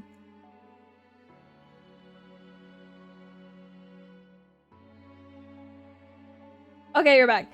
So I set the ads as short as I could get them. I mean, it's not like I'm gonna make money for it, so they're just there. 5-second ad 3 times. Well, I mean, I think the shortest I could set it to was 30 seconds, which I feel like is pretty bullshit, because I would set it to like 10, at most 15. I don't like ads. It's the same ad? Oh god, no. So basically what he said up to this point is time is the most valuable thing you'll ever have. It's like the most valuable currency. So, here we are. You can spend time with anyone doing anything for any reason. Now, time can be spent, time can be wasted, time can be taken away. But time can never be refunded. Time can never be earned back. And the more time can be gained, time can never be regained. Imagine a bank account with all the money you'll ever spend in life. Now, imagine knowing how much money is in your account. Imagine going to the store one day, purchase something you really need, and the cashier tells you, "I'm sorry, but you cannot afford that." As a matter of fact, you cannot afford anything ever again. We only have so much time, and we have no idea just how much or how little we have or truly have before our bank account runs dry. And the fact that we get to decide and choose what we spend our time on just shows how truly special it is when someone spends their time on you. So now that we understand the incredible value of time, I'd like to make a suggestion for you personally on how I think you'd best spend your time in order to achieve what you need most in this current stage in your life. Let's see here. Oh, little dots. Okay, well, for starters, you're not what I call most normal individuals, and that is a damn good thing. You see, you're a survivor. You're the type of person who, when push comes to shove, would absolutely thrive and survive in a zombie apocalypse. Well, thanks, I guess. That's why I'd be immoral on a repeat. Yeah, I mean, that's fair. Just, it's more of, like, I'd be immoral if there were no consequences to those actions. So, like, I'm not gonna go rob the bank to get all the money because I need money and I don't want to work. Just because I know the consequence would be, well, now I spend, like, who knows how many years in prison for doing that one action. So I don't get what I want, and I get time taken away from me that I can't spend it how I like. Whew. Not only that, but you'd be everyone's best friend, not because they want to be your friend necessarily, more because they have to be. Yeah, I'll live more of a normal life. Like, normal would be the best thing, except for I hate the ideals of what people want for you to be a worker. I want to be friends. Honestly, like, most dudes at my high school were scared of me. Apparently I'm an intimidating person when I want to be. You have an absolutely ridiculous amount of value bringing to other people's lives. But man, the main issue here is we're not in a zombie apocalypse. We live a fairly normal, mundane life, and as special as you would be if the going got rough, your true potential doesn't have much opportunity to shine in day-to-day life. Yo, I actually feel that. So, like, my whole thing with going to work every day is I hate going to work from, like, 8 to 5. I hate getting there early in the morning, and I hate having to spend my whole day there, even if I have nothing to do and nothing to work on there. Like, my whole thing is my brain wants to follow the dopamine. When I was in school, I figured out how to optimize my time, and I would do my homework in class, so that way after class, I could go do whatever I want after. But, I mean, even then, I didn't really like it. And then, in college, I got to set more of my own schedule, so I didn't take any early morning classes, and I didn't take any early morning shifts, because I ended up being kind of my own boss. Not really. I worked as, like, the schedule manager for everybody, so I only gave myself the shifts I wanted. I only worked, like, 10 to 15 hours a week. But it was enough to pay bills at the time, so I was cool with it. So the thing that made me the happiest was being able to spend time with my wife, because her schedule is normally like a late night shift, and I got to spend time with my birds at home, and I really loved it when I got to go back to online classes, because that's like my easiest thing for me to do, because I just sit there and do the work and get it done. And I feel like that's what I should be able to do with my job, is like they just assign me work, and we work in 2-week sprints, so the work we take on at the beginning of the 2 weeks needs to be done and pretty much ready to push out and ship in 2 weeks. Which is kind of stressful, but at the same time, I'd rather have it where instead of us having to go to the office and sit there and have our time managed, and if we finish early, then we have to, like, look up shit that's related to work. I'd rather just be at home and, like, pace myself and do the work in a way that I know I'm getting shit done, but I don't have to, like, wake up at 6 a.m. every morning. Oh, yes, thank you for the follow. But yeah, I want to spend my time the way I want to, and it's super inconvenient, like, people saying, like, oh, well, you need to wake up at this time of day and be here from this hour to this hour, and it's like, but I can get the work done in, like, half the time, and also, like, there are so many pointless meetings at my job that I'm just like, you could save everyone so much time. Hello! Oh, God! Subs! Hello! That's a first! Thank you! I don't think I deserve it, but thank you! I want to cry. Oh, you gave it a flow verb. Oh god. I mean, here, I'll show you the one emote you get with the sub. There you go. I'm gonna work on making more emotes, I swear. I made this one yesterday and I got approved this morning. Oh, she needed it more than you? Oh, okay. You can also redeem the one sub emote I have, using points. Yeah, I know! I mean, how many gifted subs have they given you? So thank you, I appreciate it. I hope you know that's either gonna go back into the channel somehow, or I'm gonna buy something for my birds and I will post about it. You can voice your opinion in chat on what you think it should go for, but what I get should help me be able to afford, like, either a treat or a bird toy, if you wanted to go to the birds. This is the second. I want you to follow the good VTubers. Kidding, I'm just kidding. We live a fairly did I read this? Yeah, I read this and then I went on a rant. So how should we fix this? I'm glad you asked. Fuck work. That's my solution. Oh. Oh god, I didn't know you were lurking. Well, I mean, hey, at least they care about you. I want you to have the good cockatiel screaming emote. I actually don't know if you have an emote similar. I don't have money for an artist right now, so I'm making, like, basic emotes that I want to make follower emotes later. I just don't have follower emotes right now.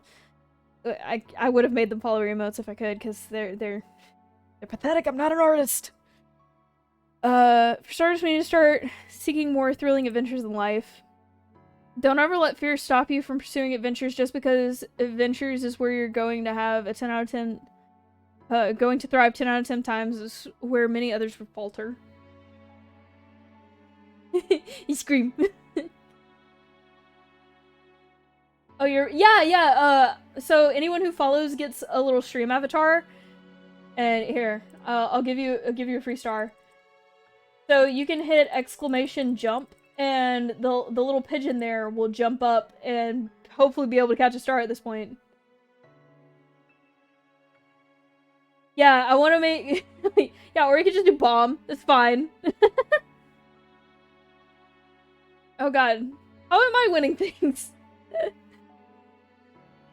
So, if I take the time, I want to make budgie pixel art to replace the pigeons. Just the pigeons is what I found for free with the program. So, that's what's there. So many little stars. But yeah, I kind of spam the stars because there is a bit of a delay with the command to the actual pigeon jumping. Stars with Thebes? Absolutely. I wanted to. I don't think I can replace the stars though. Like, there's documentation for how to create your own custom pixel art, which is how some people have, like, Pokemon, and I, of course, have pigeons. But I couldn't find any documentation on how to replace, like, the stars and the bosses and stuff. Otherwise, I would totally replace it with Seed. I'm gonna blow everyone up. You're specifically blowing up Greg. Got it. Another Tiger King? I heard they were making a season 2. But I mean, I don't really care. It was like a haha funny. Oh, you only have 8? Let me help you with that. More stars.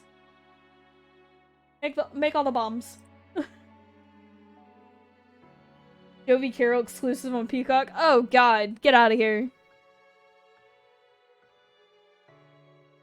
How about Burb Queen? Absolutely. I actually know someone that deserves that title more than me. Jesus, how are you guys earning so many? Oh, what happened to my little pigeon friend? He just got folded up. Okay, my advice to you is start investing more of your time in seeking out different experiences that you never... It's telling me to follow the dopamine. God damn it. If something makes you uncomfortable, do not shy away from it. Instead, jump right into it head first and say yes. I mean, that's kind of my attitude at work, is like, do you know how to do this thing? Nope, but I'll learn on the job. No, don't bob Princess Magpie. Darn. If you can master the art of being comfortable with being uncomfortable and... see, that's a challenge. An entirely new world of opportunity is going to open up for you, and you're going to be living the life to its full potential where everyone gets stuck in the mud. Bomber and his stars! No! Oh, thank you for the scritches! I appreciate. You know, I put a TikTok out where it's like, don't pet me, I'll bite you. With like, oh hey, I have a scritch redeemed now. But no, scritches be nice sometimes. Day is nice. Oh god. Team Nageddon. Hello, thank you. I get scritches and then attacked with seeds. Once you figure out figure this part out, you're going to be a hell of a lot happier in life. And I think you can be ready with the truth, already feel truth in that. I mean, yeah, I just don't have the money. I'm broke. Gotta feed the birdie. You know, I should rename it to Feeding the Bird. I'm gonna do that at some point. It's gonna take effort. I gotta change the name in a couple different places. I think you'll be very surprised in how much of a positive impact this can have on your life going forward. I hope this information helps you achieve your goals. How does the name generator... Oh, so that's for Pokemon. If you want to claim it now, I'll name my next Pokemon after you, but me and Gray are well, not really co-playing. It's not like a Soul Link or anything, but we're both playing Heart Gold and Soul Silver. Gray has Heart Gold, I have Soul Silver, and we used a randomizer for the Pokemon. We didn't randomize types or movesets, but Pokemon are completely random. I got a Dragonite on my first route, and there was actually Jirachi hanging out on the first route, too. Add one burger in there for no reason. Okay, see, Buffy, I would do something like that, but it won't let me. I'll have to see if I figure out how. But the name generator redeem should be, you get to name one of my in-game things. So if I'm playing Pokemon and you redeem that, you get to name the next Pokemon I catch. So yeah, I mean, if you want to read it now, I'll write it down and save it for later. Alright, you gotta do the redeem, that's the rule. That's the rule I made myself, because it used to be like, I would just name it after people in chat. But I do like that name. I thought about it. But I mean, generally I go with Stupid Bish for those kind of names. Or, I think I named one Cox somehow? I don't know. I give them all dumb names. Your secret word is survivor. Remember this word, it will come in handy. Alright, gotta write that one down.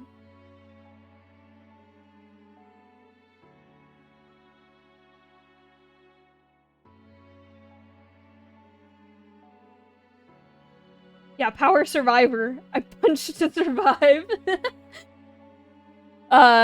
Take the secret word that was assigned to you at the end of the session, leave it in a comment for us. We will be selecting some of you based on your answers and be included in a future project we are currently working on. Okay, it's just the same spiel. I'm not gonna read all of it. Oh god, I've been streaming for like 3.5 hours. Oh, I need to go to bed, but I don't want to go to bed. My brain is happy! Yeah, so, I want to play D&D, and honestly, Barbarian is the one that I default want to go for. I tried playing Druid just because I thought I would enjoy it, but I really don't like the spellcasting stuff. Like, all I want to do is punch shit. Oh, hi, thanks for the follow, sentence. You've been in chat this whole time, and you weren't even following me. You could have fooled me. I didn't even know. But not a single person has been able to figure out what the entire experience is all about yet. We look forward to reading your thoughts and feelings as it helps to share in what we do and work emotion out of you. Sorry I'm skipping. Brain not working for words. Yeah. So I figured having seen Mageddon for every kind of thing would get annoying. So for follows, I just did a single seed. Also, it gets my attention to finally pay attention when people follow me because I'm really bad at listening for sounds. But if I hear a smack, I know it's a follow. So it's not the good kind of smack. It's not a kiss. It's smack of being slapped in the face with a seed. From the bottom of our hearts, thank you for everything you do, and thank you for playing, and thank you for contributing to our secret words products. All right, here's the question: do I end the stream and be an adult, or do I go ahead and play the next game? The seed god beckons. Yes.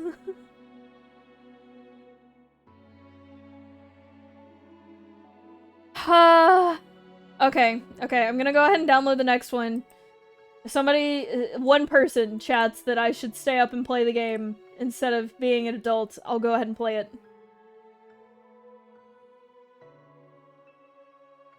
We made a list of the names for those who have supported our projects along the way, and we'll be continuing to extend in future list titles. Would you like to see them now? If it's long, probably not. Sorry. Alright, we got black screen. We got reset. You don't want to be the bad influence, but okay, well, Gray says play more, so both you and Gray are the bad influences, but it's okay, you're not alone. I'll play the last game. I'll stay up past bedtime. It's fine. I am going to take a quick break just to go put the birds to bed so they don't hate me in the morning. So I'm gonna just hit a BRB. I don't have any music or anything set up, so I'm sorry, but it'll only take like 5 minutes. I'll be right back. Don't leave me. Stick around, please.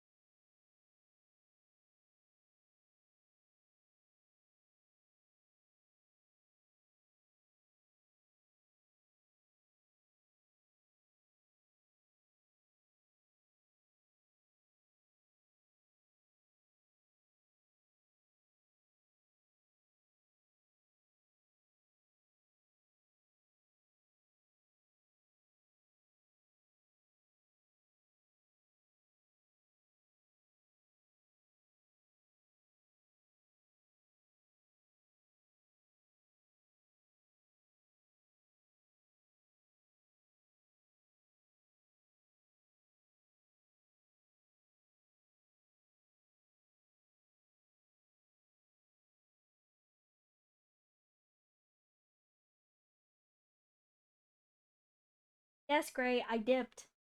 I had to put the babies to bed.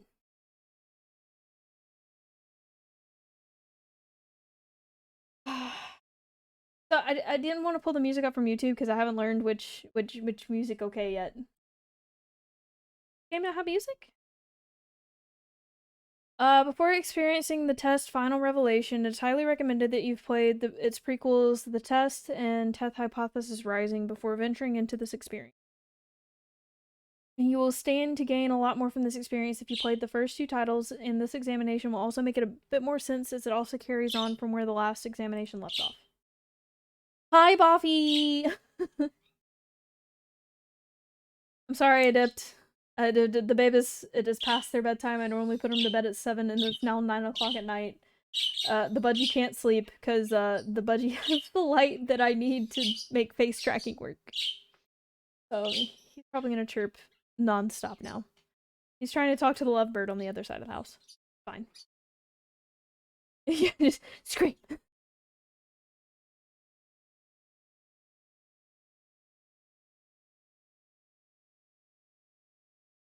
Just bam. Bam, the screams. Oh god.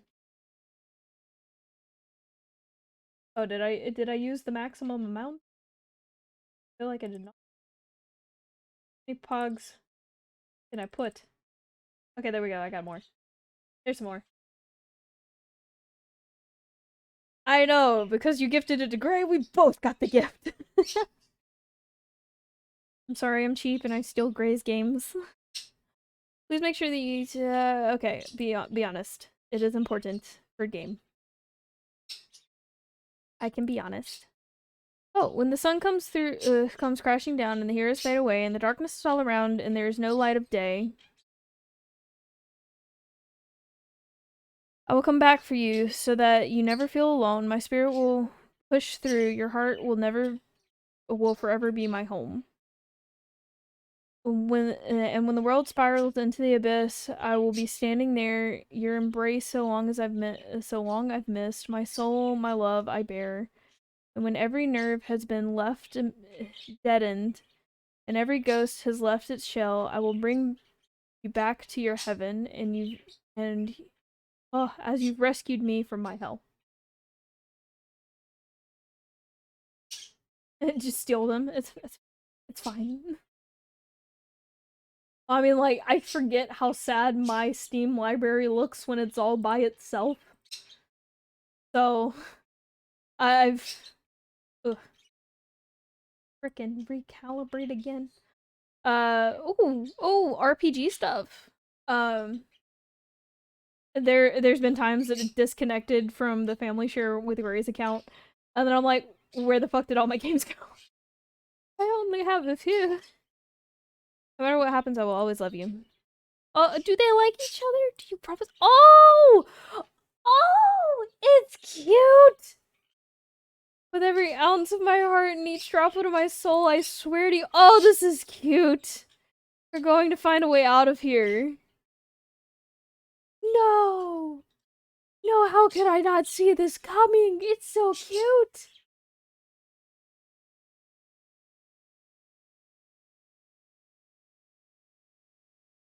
Oh, you look like a bad guy. Hello, mysterious, genderless person. I don't know, ruler of all? The crowned majesty? Words. Honestly, I like the design. I like this thing. This thing right here. I wasn't expecting you so soon. I knew that one day we would meet in this room. You see, closely I've been watching you, studying every breath and every move.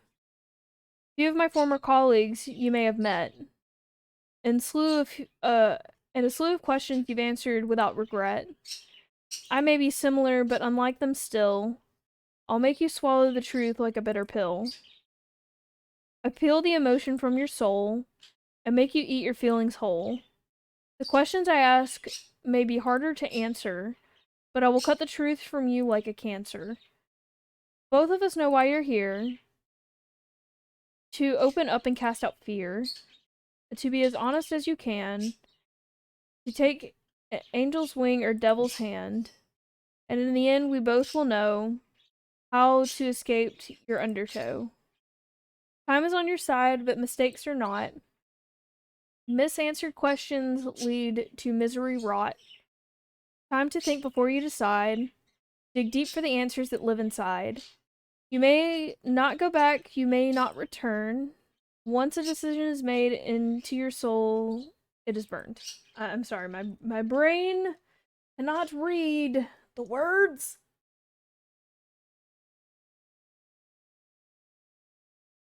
100% Some Singer's Dad. Beyonce's good though. But before we continue, just know this. Your dishonesty would be very remiss. If your answers lack the guidance of truth, then your final destination will be rather uncouth. So with that being said, I need your heart's honesty. You can run from yourself, but you can't run from me.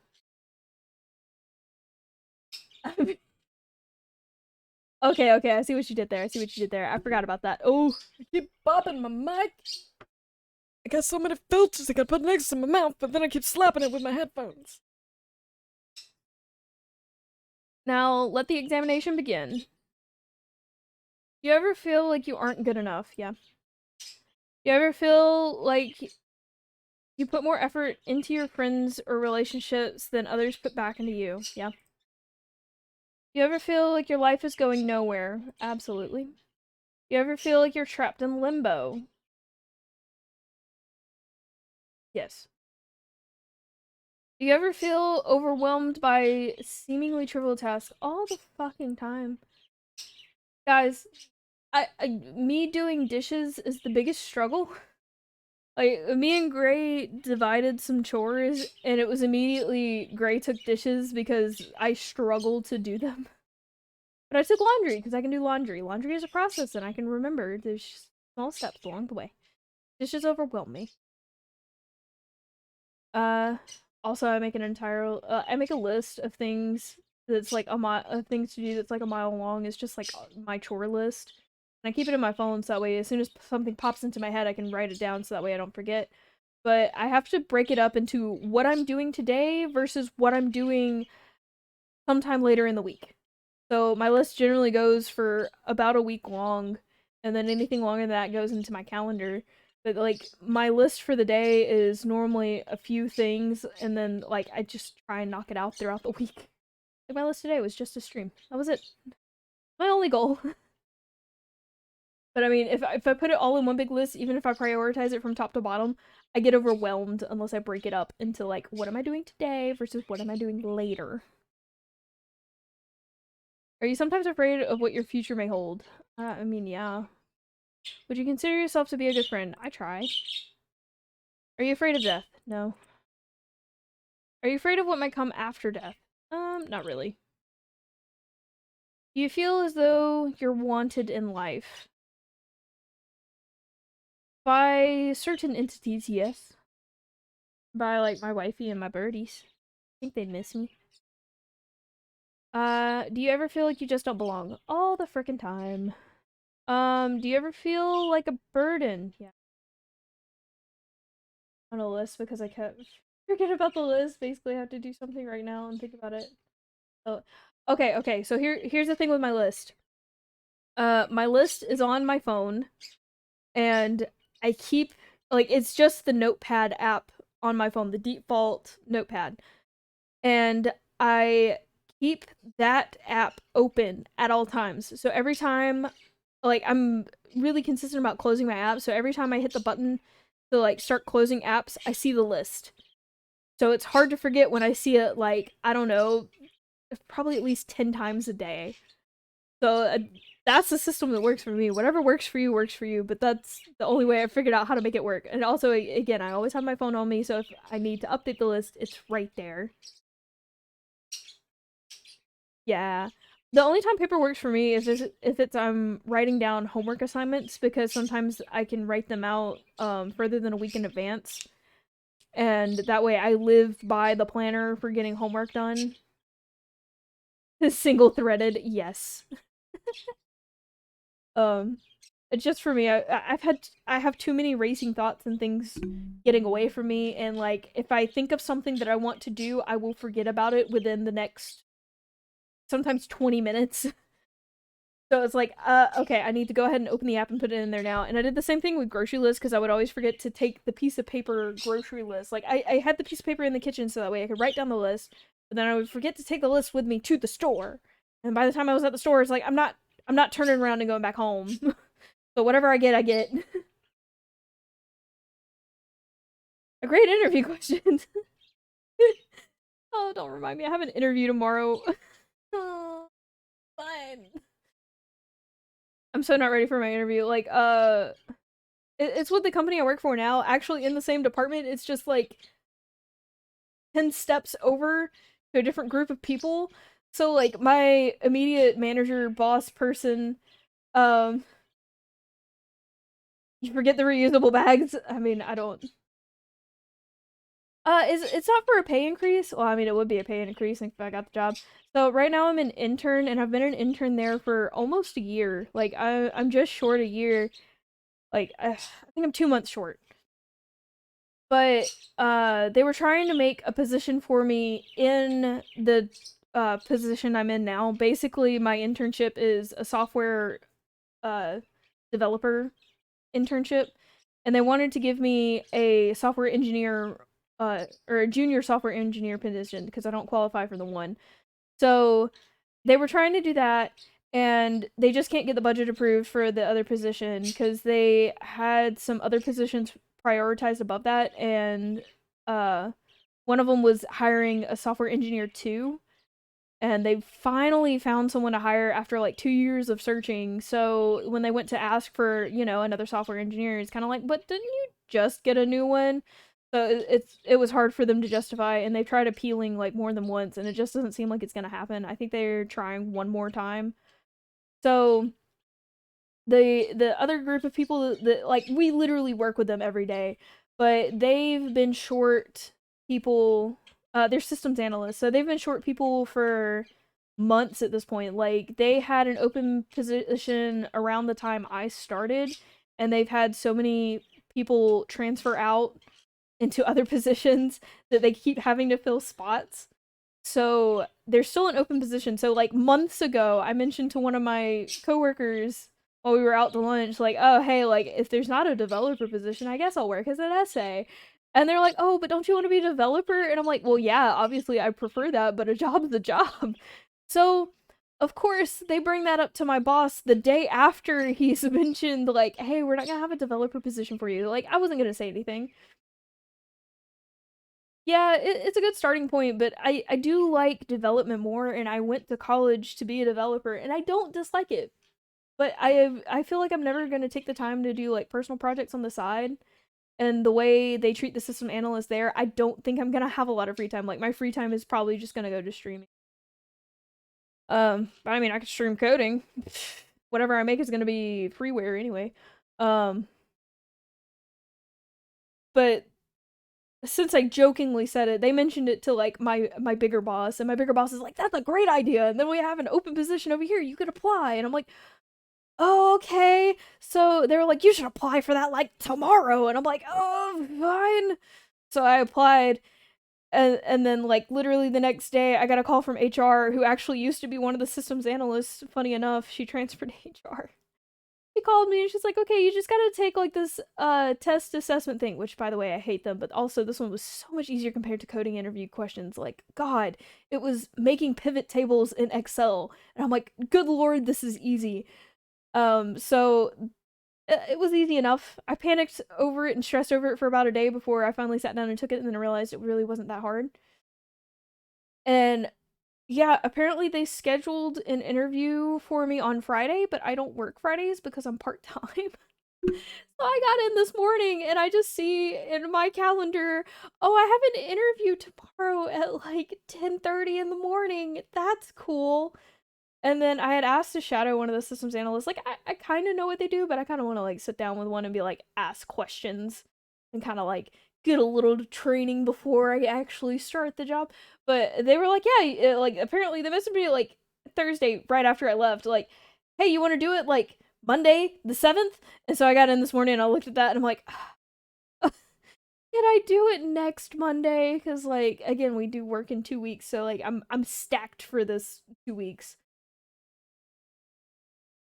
Yeah, it's been a fun time, but it's like this is moving really fast. I thought you guys take a couple weeks because like you've been working for the software engineer 2 for literally a year.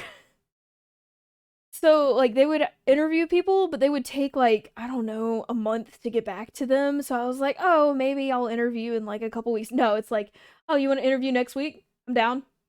Put it in the calendar. It's fine. You'll be there. I'll be there. You can interview." I'm like, "Oh." Also, I interviewed terribly. Like my manager boss was like prepping me for an interview, and he was like, "Hey, so what's your 5 year or 10 year goal plans?" And I'm like, "I hate that question." Like, I'll be really frank with him because we were like in a coaching session, so he's like asking what I need to do my job and whatever, and that's kind of like what the coaching session is normally. But he was like, "Yeah, if you're gonna interview, like, here's an interview question." I'm like, ah, I hate that question. He was like, "I mean, like, what is your goals? Like, what are your ambitions?" And I'm like, honestly, I don't have any. My goal is to find full-time employment and maybe get a house, but the house is looking real unrealistic in 5 years, maybe even 10 years. So I would like a full-time job with health insurance.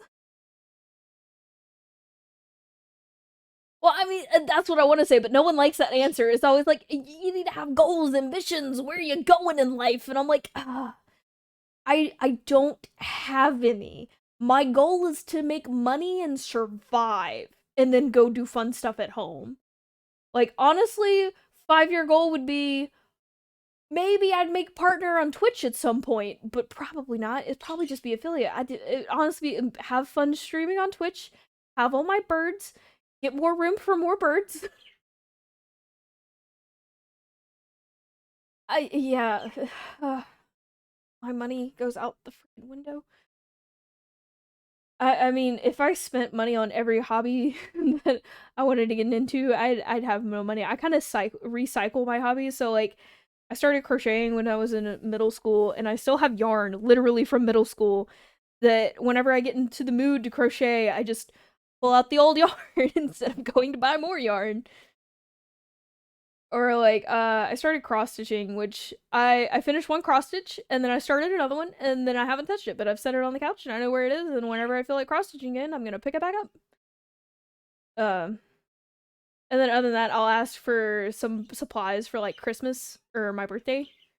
That way I'm not spending money on going buying crafting supplies. It's it's given to me as gifts. My family finally understands like that's what I enjoy for gifts. Uh oh God, I got distracted. Back to questions. Have you ever felt left out? Yeah. Have you felt like a failure? Yeah. Oh, that's so cool. I wanted to do the network stuff, but then I realized I took the wrong degree path for it, and I still think it's so cool. Um, I mean, it just fascinates me. Like I want to learn to do the cool stuff. I want to learn how to do the hardware stuff and the network stuff and the computer software stuff. I want to learn a little bit of everything. Do I really want to be really good at software engineering and like making programs? No. Do I want to be able to make some cool shit? Yeah. That's my only goal. Uh, technical writer? Oh god. That's ooh. How about that one? But yeah, I love puzzles. I do love puzzles. Um, my putting my computer together felt like a puzzle. Like I had never researched putting a computer together before. I put it together with a little bit of help from a friend of mine and Gray's. And it worked as soon as I turned it on, and I was like, yes, goals. So Python scripting? Oh hell yes, I love Python.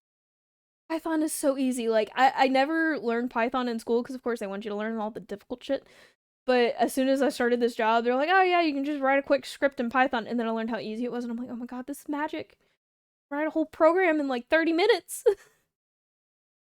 um, so I've had a couple ideas of what I want to program.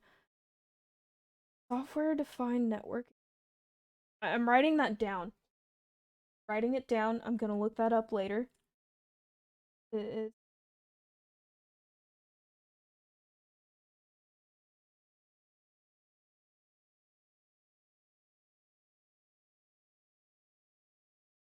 okay, I'll look it up later. Um, but my most recent idea, I posted it on Twitter and had people vote because I didn't know if I should waste my time on it. But it's to make a basically social media dashboard for, it's more specifically for Twitch streamers because I mostly looked into stuff that I use as a streamer. Um, but you know how like people have to post go live notifications on like 3 different apps or like 3 different Discord groups. Let's say powers. It's the same note I have for all the costs of buildings in Stardew. And also on the side it just says rocks, because at some point we stopped right before we needed to get more rocks. um, but I want to make a dashboard that displays statistics from Twitch, Twitter, and I mean those were the main two. And then I looked at TikTok because that's the other one I use, but TikTok's a bish and they don't like to share their information. So I looked into like Facebook and Instagram just as like options. But I haven't looked into Discord yet, but I want to look into Discord and see about posting go live notifications into certain text channels of specific Discord groups. So yeah, they have decent public APIs. That's what I was looking for. And then I haven't looked into Discord yet, but I would assume Discord would have a decent one, but I'm not entirely sure. Um but basically have a dashboard of statistics that you can look at there, and then also maybe I'm gonna have to check out the APIs and see what's available, but maybe post go live notifications from one central hub instead of having to do a bunch of different apps. I mean, yeah, like that's what I'm assuming. Is like Discord has so many bots and so many different channels, like there has to be some API support there. But I also like at my job, we got some training with Power BI, which would super help fast building the dashboard statistics. But it wouldn't be easy for someone like me to, or another Twitch streamer to use for free, because they would have to like install the program and like actually have controlled version releases, whatever. You have to pay Microsoft, and I don't like paying Microsoft. So I was gonna make that for like a portfolio type thing, but also I wanted to try and build out the dashboard with visuals, probably using Python.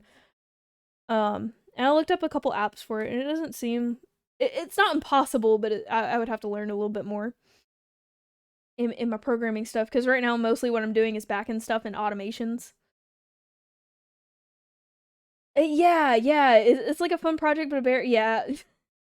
So I would take it in baby steps of like, okay, can we get the one thing set up with statistics, and then can we get another thing set up with statistics, and how can we put some of these statistics on like one page, and then also maybe have it where it's separated per tab or something, where you get more detailed statistics per app.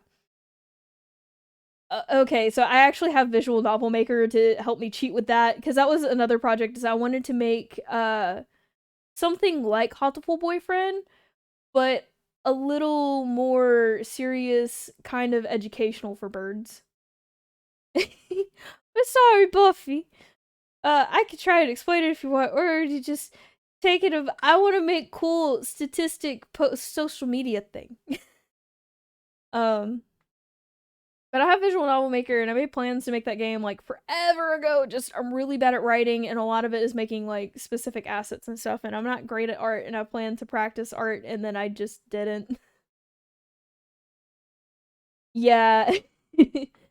I mean, if you've heard of it, like the only thing I've been working with in my internship is writing Python scripts for automations of taking information from a service desk and throwing it into a database, and then using like coworkers have used that information to create the Power BI dashboards, but it's also using that in like UiPath automations.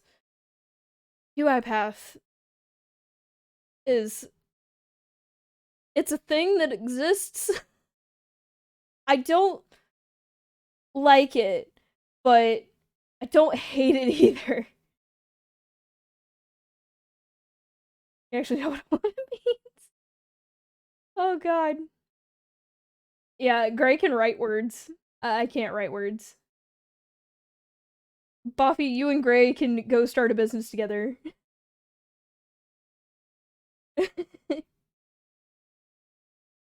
5 half-baked novels. Oh, that's fun though. That's cool. I'd never have the patience. Yeah, no, I can't read either. I have terrible dyslexia. If you haven't noticed, I've been stuttering through reading most of this because I'm terrible. Back to the game though. Let me stop ranting about programming crap. I've actually thought about doing like a programming stream where I can, there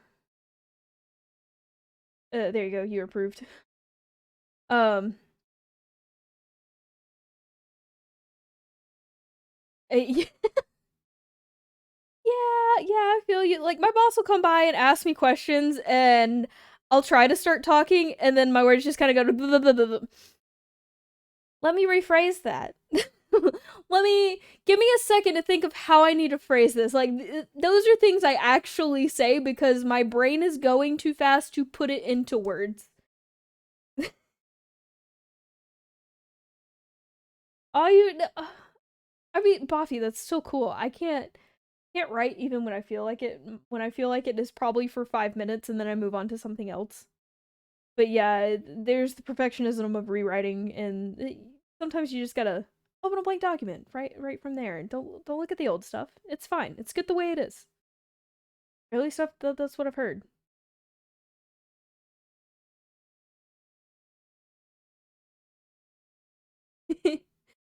I mean, I am probably not the best typer, so the dyslexia translates to my hands and typing on a keyboard. I both write and type the same um common mistakes that I have. Like my most common mistake is swapping P and B for each other. And I don't know why. Cuz I can look at it and know it's wrong, but the way my brain works is just that's the same thing and I write it that way. Huh. Did you have like an extra finger or something, or is it just your tendons? I don't know. I'm curious. You don't have to answer that, Buffy. But yeah. So I can write, and if I'm speed writing, I will swap P's and B's throughout everything I write. I do the same thing when I'm typing. I don't know why. I don't know how it translated to a keyboard. It just did. And then I hate Z's and X's in words.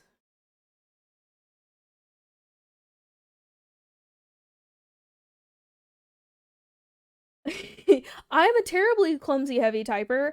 It took me a while to get used to my mechanical keyboard, and also I got the keys that are normally harder to push down and not really meant for gaming, but I like the clickety clack, and I'm learning. And I'm sorry your joints be fucked, Buffy. I kind of feel that, but probably not in the same way. I have a little. My mom suspects we have Ehlers-Danlos in our family, which she's kind of a valid source because the nurse practitioner thing. But if I sit still with my elbows bent for too long, they like want to lock into place and it hurts. How loud you typed? I brought in a not really mechanical keyboard, but better than what they gave me to work, and they're like, "Hey, did you swap out your keyboard?" I'm like, "Yeah, it's fine." Oh god, I need to answer questions. I need to play the game. Out of this. Have you ever worked yourself sick? Yes, actually, and it actually wasn't that long ago.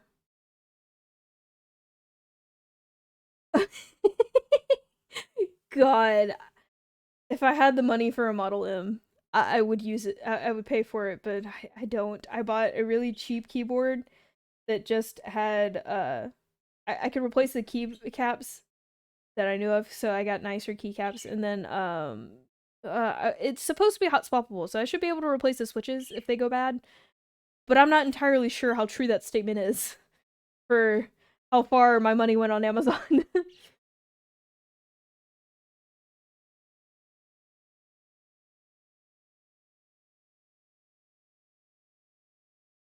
I mean, if I had $80 to spend, I would spend $80. But no. I'm a stickler for like number pads on a keyboard. So I know those tend to be more expensive when you get nicer models. Uh, but the one I ended up picking out, I picked it out for a gift, so I didn't want it to be too pricey. I picked one that I think it was like $30 to $50, and then the keycaps themselves were like $20. I don't even think they were that much. I think they were like 15. Yeah, that literally happened a few days ago. I had to get up and start doing chores, and Gray was concerned, but it was fine. It was just I was excited because I finally got affiliate, and I was all the racing thoughts of excitement. Are you afraid to ask for help? Yeah, because I think I'm gonna look stupid with my words. You feel like people often criticize you. I feel like people do, but most of the time, as soon as I talk to them, I know they don't criticize me. It's just as soon as I walk away, I'm like, they hate me. I don't know why. Yeah, definitely by family, not so much by friends. Uh, I mean, it's more of just my purpose in life is to have fun, but talking about in the traditional sense, yeah, but realistically, no. Uh, if I could turn back time for any reason, would I? No. Because everything in my past has basically led to this point in my life, and this is probably the happiest I've been in a while, and I'd like to keep it that way. I feel like if I went back and changed something, it would be happier for a time, but then it probably wouldn't turn out the way things are today. No. I try not to regret things. There are a few things I regret, but not many. Does meeting new people for the first time make you uncomfortable? Absolutely. I always feel awkward as hell.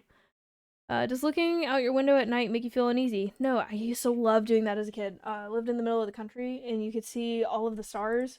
So looking out the window at night was like awesome. Do you sometimes double check that your doors are locked even though you're certain you've already locked them? I don't. Gray does. All the time. Life is moving too slow. Yeah, but then there's also the other times where it moves too fast. Yeah, literally the opposite. There's never any in between. Do you feel uncomfortable when you're home alone?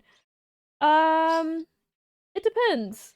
Like, if I have things to do, like, I'm streaming now. If I have things to do, like streaming or doing chores or taking showers or taking care of my birds, I'm fine at home alone. And I'm okay to do some leisurely activities. Yeah, do birds count? Um, but when I'm at home alone with nothing to do and basically I'm trying to entertain myself with, uh, like Netflix or doom scrolling on my phone, I get very uncomfortable and I get very anxious. And just like, I hate that feeling. Um, I mean, even with the birds here, sometimes I get uncomfortable having nothing to do. It's not really being alone, it's more of having nothing to do. So that's probably more accurate.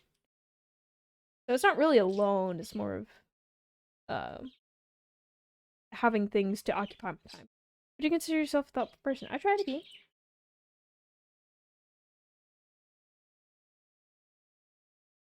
Yeah, it's more of like it's the bored feeling, but also like the ADHD makes so much sense now that like I need things to to release the dopamines in my brain, and I guess you could say entertain me. But things like Netflix and TikTok and Reddit and Twitter and sometimes streams, it's just not getting the dopamine hits fast enough, and like I want to go out there and do stuff, but also I'm terrified to leave the house by myself. And me and Gray mostly work opposite schedules now, except for the few days we have off like together. And like the days we're off together, I'm mostly okay. I do still get bored, but it's like a different kind of bored, like not an uncomfy bored. It's more of like a bored of, hey, let me come up with something that we can do together, and like we can play a board game. I can bake cookies. We can do make food together. We can watch a movie. It's it's like a different feel. It's not like I'm as anxious. The anxiety's gone. Uh, would you consider yourself to be superficial? No. You ever judge by others by the way they look or dress? Um, yes, but it's normally based on hygiene. Oh, you got the star. Good job. I would say yes because of the way they look. Also judge the rich bitches. I worked with a girl that was like, yes, gotta look fashionable. My God, please don't. You're making me feel uncomfortable here. Like, why do you need to wear a freaking pencil skirt with a crop top when you work at a pool or working at lifeguards, man. Would you consider yourself to be high maintenance? No. Have you ever been bullied by someone you cared about? Yes, actually. Have you ever been a bully to someone? Yeah. I decided on yeah earlier. It wasn't like physical bullying, it's more of like I'm gonna be an inconvenience to you because you're being an asshole to my friend. But I would still say that's kind of bullying. Do you try to keep a low profile and avoid attention when other yeah. Do you actively avoid busy places? Yes, actually. Uh it's fine, I'm fine. Would you sometimes rather be alone than surrounded by people you care about? Um, no, I generally rather be around the people I care about than me alone.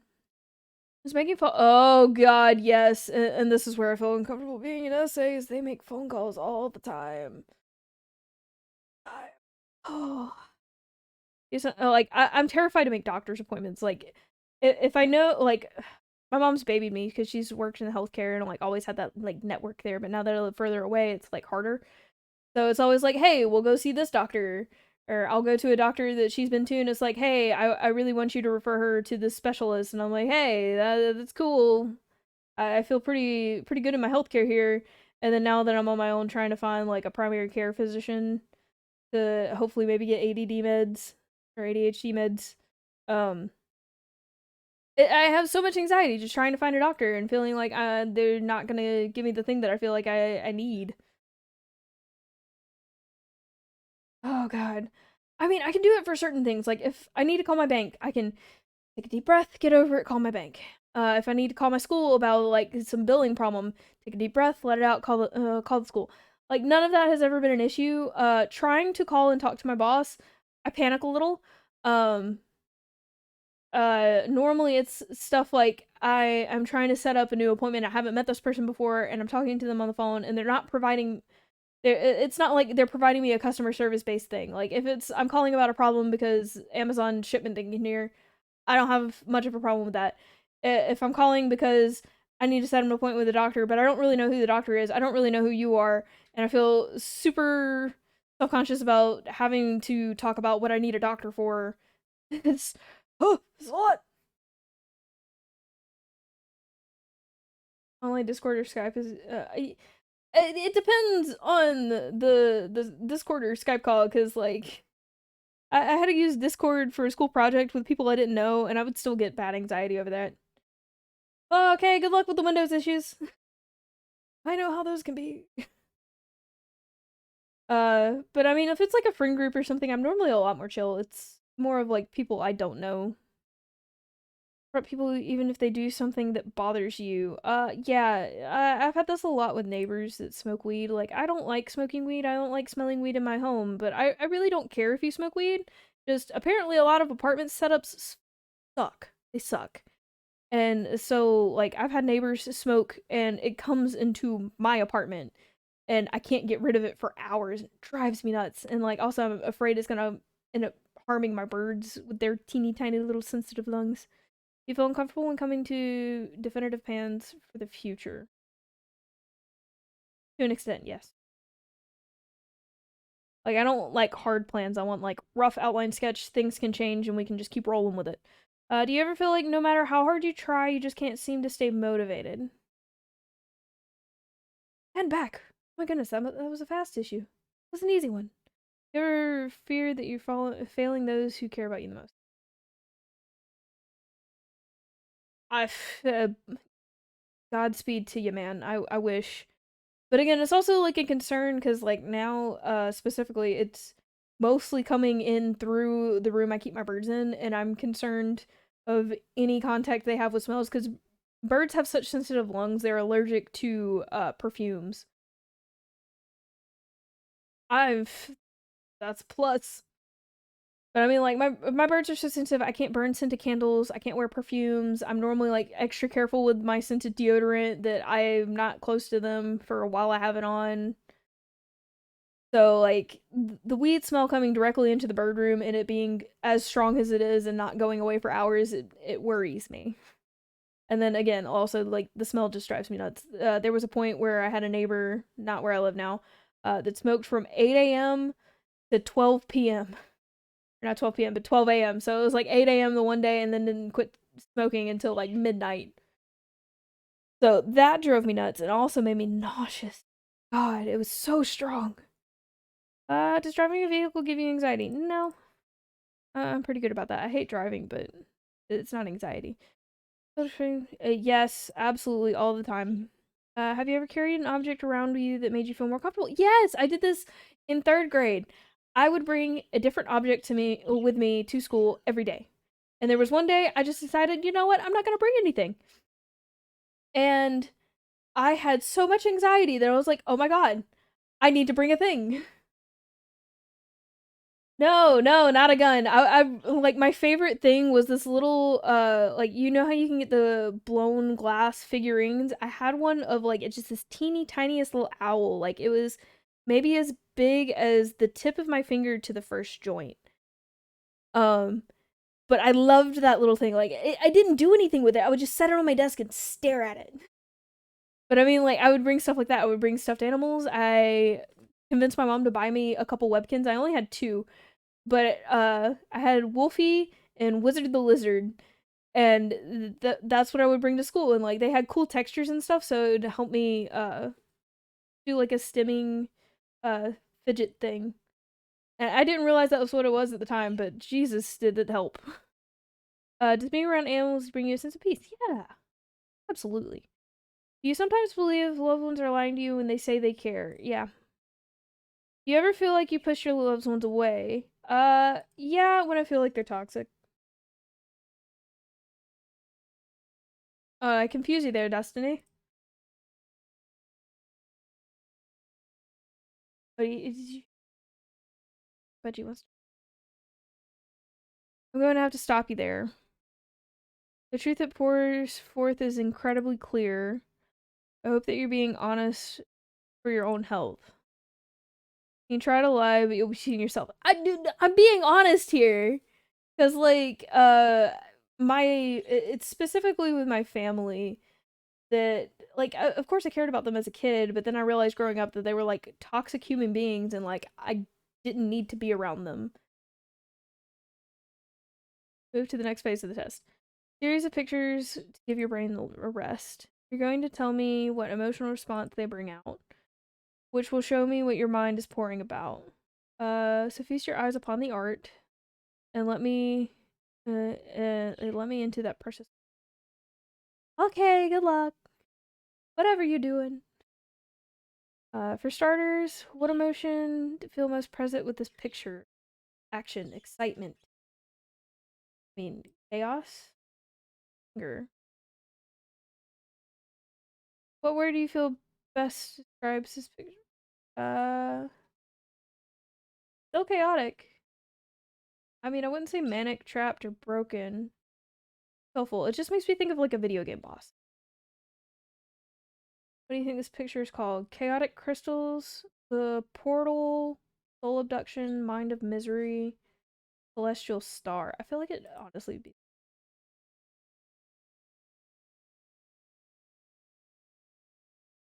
I'll let you go to bed in a minute. I'm sorry I keep streaming. Oh, there's the wing flappies.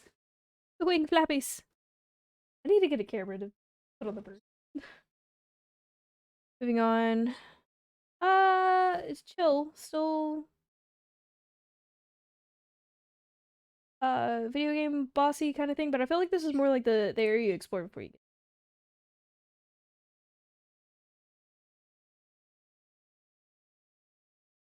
I'd say life. It looks like a lot of intertwining things. Birthing, Blazing Soul, Story of Sense. I mean, what are you trying to troubleshoot with Windows? Like, what's going on? I'm just curious. You don't have to talk about it if you don't want to or don't feel comfortable with it. Say Blazing Soul. You know. Oh, that's trippy. I like Joy. Drive in a bird. Well, that'll do it.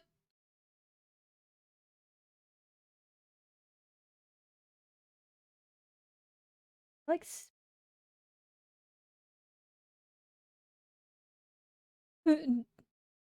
Datacron? Alright.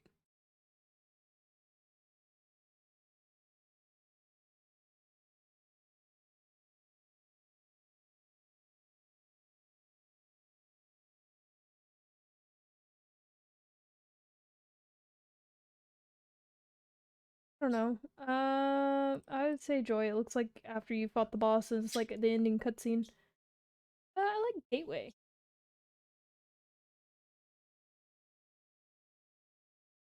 Yeah, it was whole dimension door, stairway to heaven, rabbit hole. I like Lightwood at the end of the tunnel.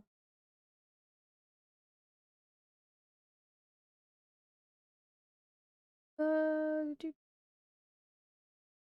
like ink.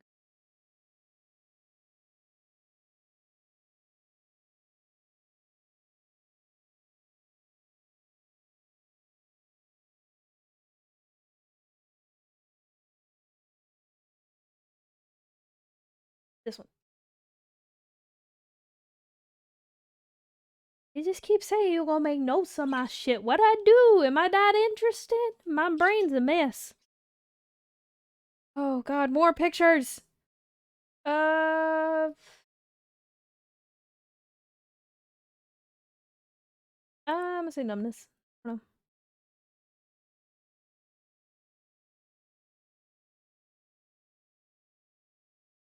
Veils, maybe? Like, it kind of looks like you're stuck inside something.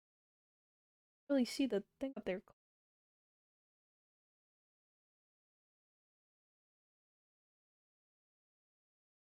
I don't think any of those fit. How about that? I mean, yeah, like, images are weird, and it's more of like I'm just picking from options.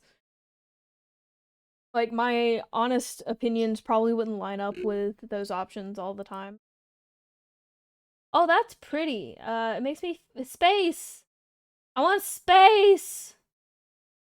I'm gonna say chaos again.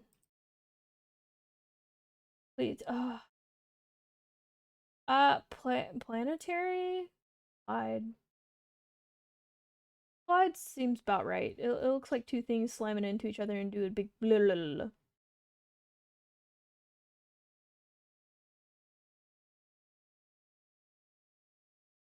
Earthseed, sure. I don't like any of those. Yeah, no, I can't name things. My first pet was a goldfish named Goldie. Um, the next pet I remember getting was a miniature poodle that was the run of the litter, so we named her Tina. I literally name my birds after different foods because it works. At first I had a parakeet named Acorn because tiny. Oh, a pecan came before acorn. Well, actually, way back I had a bird named Stormy. But the colors they had reminded me of like a nice, pretty storm. Bad one. And then pecan, it looked like a nut. And then there was acorn. And then I think it was Pina next. Which Al is a lovebird, just tiny almond. Oh no, that reminds me. I had a hamster. I named it Hammy. I can't name things. Like, my birds now are probably the most creative names I've ever come up with. Oh, this one, anger. This one, fire. Volcano. Yes. Reese after Reese's Pieces, yes. See, those are good names. I pick bad names. I had a beta fish. I didn't even bother to name it. I just called it the fish. Or I think I called it beta sometimes. Arching Blaze. Nice name. Oh, more pictures. I don't like the pictures. I feel like this one's confusion, but confusion isn't an option. I feel like I'm being judged. I don't know. Depression? Cyborg, yes. 20 Pokemon boxes? What the fuck are you doing? Gray! Matrix Watcher, yeah. Oh, hello! Yeah, the more Seamageddon. Cool.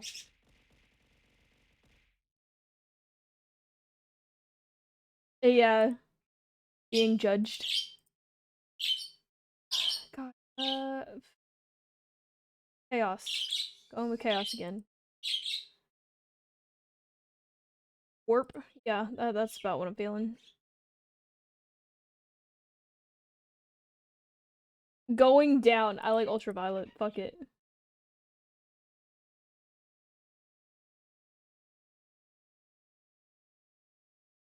Mm, I feel like chaos is just my default because a lot of these are just weird.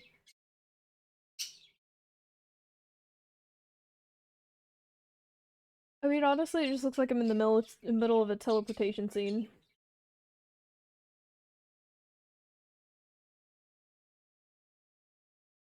Disfigured. The Crystalverse. Picasso face. Going down. Whee! Oh god. Joy, sure. Why not? A slime. That wasn't the first thing that came to mind. A viscous. We'll go with slime. Sludge. Go on, sludge. Sludgy boy. I mean, honestly, most of them I feel nothing.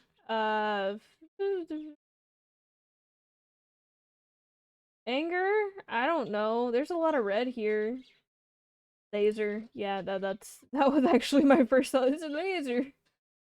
Shoulder blade. No, not just if you war. Get the fuck out. I want to be done. Fear, sure.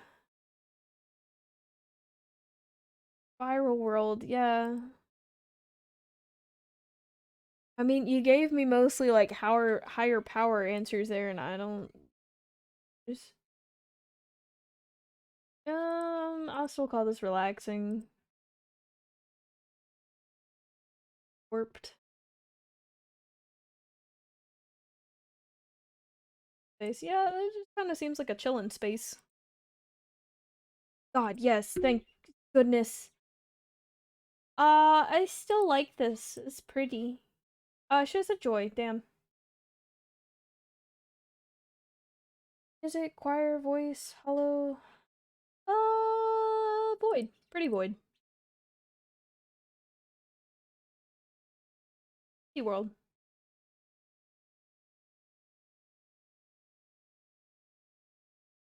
Oh, good God. Deep inside your subconscious. Oh, hello! Follow! Thank you! Hazel! Hello! Hazel and Bo? That's kind of a cool name. What's going on? Thanks for the follow. Also, thank you for the seed.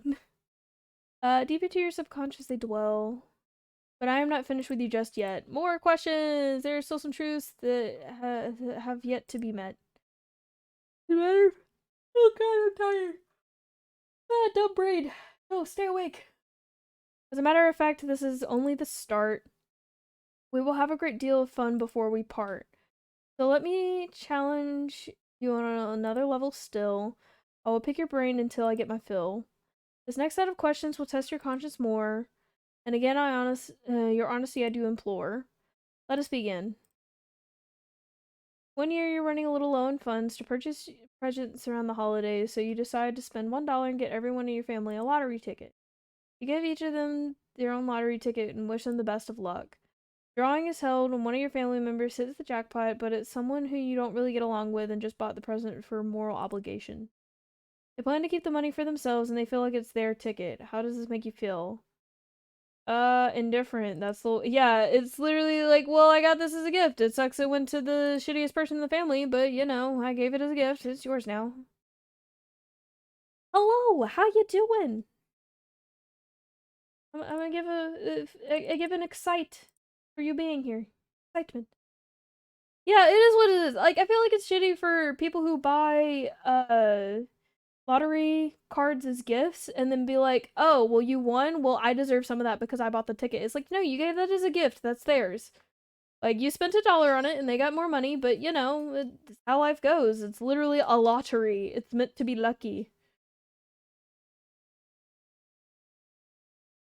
Very well, and what do you wish to do in this situation? Try to steal the ticket for myself, destroy the ticket and no one gets it, get them killed so I inherit it. Yeah, take the winnings. That's theirs now. The roles were reversed and you were given a loan. Would you share the money with your least favorite family member who bought the ticket for you in the first place? No. They gave it to me. That's mine. Now you're walking through a forest and you come across a black suitcase. Inside the case rests $1,000,000. Alongside the money line is a bloodstained note. The only one thing written on it, the note simply says, "Don't." How does this make you feel? Scared. That's blood. What would you do? What would you wish to do in this situation? Call the police. I don't want blood money, thanks. Also, Hazel, the link is to my wifey's page. I have that up for collab streams, and I forgot to turn it off, and I just rolled with it. Just letting you know, that's why I was shouting out Gray there. You know, no, I'd still call the police. Like, that's hella suspicious. And how am I gonna justify that on, like, income? Yeah, no thanks.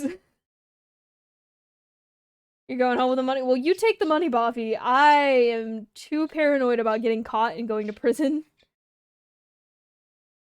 The devil appears in your room at night and you're alone and just about to fall asleep and tells you that he has a special one-time offer for you. In exchange for your soul and eternal damnation, he will let you choose from one of the three glorious bargains. He has not told you what the bargains are yet. How does this make you feel? Suspicious. Yeah, I don't really think he exists. And who the fuck are you? The devil then goes on to assure you that whether or not you believe in him truly be the devil he surely is, to prove his point, he demonstrates magnificent magical powers and drags you to hell in a split second, transporting you back to your bedroom. In that second, you can feel a lifetime of pain and suffering for the most imaginable ways possible. He then goes on to tell you that the offer is in exchange for your soul and see if you can strike a bargain. Which of these would you choose in exchange for your soul, if any? The wealth and power in the world, you'll never age, but you can still die from physical injury. You can bring one person back from the dead. I can go into it if you want to be dark, but I'm picking this. 3, Steve Irwin. Hell yeah. I mean, that's one, but there's someone that I knew that they passed and I felt partially responsible. So I'd rather give them another chance at life or at least have the chance to talk to them again. But yeah, Steve Irwin also a fucking good one, man. Like if I didn't have that person that I wanted back, then I'd probably be Steve Irwin. Pizza and takeaways. Good logic, good logic. Nice, Buffy. Smart thinking. The devil offered you a deal of some other kind. Would you accept it in exchange for the eternal damnation? No, send me to hell, man. I mean, I don't know exactly what you mean by that question. Civilization is about to come to an end as a plague sweeps across the globe, turning everyone who perishes into mindless zombies who hunger for living flesh. Okay. You watch as everyone you know becomes gravely ill and turns except for 5 of your closest friends and family. How does this make you feel? Uh,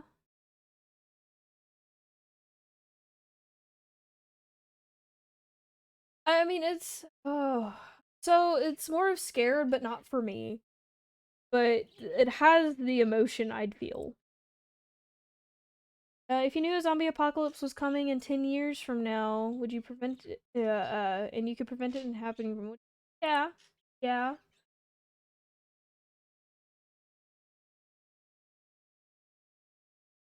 The last you said you. Yeah, the zombie apocalypse. That took me entirely too long to read and comprehend. I'm sorry. Uh, for, yeah. So mine was a bit different. Like, he was dedicated to doing it. So my regret was I hadn't talked to him in a couple years and we didn't end on a good note, and it was mostly because of my fault, my fuck up. And I mean, I hurt them pretty rough and I felt guilty about it. But at the time I was like, it's probably best to give them space and not try and drag it out and hurt them more. So I'm just gonna let it be. And I ended up letting it be for entirely too long. And again, like a few years went by, and I was so frustrated. My mom had found out that I had a boyfriend and thought that I did things with my boyfriend that I did not. And she didn't believe me when I told her I didn't. So she gave me like super severe punishments. And one of them was she took away my smartphone and gave me a really old, uh, flip open full keyboard kind of phone. So I could only text and call people. And I had the same number that I had contacted them on, but this phone sometimes wouldn't receive calls. So I was working and I never got a call. I never saw the missed call, nothing. I just left work and went to my dorm like normal, went to class the next day, and then in the middle of my midterm, I got a call from his family member saying that they couldn't find him. I didn't give him a call back until after I finished the midterm because I couldn't go back into the test, but and I didn't know it was his family member. It was just a random number. But um I remember just feeling dread in the pit of my stomach, and I'm like, "Oh, I have fucked up in the worst way." And like I was mad at myself, I was mad at my mom, and I wasn't really mad at them because like that's a lot. Yeah, it's not great. Not good. But I he called a few other people I know and they all talked about it. Like, he didn't say anything about not wanting to be around. He just said, "Hey man, I want you to know I care about you and it'd be nice to see you again." Crying. This is like my one huge regret. So that was a lot. But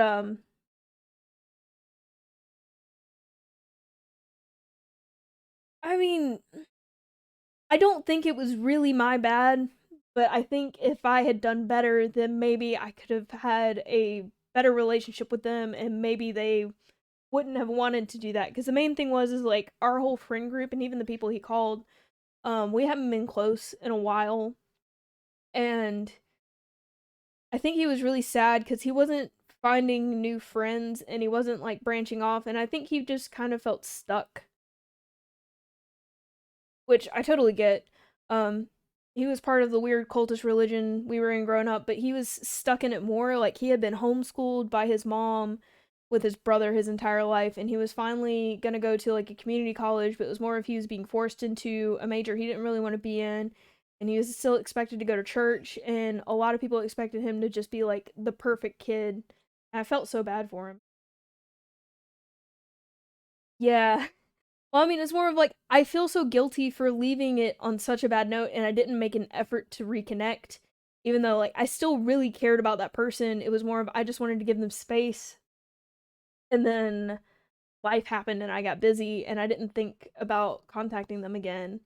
But God, that's more of my thing. Like, if they still would have chosen to have things go the way they went, that's their choice. But at least I would feel better about maybe I wasn't the one that contributed to that. Yeah, okay, gonna stop crying. Dark things, but it's okay. I'd rather say something about it than be like, yeah, no, never happened in my life. Yar her. Yeah, no. Life is shit. So, it is what it is. And I mean, it's not like I can go back and change it, but if I could, I would. That would be the person that would be like, hey, man, I want to talk to you again. Yeah, I mean, I talk about it a lot, but every time I talk about it, and I mean, like it's been literal years at this point, and I'm pretty much mostly over it. I just the emotions that come out when I talk about it because it's still bad thoughts. It's not fun stuff, but I don't mind talking about it. It's just I know I'm gonna cry. Don't feel bad that I'm crying. I just cry. um, and also I know some people aren't comfortable talking about stuff like that or listening to it. And I mean, if that's triggering for you, sorry. I should probably put a trigger warning on this after the stream ends. You've been working at a company for 10 years. And you've been promised a very important, incredibly lucrative promotion. However, someone hired an someone hired only a number of weeks ago has just been promoted to the position that you were promised. I mean, this happens. Your boss essentially tells you that tough luck and maybe one day you'll get the position and that he had to promote the other employee as a favor for a friend. How does this make you feel? Angry. Yeah, more betrayed, but I mean, it does happen, but I do feel betrayed.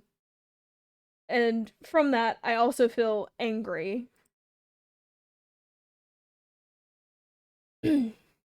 You've also learned a few secrets about the company that could be disastrous if they were to escape, such as the fact that they haven't been properly reporting their income for the last decade. I would be reporting that shit regardless of if I got that position. Uh, I mean, I'd quit. I wouldn't really sabotage a new employee. It'd be more of I go after the company, not anyone specifically there. I thanks for saying I'm a cool person, but but also like this is kind of what I want to play this game because it makes me think of things that I don't normally think about talking about, but also the feels, man. I'm sorry for being emotional. It happens. Out of those options, I quit. Enterprise, no,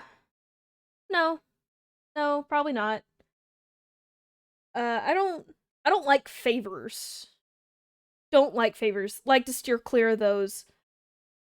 Um, and then also like I don't like being promoted as a favor. I feel like that's cheating. And I mean like I know that's just how life works sometimes, but like if I know somebody that there was there and deserved the position and been there for forever, I want them to get the job. I don't want it.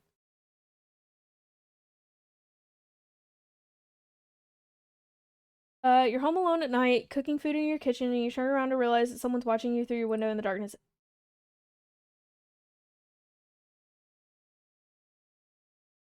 I've had something like that happen, and just nope. They have their face and hands pressed up against the window, and they make direct eye contact with you before turning and running out of sight. Ooh, this thing just read my life. Oof.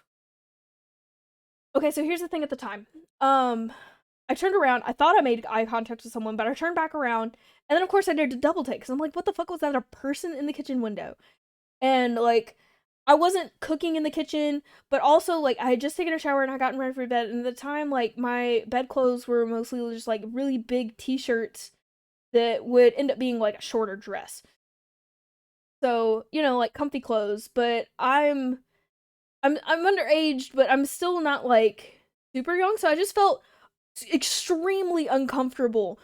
Um Turns out I wasn't crazy. There was someone that had been looking through the window and they were like climbed up on this little table thing in our drive in like our parking driveway thing to look through that window. And my mom found a phone in that spot a few days later, and they called the number that said mom, found out it was a kid that lived down the street from us. And just, I didn't mention that I saw the dude in the window. I was just like, what the fuck? This is creepy as hell. But also, like, I mean, I wasn't scared of where did they go. I mean, yeah, I would say scared. Like, initially, it was just like, it's creepy, scared. Like, who the fuck was that? Like, this was the backyard in the car park garage thing. It wasn't a closed garage, it was an open car park, but Jesus. I mean, my mom didn't call the cops, and I'm pretty sure the kid's mom, like, begged my mom not to call the cops. But if I was my mom, I would have been calling the cops. Because, like, that's just weird. But, like, the kid's defense was like, oh, I was just taking a run through the neighborhood. I do that. And my mom's like, through our fucking backyard? What the hell? And she was like, don't you ever step foot in my backyard again. And apparently the kid was scared enough. I didn't see him again, but Jesus, that was creepy. Oh, um, I'd probably lock the doors and call the police. I don't normally know my neighbors well enough that I would run over to the house. I guess I don't know. My mom was like in the living room, and I was the only one. Like I was literally walking through the kitchen, so I don't know if he like followed me around the house or what, or if he was just like staring in, being weird. But oh god, oof, just bad things, bad memory. But I also remember not feeling safe walking around outside, and like before that, I would normally play in the yard by myself because my brothers didn't really like playing outside, and like after that, it was like none of that for me. But also, it was like dark. It was dark outside. It wasn't like daylight. It was like almost time for bed. Like probably 9 or 10 o'clock at night. Which I know isn't like super late, but it's still like off. If the face you saw in the window was a face of supernatural entity and not of a human being, would your interest change at all? No, because I'd probably still assume it's a person. I'm going to present you with some more potential scenarios, but I'm going to ask for more simplistic answers as a result. Here we go. You're not feeling all too well and you decide to go to the doctor. The doctor runs a series of tests and gets back shortly to announce some grave news. It turns out that you've contracted an incredibly rare illness there is no cure for.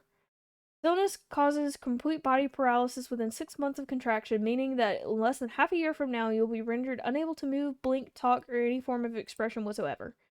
You will need to be kept alive on a feeding tube, and you'll never be able to communicate with anyone else ever again. You will just be kept alive in machines of vegetative state. So here's where I disagree with modern medicine. If this person wants to sign something like similar to a do not resuscitate to say, as soon as I hit that state, put me out of my goddamn misery, they should be able to say that. Yeah, I know. I'm like, just let me die. Well, I mean, there's do not resuscitate, but this person is still being kept alive for the time being. Like, they're not being resuscitated. They're being put on feeding tubes, breathing machines, and all this other shit. And then if something happens, it's just, don't try to revive me. Like, my thing is I should be able to sign something before then to be like, when I hit X point, like, I don't want a feeding tube. Put me down by then. I don't want to be on a fucking ventilation machine. Put me down then. Like, Jesus. There's not an equivalent. That's the thing. That's what bothers me because like doctors and nurses have to sign uh I forget what it's called, but it's basically like they will preserve human life at any cost. So it is a preservation of life even in misery. And it's just so they can't get away with just killing people willy-nilly. And I'm like, okay, that makes sense. But also, if I sit here and sign a goddamn legal document saying to kill me, kill me. Would you want to be kept alive in that state, or would you rather... Yeah, pull the plug. There is a point where they can hit the vegetative state that say, this person isn't coming back, they're effectively brain dead, you can unplug them and have no consequences, but someone that has power of attorney or next of kin is the person that gets to make that call.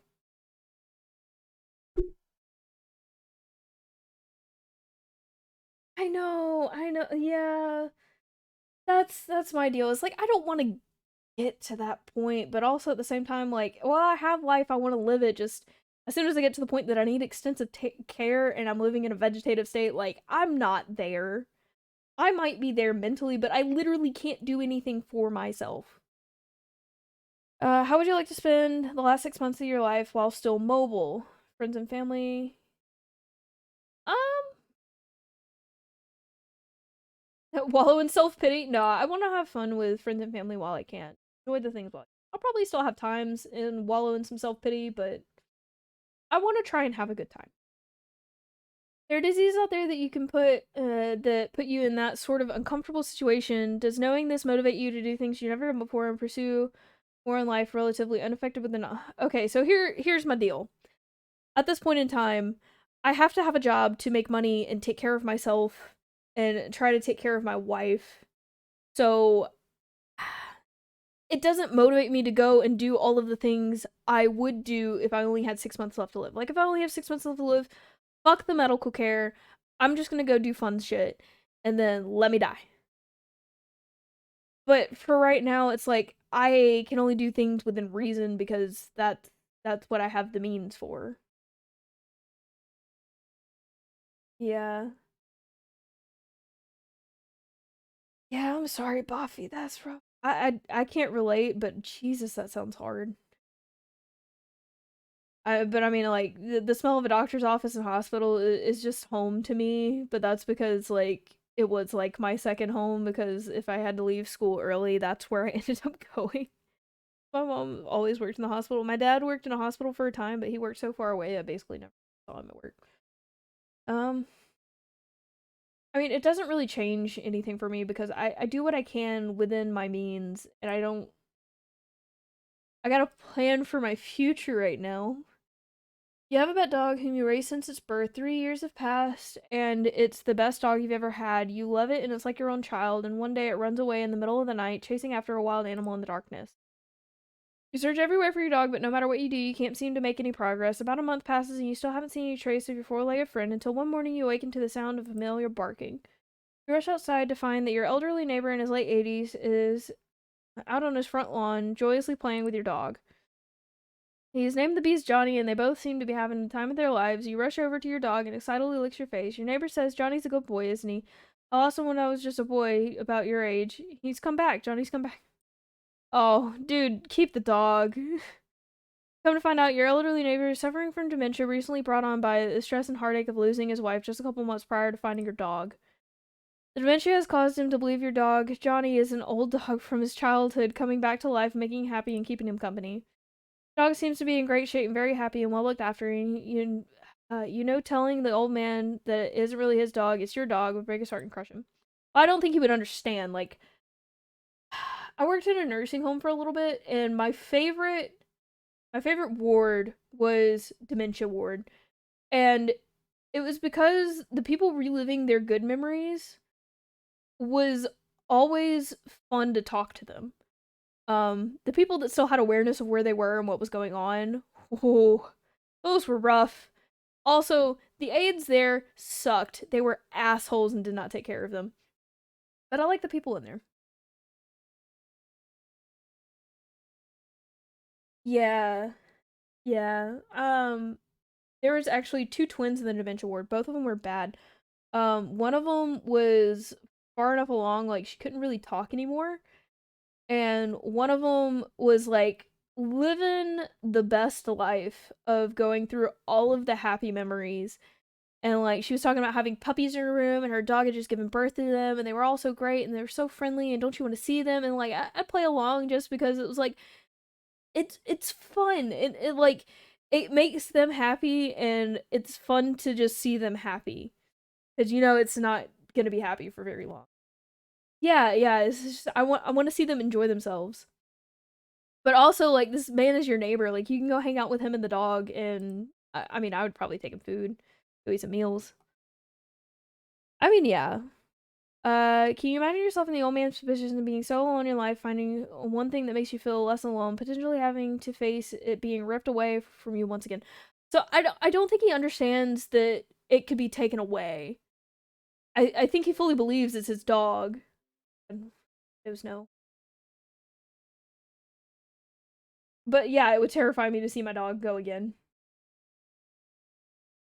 Yeah, but it specifically said the dog looked fine and well taken care of. Like, the man was still in his right mind to take care of the dog. But also, since you know the dog's there, you can step in and help take care of the dog. You can give the old man some food too, and he'd probably be like, "Ah, yeah, sure."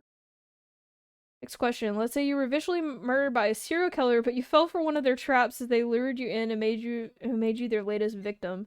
Now let's say you're also given a unique opportunity in the afterlife to return to his spirit and roam the earth. However, you're bound to two potential options and only two. You can either choose to haunt your assailant and make his life miserable, hoping and foiling his plans to kill future potentially save lives in the process, or you can choose to spend the time in spirit amongst your still living family and friends, guiding them in positive ways and helping making their lives better. You're bound to whichever option you choose until either your family and friends are no longer living or your killer is no longer living. But you cannot choose both. Which one you... I'm going for the vengeance. This man dying. You ain't taking my family with you. You gonna die today, bud. Do you think you would have what it takes to drive your killer insane to push him over the edge? That's a question. Do you believe this scenario is possible? No. If this usually happen to a friend or family member, and they were viciously killed, which decision would you rather them choose? I mean, whatever makes them happy. I don't like picking for them. I mean, I have no choice. I think both are nice. Like, if you want to stay with your friends and family, stay with your friends and family. But if you want to go after the killer because you feel like that's a better thing to do, then go after the killer. I feel like I shouldn't have a say in that. I mean, yeah, I would go for vengeance, but if it's my family, I want them to choose whatever they're most comfortable with. One night you go to sleep and get a good rest that feels like the best sleep you've ever had. You wake up in an unfamiliar room in an unfamiliar bed. You look in the mirror and hardly recognize yourself. You look though you aged 20 years. There's a sticky note on the television screen that says press play. You oblige in the note and hit the button and reveal a message that has been left for you by all your friends and family that are still alive and well, though they all seem to be 20 years older as well. They explain that every single day for the last 20 years you've repeated the same day over and over again. Due to a severe head injury, your memory doesn't last more than 24 hours, so each day when you sleep, all recollection of what took place 24 hours prior is... Ooh, indeed. Your loved ones have made a video for you to let you have a say in your potential future. You have the option of either watching this video every single day so you know what's going on and continue to progress your life even though you won't have any recollection of it, or you can choose to continue living as you have been, repeating the same day over and over again, living in ignorant bliss. Which will you choose to do? I'd rather live in bliss. I mean, I feel like it is. But also I haven't seen that movie. But also I'd rather just live in ignorant bliss and just go on with my day. Would you be upset if the family kept the truth from you after 20 years, even though they felt like it was for your own good? I mean, I'd like them to tell me at some point, but at the same time, I'm not gonna remember the next day. So I feel like they should tell me at some point, but honestly, if they didn't tell me, I would never know. If your best friend was in this situation, would you make a video for them telling them the truth, or would you repeat the... oh... I would tell them the truth and give them the option.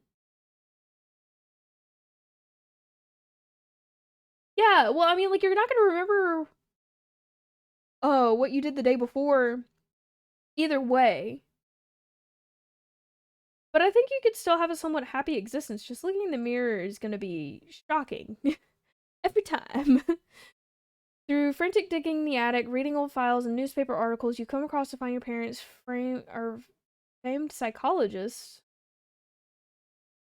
I mean, yeah, to an extent, but it's also like you remember everything up until the day of the head trauma.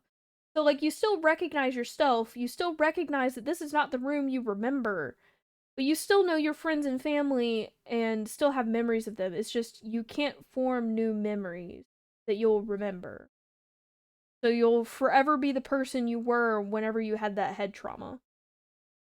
And I mean, I think for some people they could still have a happy existence like that. Just for me, if I can't be put to death, then I'd rather live in unknowing bliss rather than panic every time and try and be frustrated because I can't remember what I did 24 hours before, and the only thing I get is this video info dumping me that I don't remember the last 24 hours.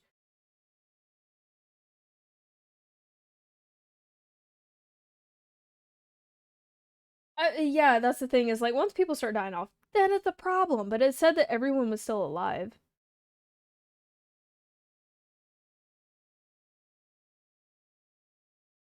I mean, yeah. Yeah, that's fair. I mean, again, like, it didn't give me the option of just choose death. You've also come to find that they aren't really your parents. In fact, they're not even related to you at all. Okay.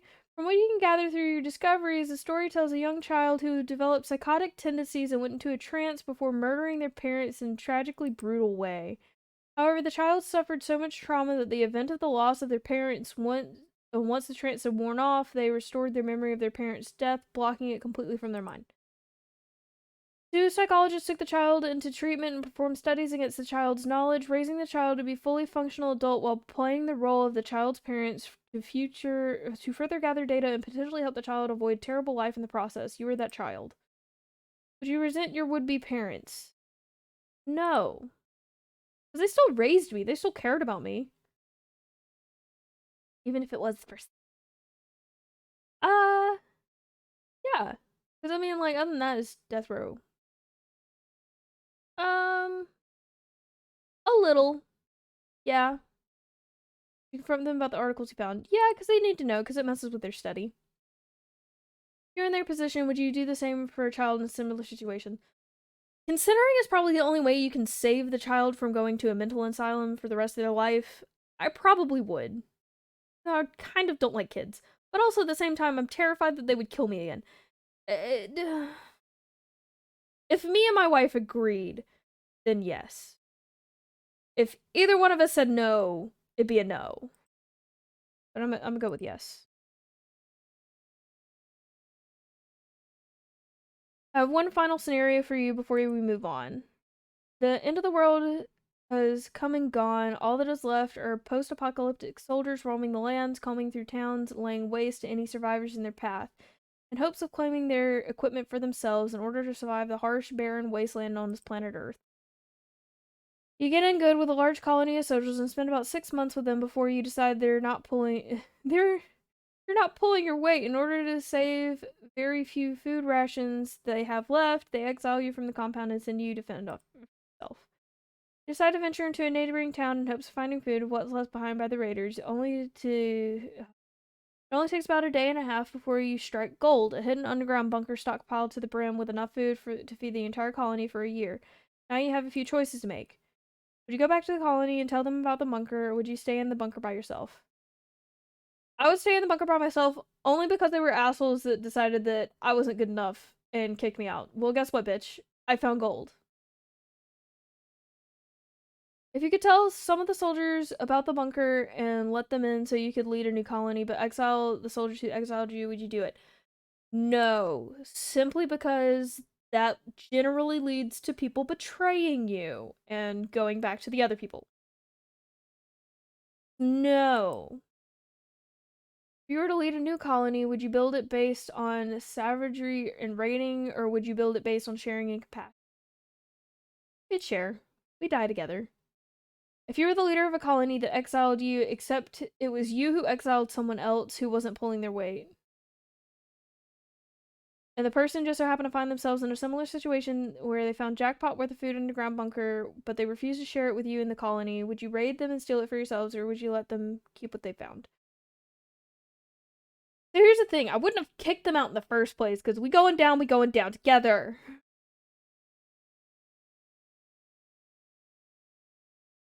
Yeah, well, I mean, a sim of the lotto ticket, but this one's more of people's lives on the line. Like, I don't want to raid the bunker and have to kill them, but at the same time, like, I would want to take care of the people I have in my colony, but again, I also would not have kicked them out in the first place. running a starving community, I will feed them at the cost of one person. If I kick out one person, it's not gonna fix anything. But I mean, they can keep it. Because I mean, honestly, I wouldn't want to kill them. Well, that wraps up this portion of the test. I need a little more from you before I allow you to rest. A choice here, a choice there. Which would you rather? Moral dilemmas around from what I can gather. And you will answer clearly, crisp, and concise. Will you be selfish, or is your conscience a vice? Just mere moments from now, we both shall see the difference between who you are and who you wish to be. Let us begin.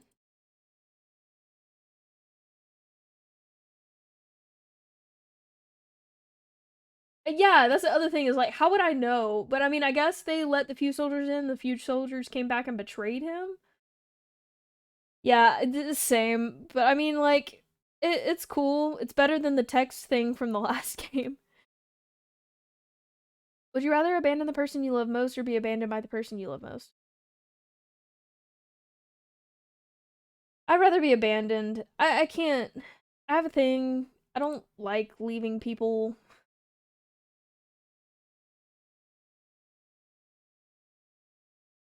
Yeah, I mean, yeah, yeah. And yeah, the words are illegible now. Goodness. Would you rather have friends in high places who could get you anything you wanted but didn't necessarily care about you, or friends who couldn't give you anything but they feel like deep personal bond with you? Yeah, strong. Fuck that. Would you rather find $10,000 and get to keep it for yourself, or find $20,000 but have to split it 4 ways with your closest friends and family? If I'm splitting it with the people I think are close and not the family I dislike, like I'm sure my mother would be like, "Hey, yo, I'm gonna claim a piece of that." I'd be like, "No, fuck off." Oh, well, I mean, it's only you're only getting half of the 10,000, so it's not that big a deal. Would you rather cheat on your partner but never get caught, or that your partner cheat on you but you have no?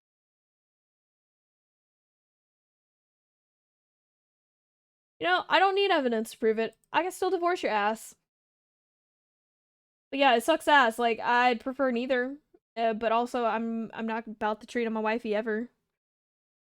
And I mean, if she chooses to cheat on me, which she wouldn't, that's her choice. And if I know but can't prove it, it still doesn't mean I have to stay.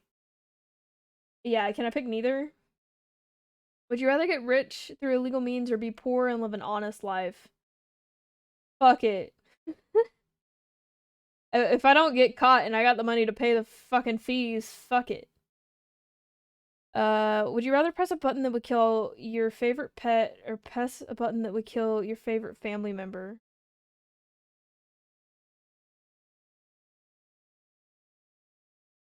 As much as I hate it, I'd let the pet go. Simply because my wife would be considered family.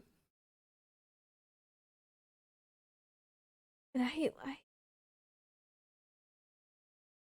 love my wife. I don't like neither of those. Yeah, I mean, like, it's the family I chose. Not so much the family I'm blood related to. My favorite pet is the dog. The dog I hate. Jesus. Well, I mean, yeah, that's the thing is like my wife is family. If you want to play by the typical rules. Would you rather get fired from a high paying job or have to fire friends from a high paying job? Fire me. Fire me, bitch. Would you rather sleep with your step slipping or sleep with your best friend? Are we actually sleeping? Are we performing the action of dead asleep? Nothing else? Boffy, that happens to all of my dogs. I mean, I don't have step siblings. But I'm not about to do that to my best friend. But step siblings fucking weird. I actually knew a dude that had a thing for step sibling porn, and I was just like, why? Why? No. No, just why? But yeah, no, oof. Would you rather save your best friend from certain death or and let 1,000 strangers die, or save 1,000 strangers and let your best friend die? What does my friend want?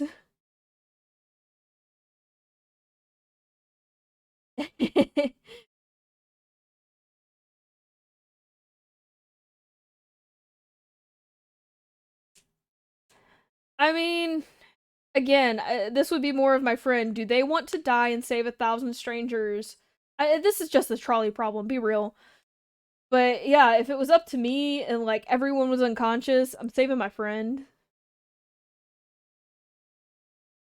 Would you rather get free food for the rest of your life or rescue a starving child from a third world country? I mean, it's gonna happen. Something similar is gonna happen either way. So if I get free food for the rest of my life, then I'm probably gonna turn around and start giving money to people I think deserve it and could use it. Um, so I mean, in a way, it's still going to charity. It's just not going to a literal starving child from a third world country. But if I had to choose, I'd probably give the food to a kid. I mean, yeah, food's not that huge. Yeah, yeah, Buffy, you got found the loophole. But I mean, if somebody literally walked up to me with this offer and said, "You can have free food for the rest of your life, or you can give that food away to someone else," I would probably give the food away to someone else because it wouldn't be something I would miss. Even though, like, I'd almost feel selfish for taking the free food for the rest of my life because my and my wife's groceries aren't that expensive. They're getting more expensive. Uh, Inflation sucks, but I don't need the food. Someone else needs the food. But also from the money I would save on food would go back into charitable and charity in some way. Tax deductible. Jesus. I mean, I'd probably give it to the kid. If I'm being perfectly honest, I'd probably give it to the kid. Would you rather be rich without family or poor but with family? What family we talking about here? Because a kid, if it's talking about my wife, I'd rather have my wife and be poor. But if it's talking about the generational wealth family thing, that, you know, my blood relatives died and gave me the money. Well, again, to me it depends. Like, does my wife count as family here? I'll roll with what I've been saying. My wife counts as family. I'd rather have my wife. Would you rather have to steal food for the rest of your life in order to eat, or steal enormous amounts of money from the wealthy but have to destroy the money immediately after? Fuck the rich.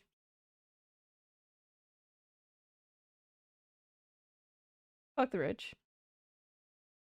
Yeah. I mean, that says anything about my political sentiments. No, really, it's. I hate this.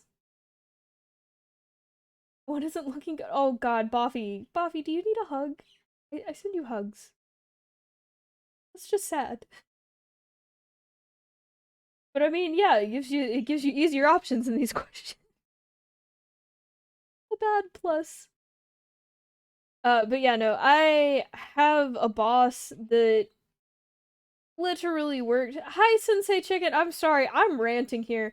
But I mean, I literally have a boss. So there's like my immediate manager, and then there's a guy I call my big boss, and then there's like my overlord boss. I don't know much about my overlord boss, but my big boss, the guy in the middle, um, I have to interact with him on like close to a daily basis. So he makes a shit ton of money because he owns a full ass house and has like 5 kids, and like most of them are at driving age, and he's buying them all cars without problems, and his wife's a stay-at-home wife. Like, my man. But oh god, just things like that. Like, you make an obscene amount of money to be able to afford all that.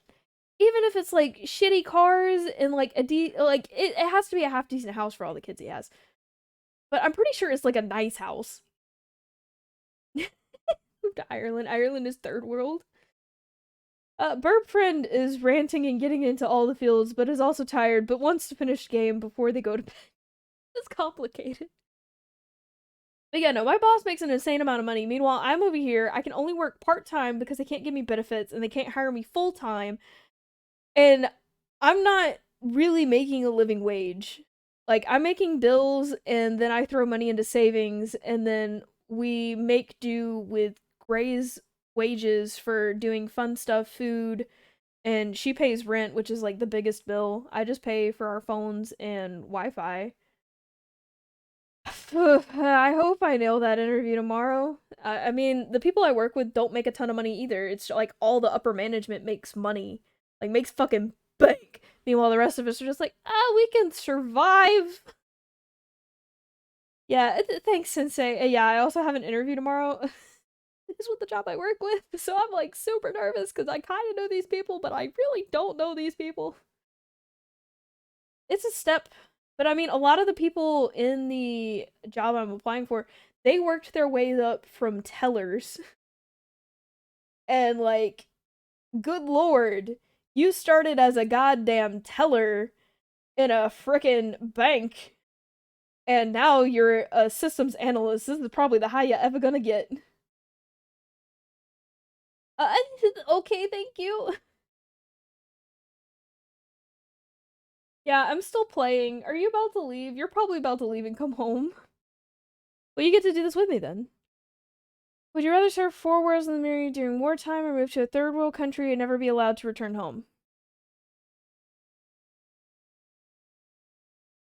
Hmm. Well, this makes it sound like I'm definitely going to survive the 4 years. I'd probably take the 4 years because it sounds like I'm guaranteed to survive. And the third world country is just, it's hard to live. You don't want to see. Would you rather always be traveling 10 miles above the speed limit or per hour below the speed limit? Over. Over. I hate people that go slow.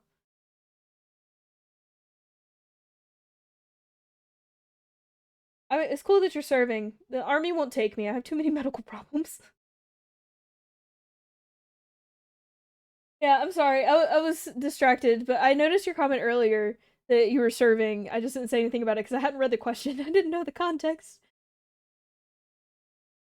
Yeah, thanks, wifey. I appreciate the hug. Yeah, yeah, that was relating to the question. Uh, would you rather never have sex for the remainder of your life or have sex every day in order to stay alive? I love you, wifey. I know you can't have sex every day, so I'd rather keep you and not be dead. Would you rather be addicted to hardcore drugs for 10 years but make a full recovery or be addicted to alcohol for the rest of your life? Oh, I hate both of these. So, like, my dad died last year, and it wasn't from COVID. He died from liver failure from being an alcoholic. So, the rest of your life pretty short. I'd rather make a full recovery, but geez, I hate both of those. Would you rather live 200 years old in a perfectly preserved, useful body and have to watch your friends and family die around you, or live 70 but die before your friends and family? Oh, I hate this. So my thing is, I've always never wanted to live like the eternity thing, but I also don't want to die before my friends and family because I feel bad for their mourning. But I'd rather the more normal thing that have to watch them all die and then have living. Okay, love you, wifey. See you in a bit. Would you rather sacrifice all of your friends in order to survive, or sacrifice both your parents? Fuck my parents. At 20 minutes. Okay.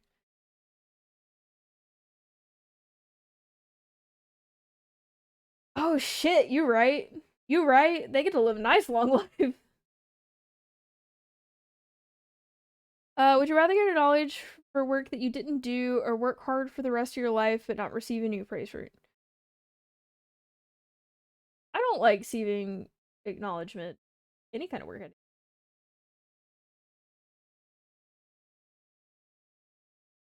See, I'd rather work hard and not be acknowledged.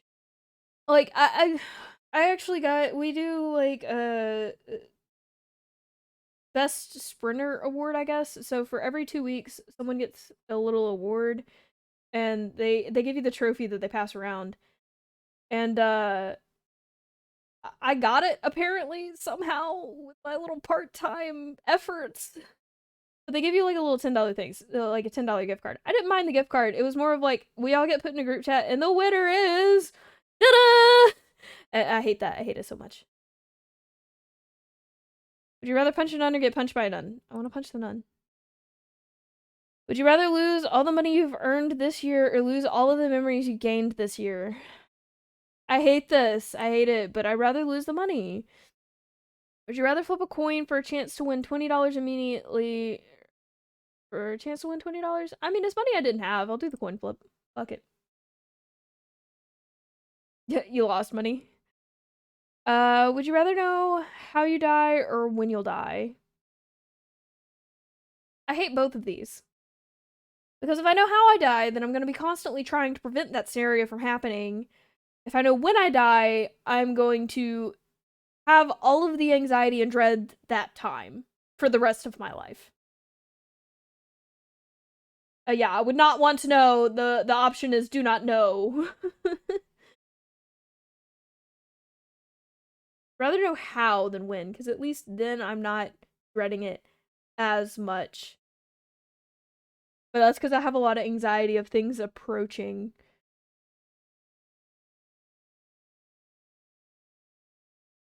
Would you rather be blind but able to see crystal clear underwater, or be deaf always? I'd rather be blind.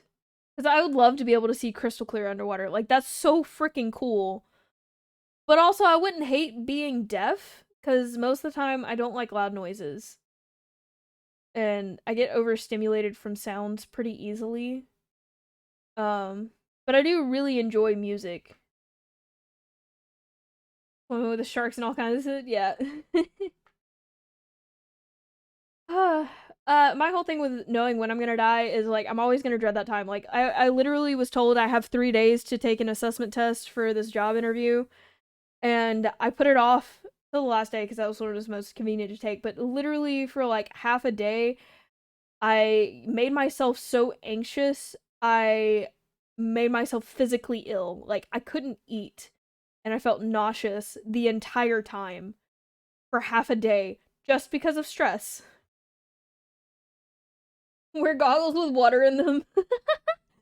Boffy, you're a genius. Going with that. But also, like, I really like sign language. I wanted to learn. So if I was deaf, I would kind of be forced to learn.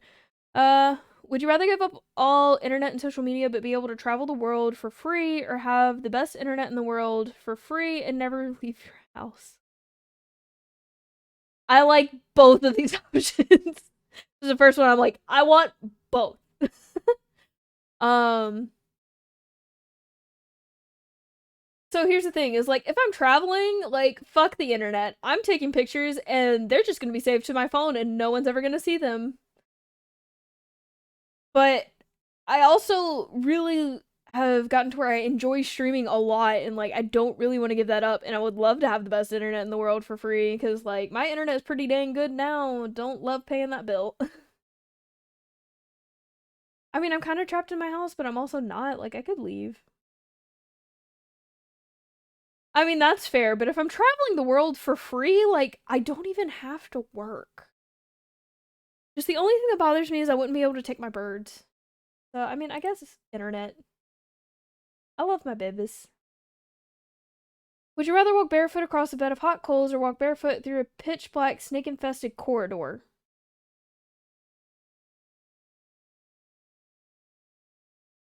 I've literally done the hot coals before with just hot cement in the south. Um, I ended up with third degree or not third degree, second degree burns on the soles of my feet because someone stole my flip flops, and I had to walk up a paved hill in the middle of summer of like high 90s, low 100-degree weather. I mean, I want to see the snakes, but I don't really want to walk on them. Like, I feel like they'd be pretty pissed about that. I mean, I can do the hot coals. I've done it before. Would you rather be the judge who sentences people to death or the executioner in charge of killing them? The executioner. Because, like, I didn't judge you. I'm just here doing my job, man. Would you rather have a witch cast a nasty hex on you so I'll always have bad luck, or be haunted by a demon intent on possessing you? I mean, I have the worst luck already. It's fine. Would you rather be married to someone incredibly beautiful who doesn't find you attractive, or be married to someone who you're not even remotely attracted to, but they find you incredibly attractive?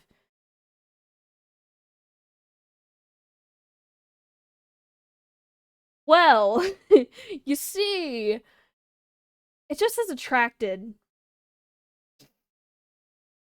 I don't know. I take rejection hard, man. But also, like, I think it's talking about physical stuff. Again, I'm just not attracted to physical attributes. Would you rather work in a high-paying job that you despise or a low-paying job that you love doing? Um, I'd rather do the low-paying job. Because, I mean, that would, honestly, if I could work at or run a bird sanctuary of any form, I would do it if I knew I could afford it. And, like, you know the whole thing of you never working a day in your life if you're doing what you love? Yep, that's the thing. Would you rather walk 1 mile home wearing nothing but a pair of socks, or be fully clothed and have to walk 100 miles to get home? Well, 100 miles and I'm taking some naps. I feel very uncomfortable not in clothes. Would you rather find $5 in your pocket or have to grab $100? How bad is this public toilet?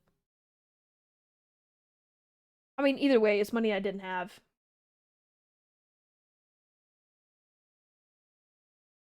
I I literally dropped my wallet with like $200 in it in a toilet at school before, and it was like I hadn't flushed yet. I had just used the toilet. I've done it before, I can do it again. Would you rather have 100 of your favorite books but never watch a movie again, or have 100 of your favorite movies but never read a book again? I'd much rather have the book.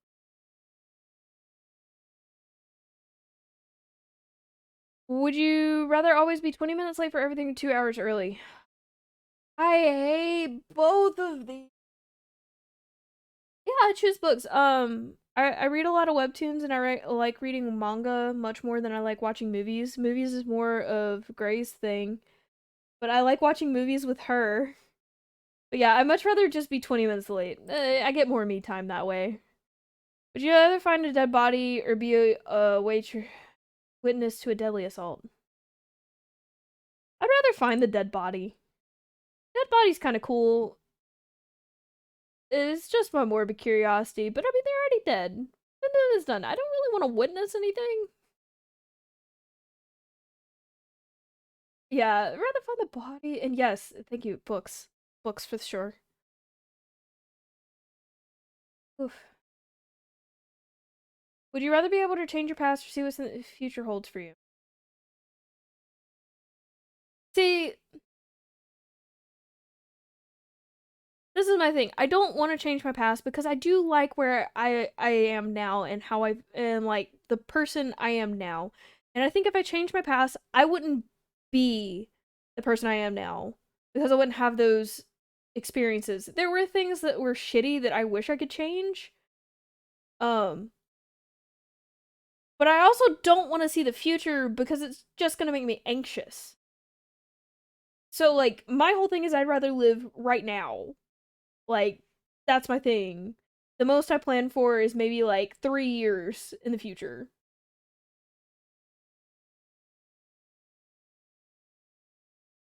Yeah, I'd rather look into the future and just live with the anxiety. I don't really want to change anything. Yeah, that's true. It doesn't have to be my future. Would you rather have one really great friend or 100 mediocre friends? That one really good friend. Would you rather lose all your teeth or lose one day off your life every time you kiss someone? Um, I can wear dentures. I like to kiss my wife. I like kissing my wife, okay? It didn't say it would give me an exception. Would you rather win the lottery or lose the ticket before you can collect the money, or see your worst enemy win the lottery? I would rather lose my own money.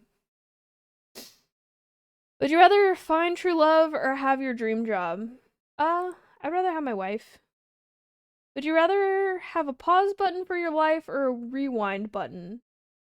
I want to pause, like, just have time to follow the dopamine and do a thing and not run out of time because I'm tired or I'm stressed or I'm anxious. Take a nap. Yes, unlimited naps. Boffy. Boffy, you're a genius. I can take naps at work. Would you rather drown to death in gasoline or be boiled to death in water?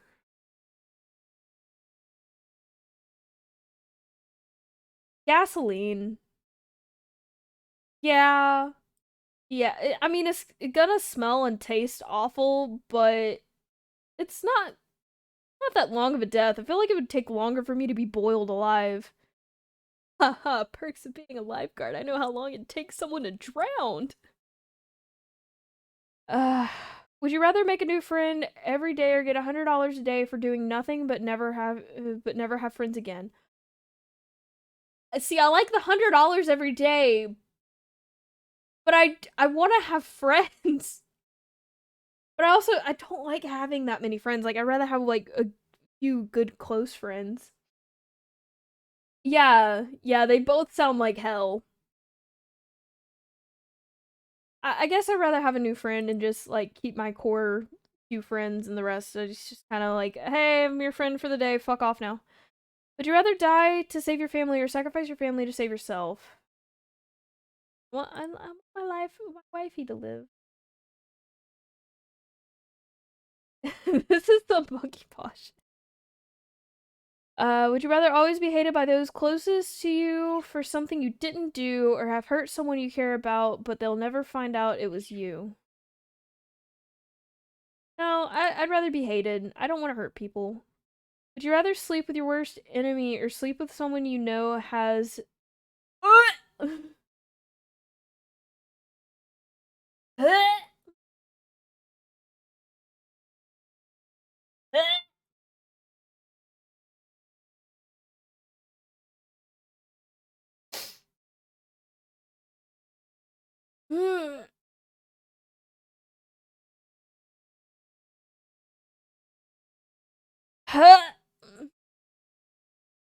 I I hate all of this.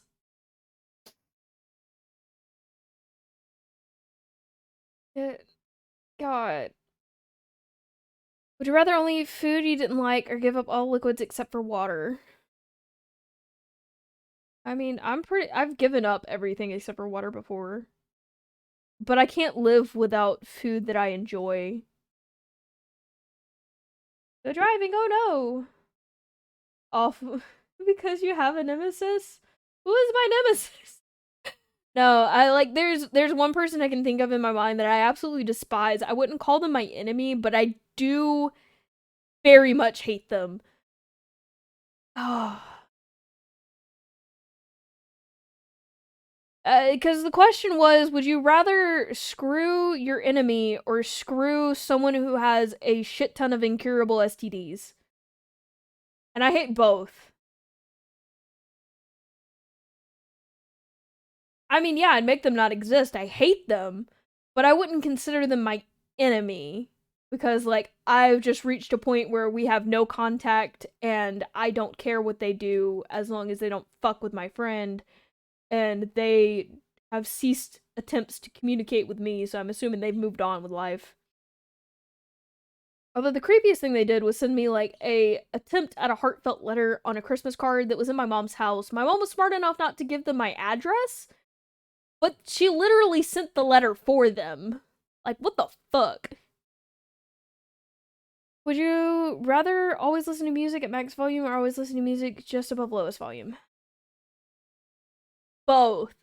Depends on the music. I'd rather low volume.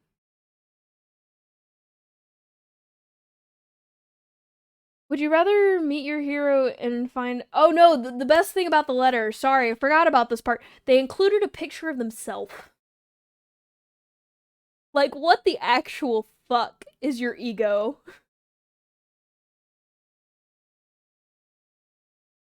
Would you rather meet your... oh no, also the heartfelt letter was help?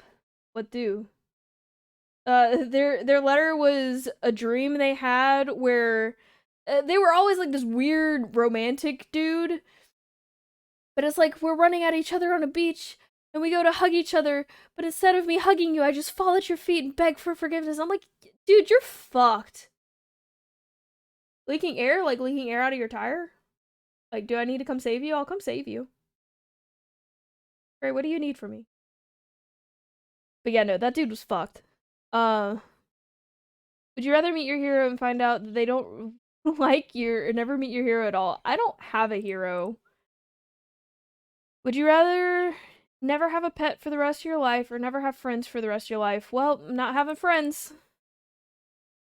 Would you rather live in an excruciating pain for the rest of your life or live pain-free but everyone you know and love will live in excruciating pain? I'll take the pain.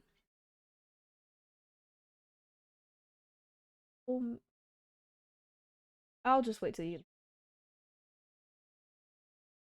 Thank you for answering my questions, but we're not done.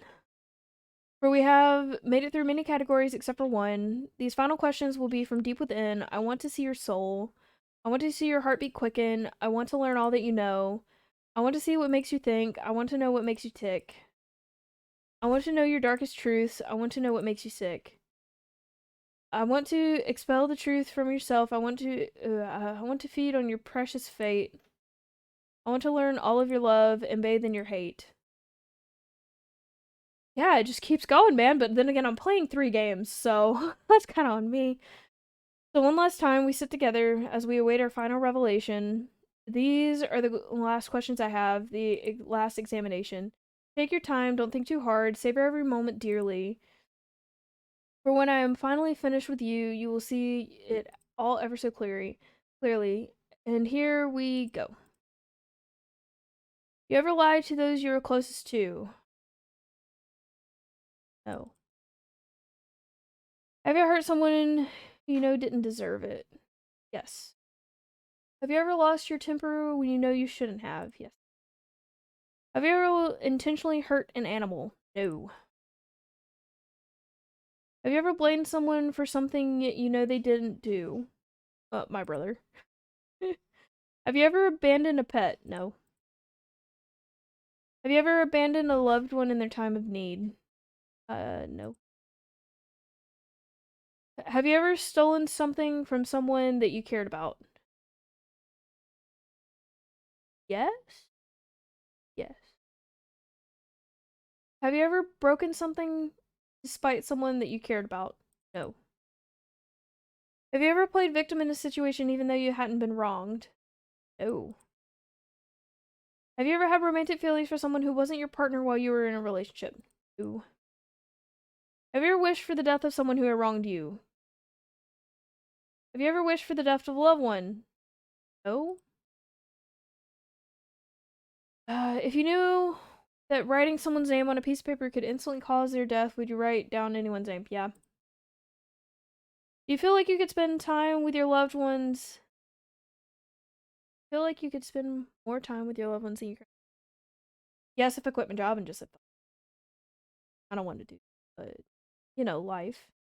Have you ever owed someone an apology but refused to apologize to them? They felt like I owed them an apology, but I did not feel like I owed them an apology. So no.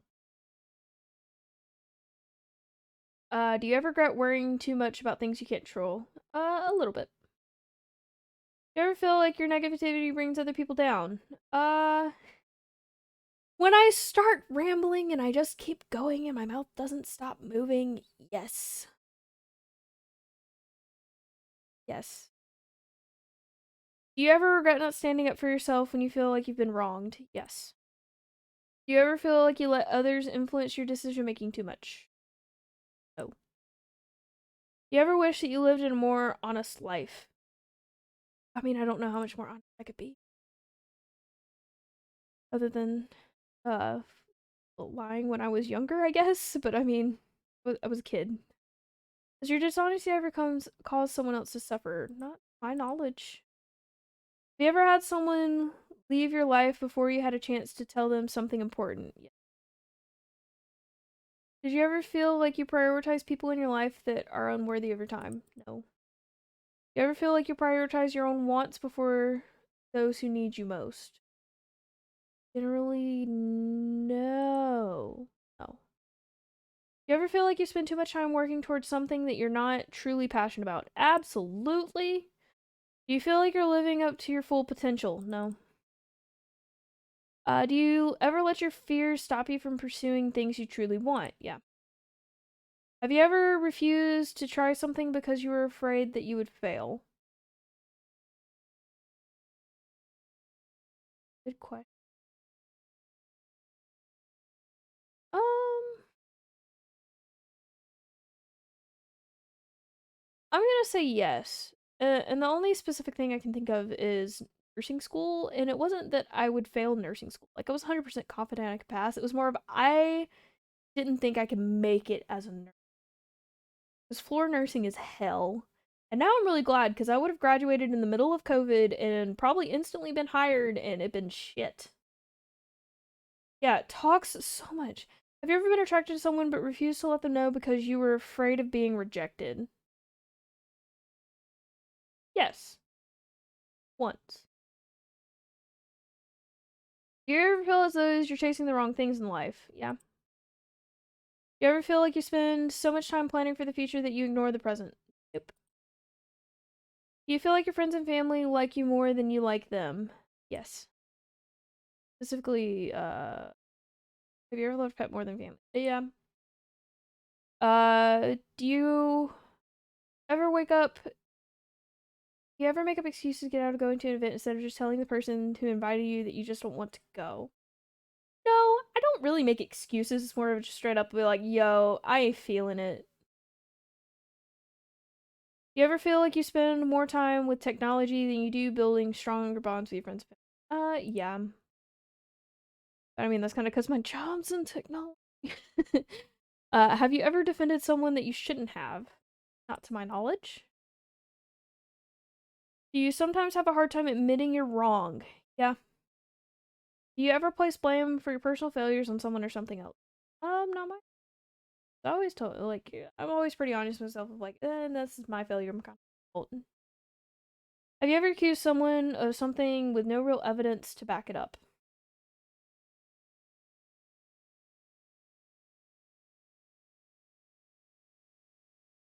Yes, because I know it happened, but there was just no evidence to be had of what happened. Like it was more of like I was the sole witness kind of situation. So and like I told people later and like it's like, well, can you prove it? It's like no. Have you ever had sex with someone whom you know you shouldn't have? Yeah. Have you ever had any kind of a relationship with someone who you know you shouldn't have? Yeah. Have you ever let a relationship degrade because you were afraid of being the one to break up with someone? No. Do you ever feel like you could take better care of your own health? Yep. Have you ever let someone else take the blame for something that you did? My brother. Yes. Again, the whole sibling thing. If I blame them, he. Have you ever acquired something that you didn't really want just because someone else wanted it? I mean, acquired it and gave it away. I'd give it to them. I mean, yes. specific thing I'm thinking of is a sports thing. I wanted to win real bad, and so this is a fun story. I was on a soccer team. A kid in my class, his dad always coached a soccer team, and his soccer team always did the absolute best, like destroyed the city league competition. It's nothing big, just city leagues. Like you signed up, you paid a fee, you got to play.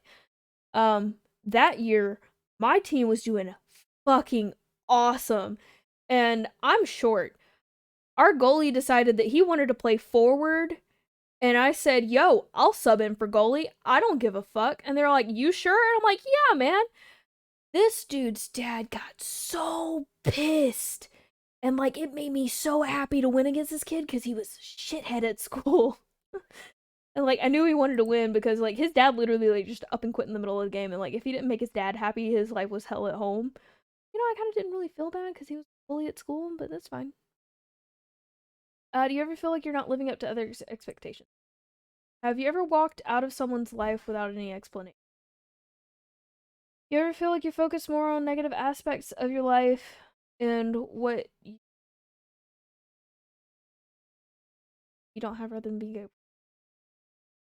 Yeah, yeah. Have you ever witnessed someone being wronged but didn't have the courage to stand up for them? Yeah. Finally, you feel like you're a good person. Honestly, probably not.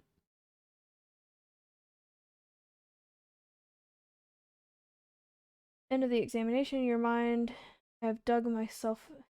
In your mind, I have dug myself a hole. We'll analyze your answers carefully, and now it is time for me to gaze into your soul. This is preposterous. Simply cannot be. I've expected every potential outcome, but yours seems to have evaded even me. I was prepared to tell you your fate, to prey upon your fear, to break the worst news to you, to plant seeds of doubt within your ear. But I've asked you to be honest with me, and I must in turn be honest with you. For as much as I wish to lie, I am forever shackled to the truth. From what I can deduct from deep within, everything you've shared with me, in return I shall share this with you. This is what I see. Well now, you just might be one of the most pleasant souls to have ever walked this earth. Oh, you're too... Honestly, I'd stab you. The problem is you're afraid of opening up and showing people the real you. And when I say the real you, I don't mean the you that your family and friends know.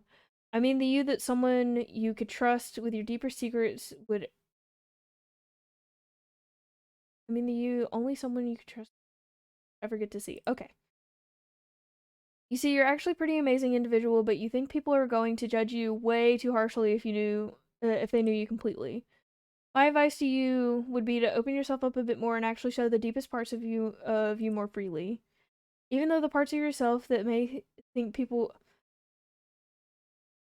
This game, I get it now. It's meant to be played with an audience. So that way you end up talking about yourself and opening up to people. God damn it. Uh, Even the parts of yourself that you may think people would find very unlikable, you'll just be shocked by how many others are exactly like you, but you're never going to find out unless you take the time to open up to new souls. I know.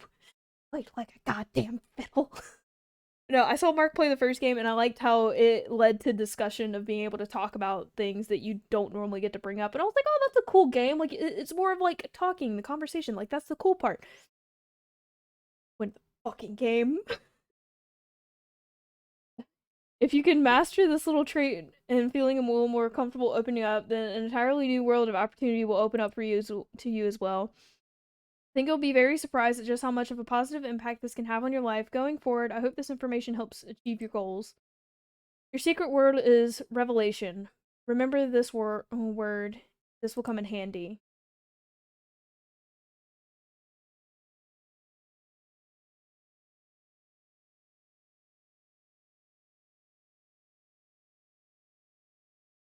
I don't know what the freaking power thing was for. What? What, Gray? If you received an ending you've already received from previous examinations, remember we did not ask your secret words prior to taking this test, So that should be very telling. It means something very special, and if your result was the same as something you've got previously, we'd like you to add the phrase twin words to next to your secret word in the comments. If you received an entirely new outcome, then it means you've got multiple layers of things to work on or work on in your journey. I don't know what hole you're talking about. Just I'm almost done. I'll come help in a minute.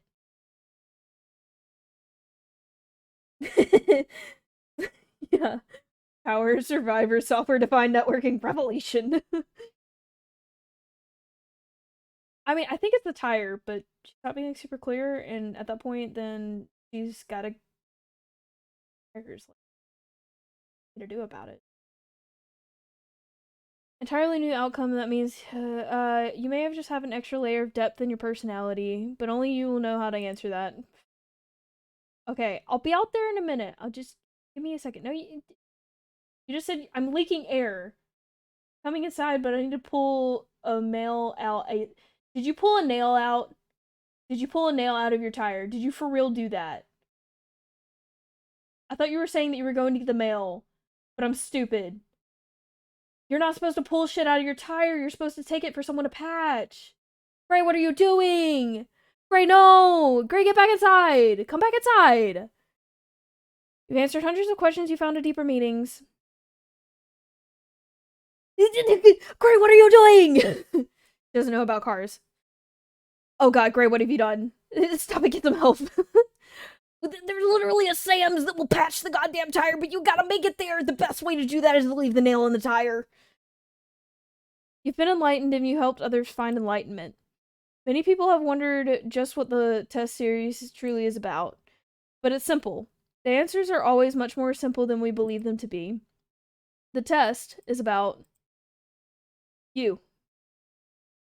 The reflection of your darkened screen, the one who sees the answers, the person who seeks the answers.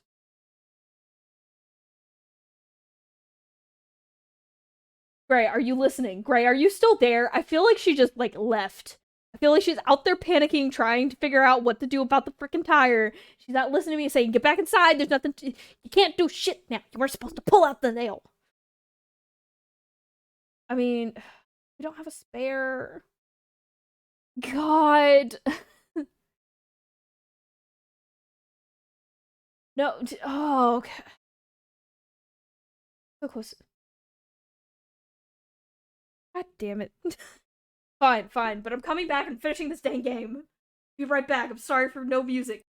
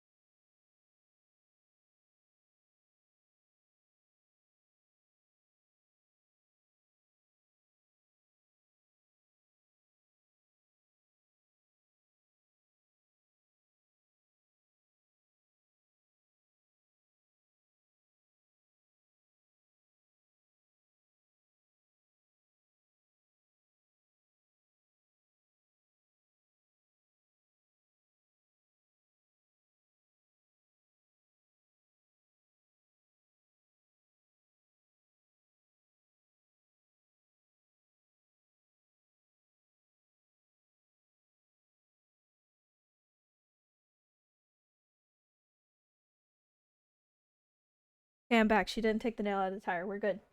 We're good, guys. It's fine. The person who seeks answers, more than being about the answers, the test is more about the questions. It's about making you think, about encouraging you to open up and admit you're human, just as human as everyone else. The test is about unity. The test is about compassion.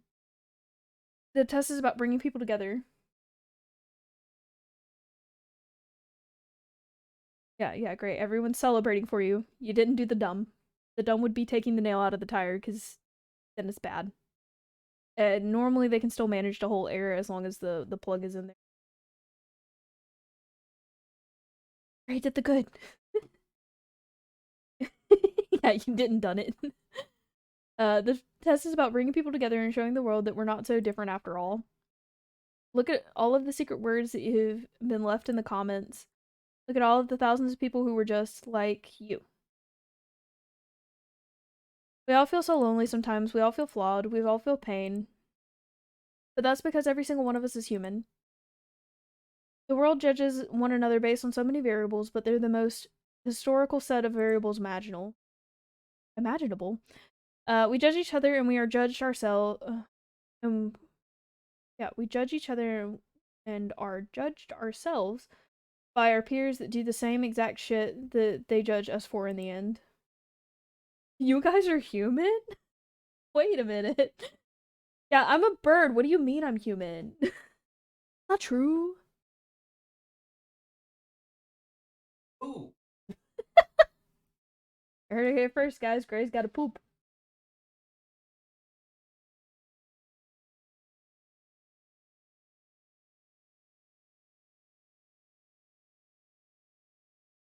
I'm just gonna ask questions later. I am orb. You're orb? Yes. Only orb. And that we judge him for too. You feel flawed because you are flawed. You feel afraid because you have the right to be. Save it for later. uh, you feel overwhelmed because the world is overwhelming. Depression is overwhelming. Anxiety is overwhelming. Our problems are overwhelming. Suicide is an epidemic. We are losing loved ones before their time, and one of us can fall on the hardest of times in our lives at any given moment. We could lose everything we know and love instantly and unexpectedly. But one thing we are not is alone. You are never alone. We're all flawed because we're all human. We're all scared because we're all human. We all fight these battles every single day because we're all human. But you never have to feel alone in your fight. Look at all the secret words that you've been gathered that match yours. Look at all the words that don't match yours. Perhaps these people are going through struggles that you have yet to experience or know nothing about. Fifth dimensional planisphere. Listen, I know I've heard that somewhere before, but I forgot what it was. um. Oh, I'm sorry I don't get the SCP reference. I was trying to slowly learn, but I am still baby. I don't know much. I remember the Garfield horror one. I don't even know if that one was real or if it was just the animated series I was watching. And perhaps some of the others know not of yours either. But don't judge those who are struggling. Help them, just as you wish to be helped in your time of need. Don't be afraid to ask for help and reach out to those who are. Everyone is suffering. Some of us are just suffer quieter than others.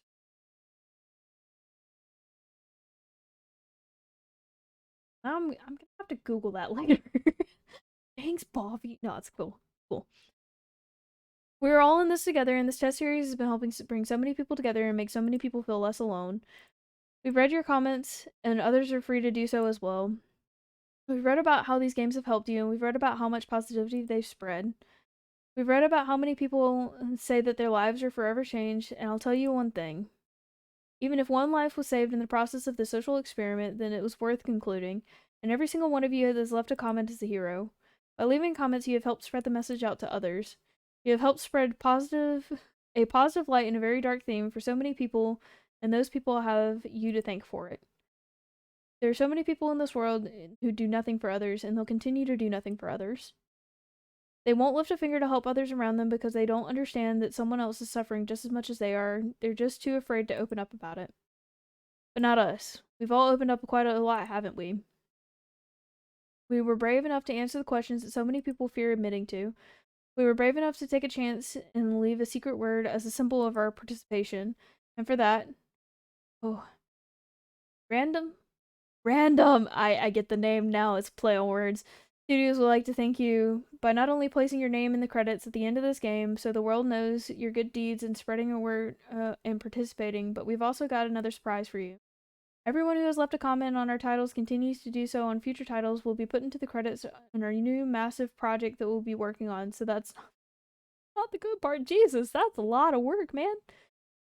We'll also be going through and selecting names from those who leave comments on all of our titles and putting their names right into the actual game and storyline, whether it has been a special item or a piece of the lore or a character named after them and much more. That's cool! Now, as far as your secret words go, your secret words will play a pivotal role in our new project. You will plug your secret words into different parts of the journey when they are requested of you, and they will alter the game. Oh, that's cool! Yo, I want to know what the game is. This is an RPG where every choice matters, where every decision you make changes something about your session. Yeah, freaking cool, man. This is an RPG that focuses on every human emotion and the decisions we make and how these decisions make us feel. Keep an eye out on our future in the future for our main project, Chasing Demons, where every NPC from all of your titles will be represented in a storyline, and the world will get to see how they all tie in together. You helped shape it. You helped make it what it is, and we will all be there we'll all be sure to continue and add more and more players to the lore and gameplay as we read more and more of the comments left by the titles in its official release. And again, commemorate the participated across all of our titles. We would be periodically selecting names from all of our titles. Thank you so much for everything you've done for us and everything you continue to do for the world. Take the secret world that was assigned to you at the end of your session and leave it in a comment for us, and we'll be selecting some of you to be included in future projects that we are currently working on. Don't be afraid. This is an opportunity for you to be a part of history. This is a chance for you to be a part of something greater. Be sure to note your secret word in your comments. We greatly appreciate your feedback and support. We've read every single review and comment for us. From the bottom of our hearts, thank you for everything you do, and thank you for playing, and thank you for contributing to your secret words to our projects. There's the credits. Bro, I already forgot the name of the game. Frick. But I want to play that game. I want to see what happens. I wrote all my words down so that way I can't forget them. Hopefully I just remember they're on that note. um I'll let that scroll. I'll let it keep going. I mean, that's fair. That's going to be a bulky project.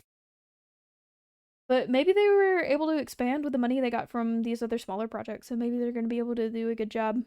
I'm going to hope for the best. I'm going to give them the benefit of the doubt, and I'm going to hope that they take their time and make it great. But I mean, they did a really good job with these.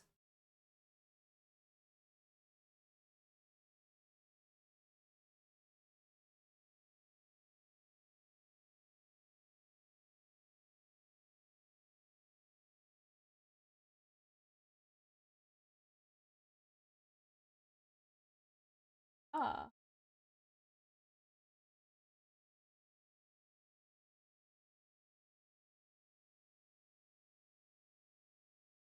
I remember the developer name because it was weird.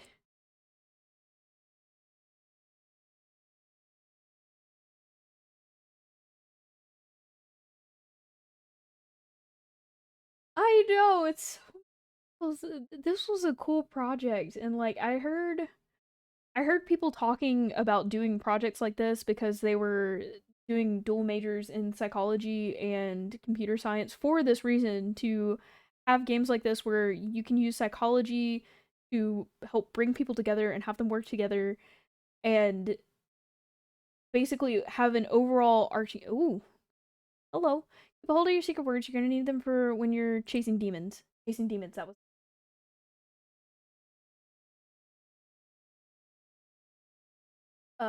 search.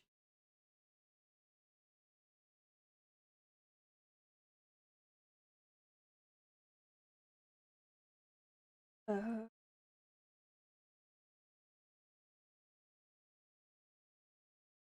oh, hello.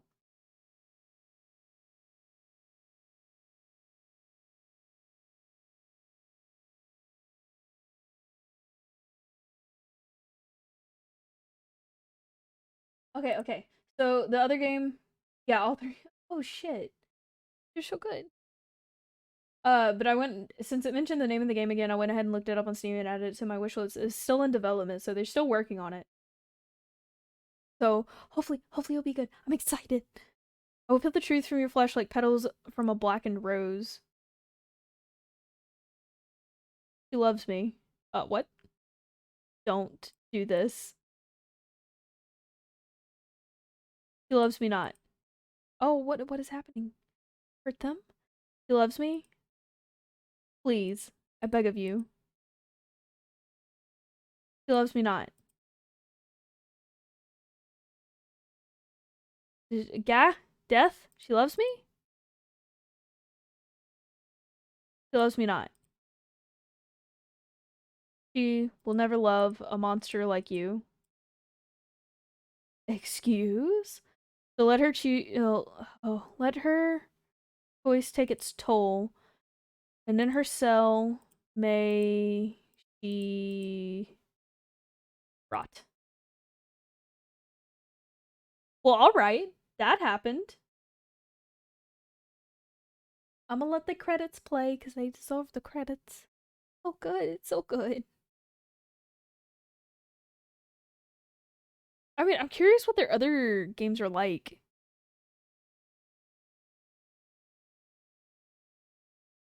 I may look. I saved the name of the studio too, so maybe I'll look up some of their other games later and see if I can afford some.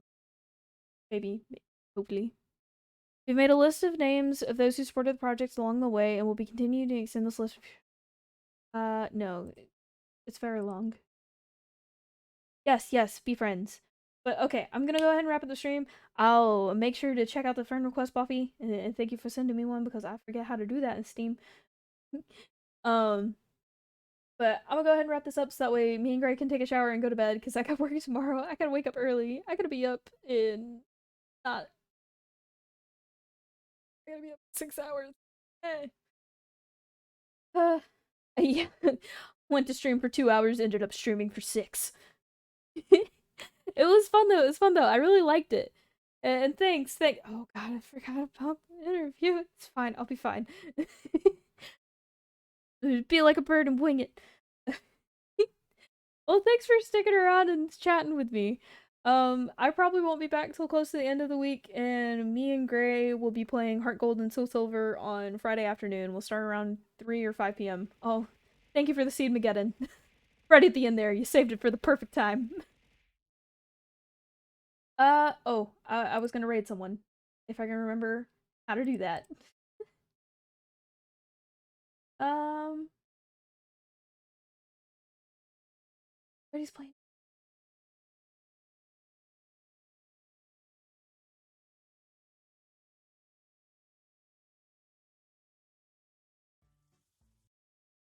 Dear ad.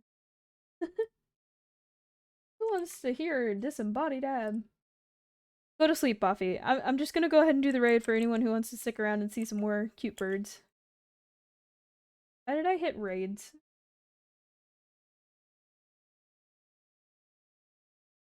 Brain. Brain, please. Work with me. Raiding.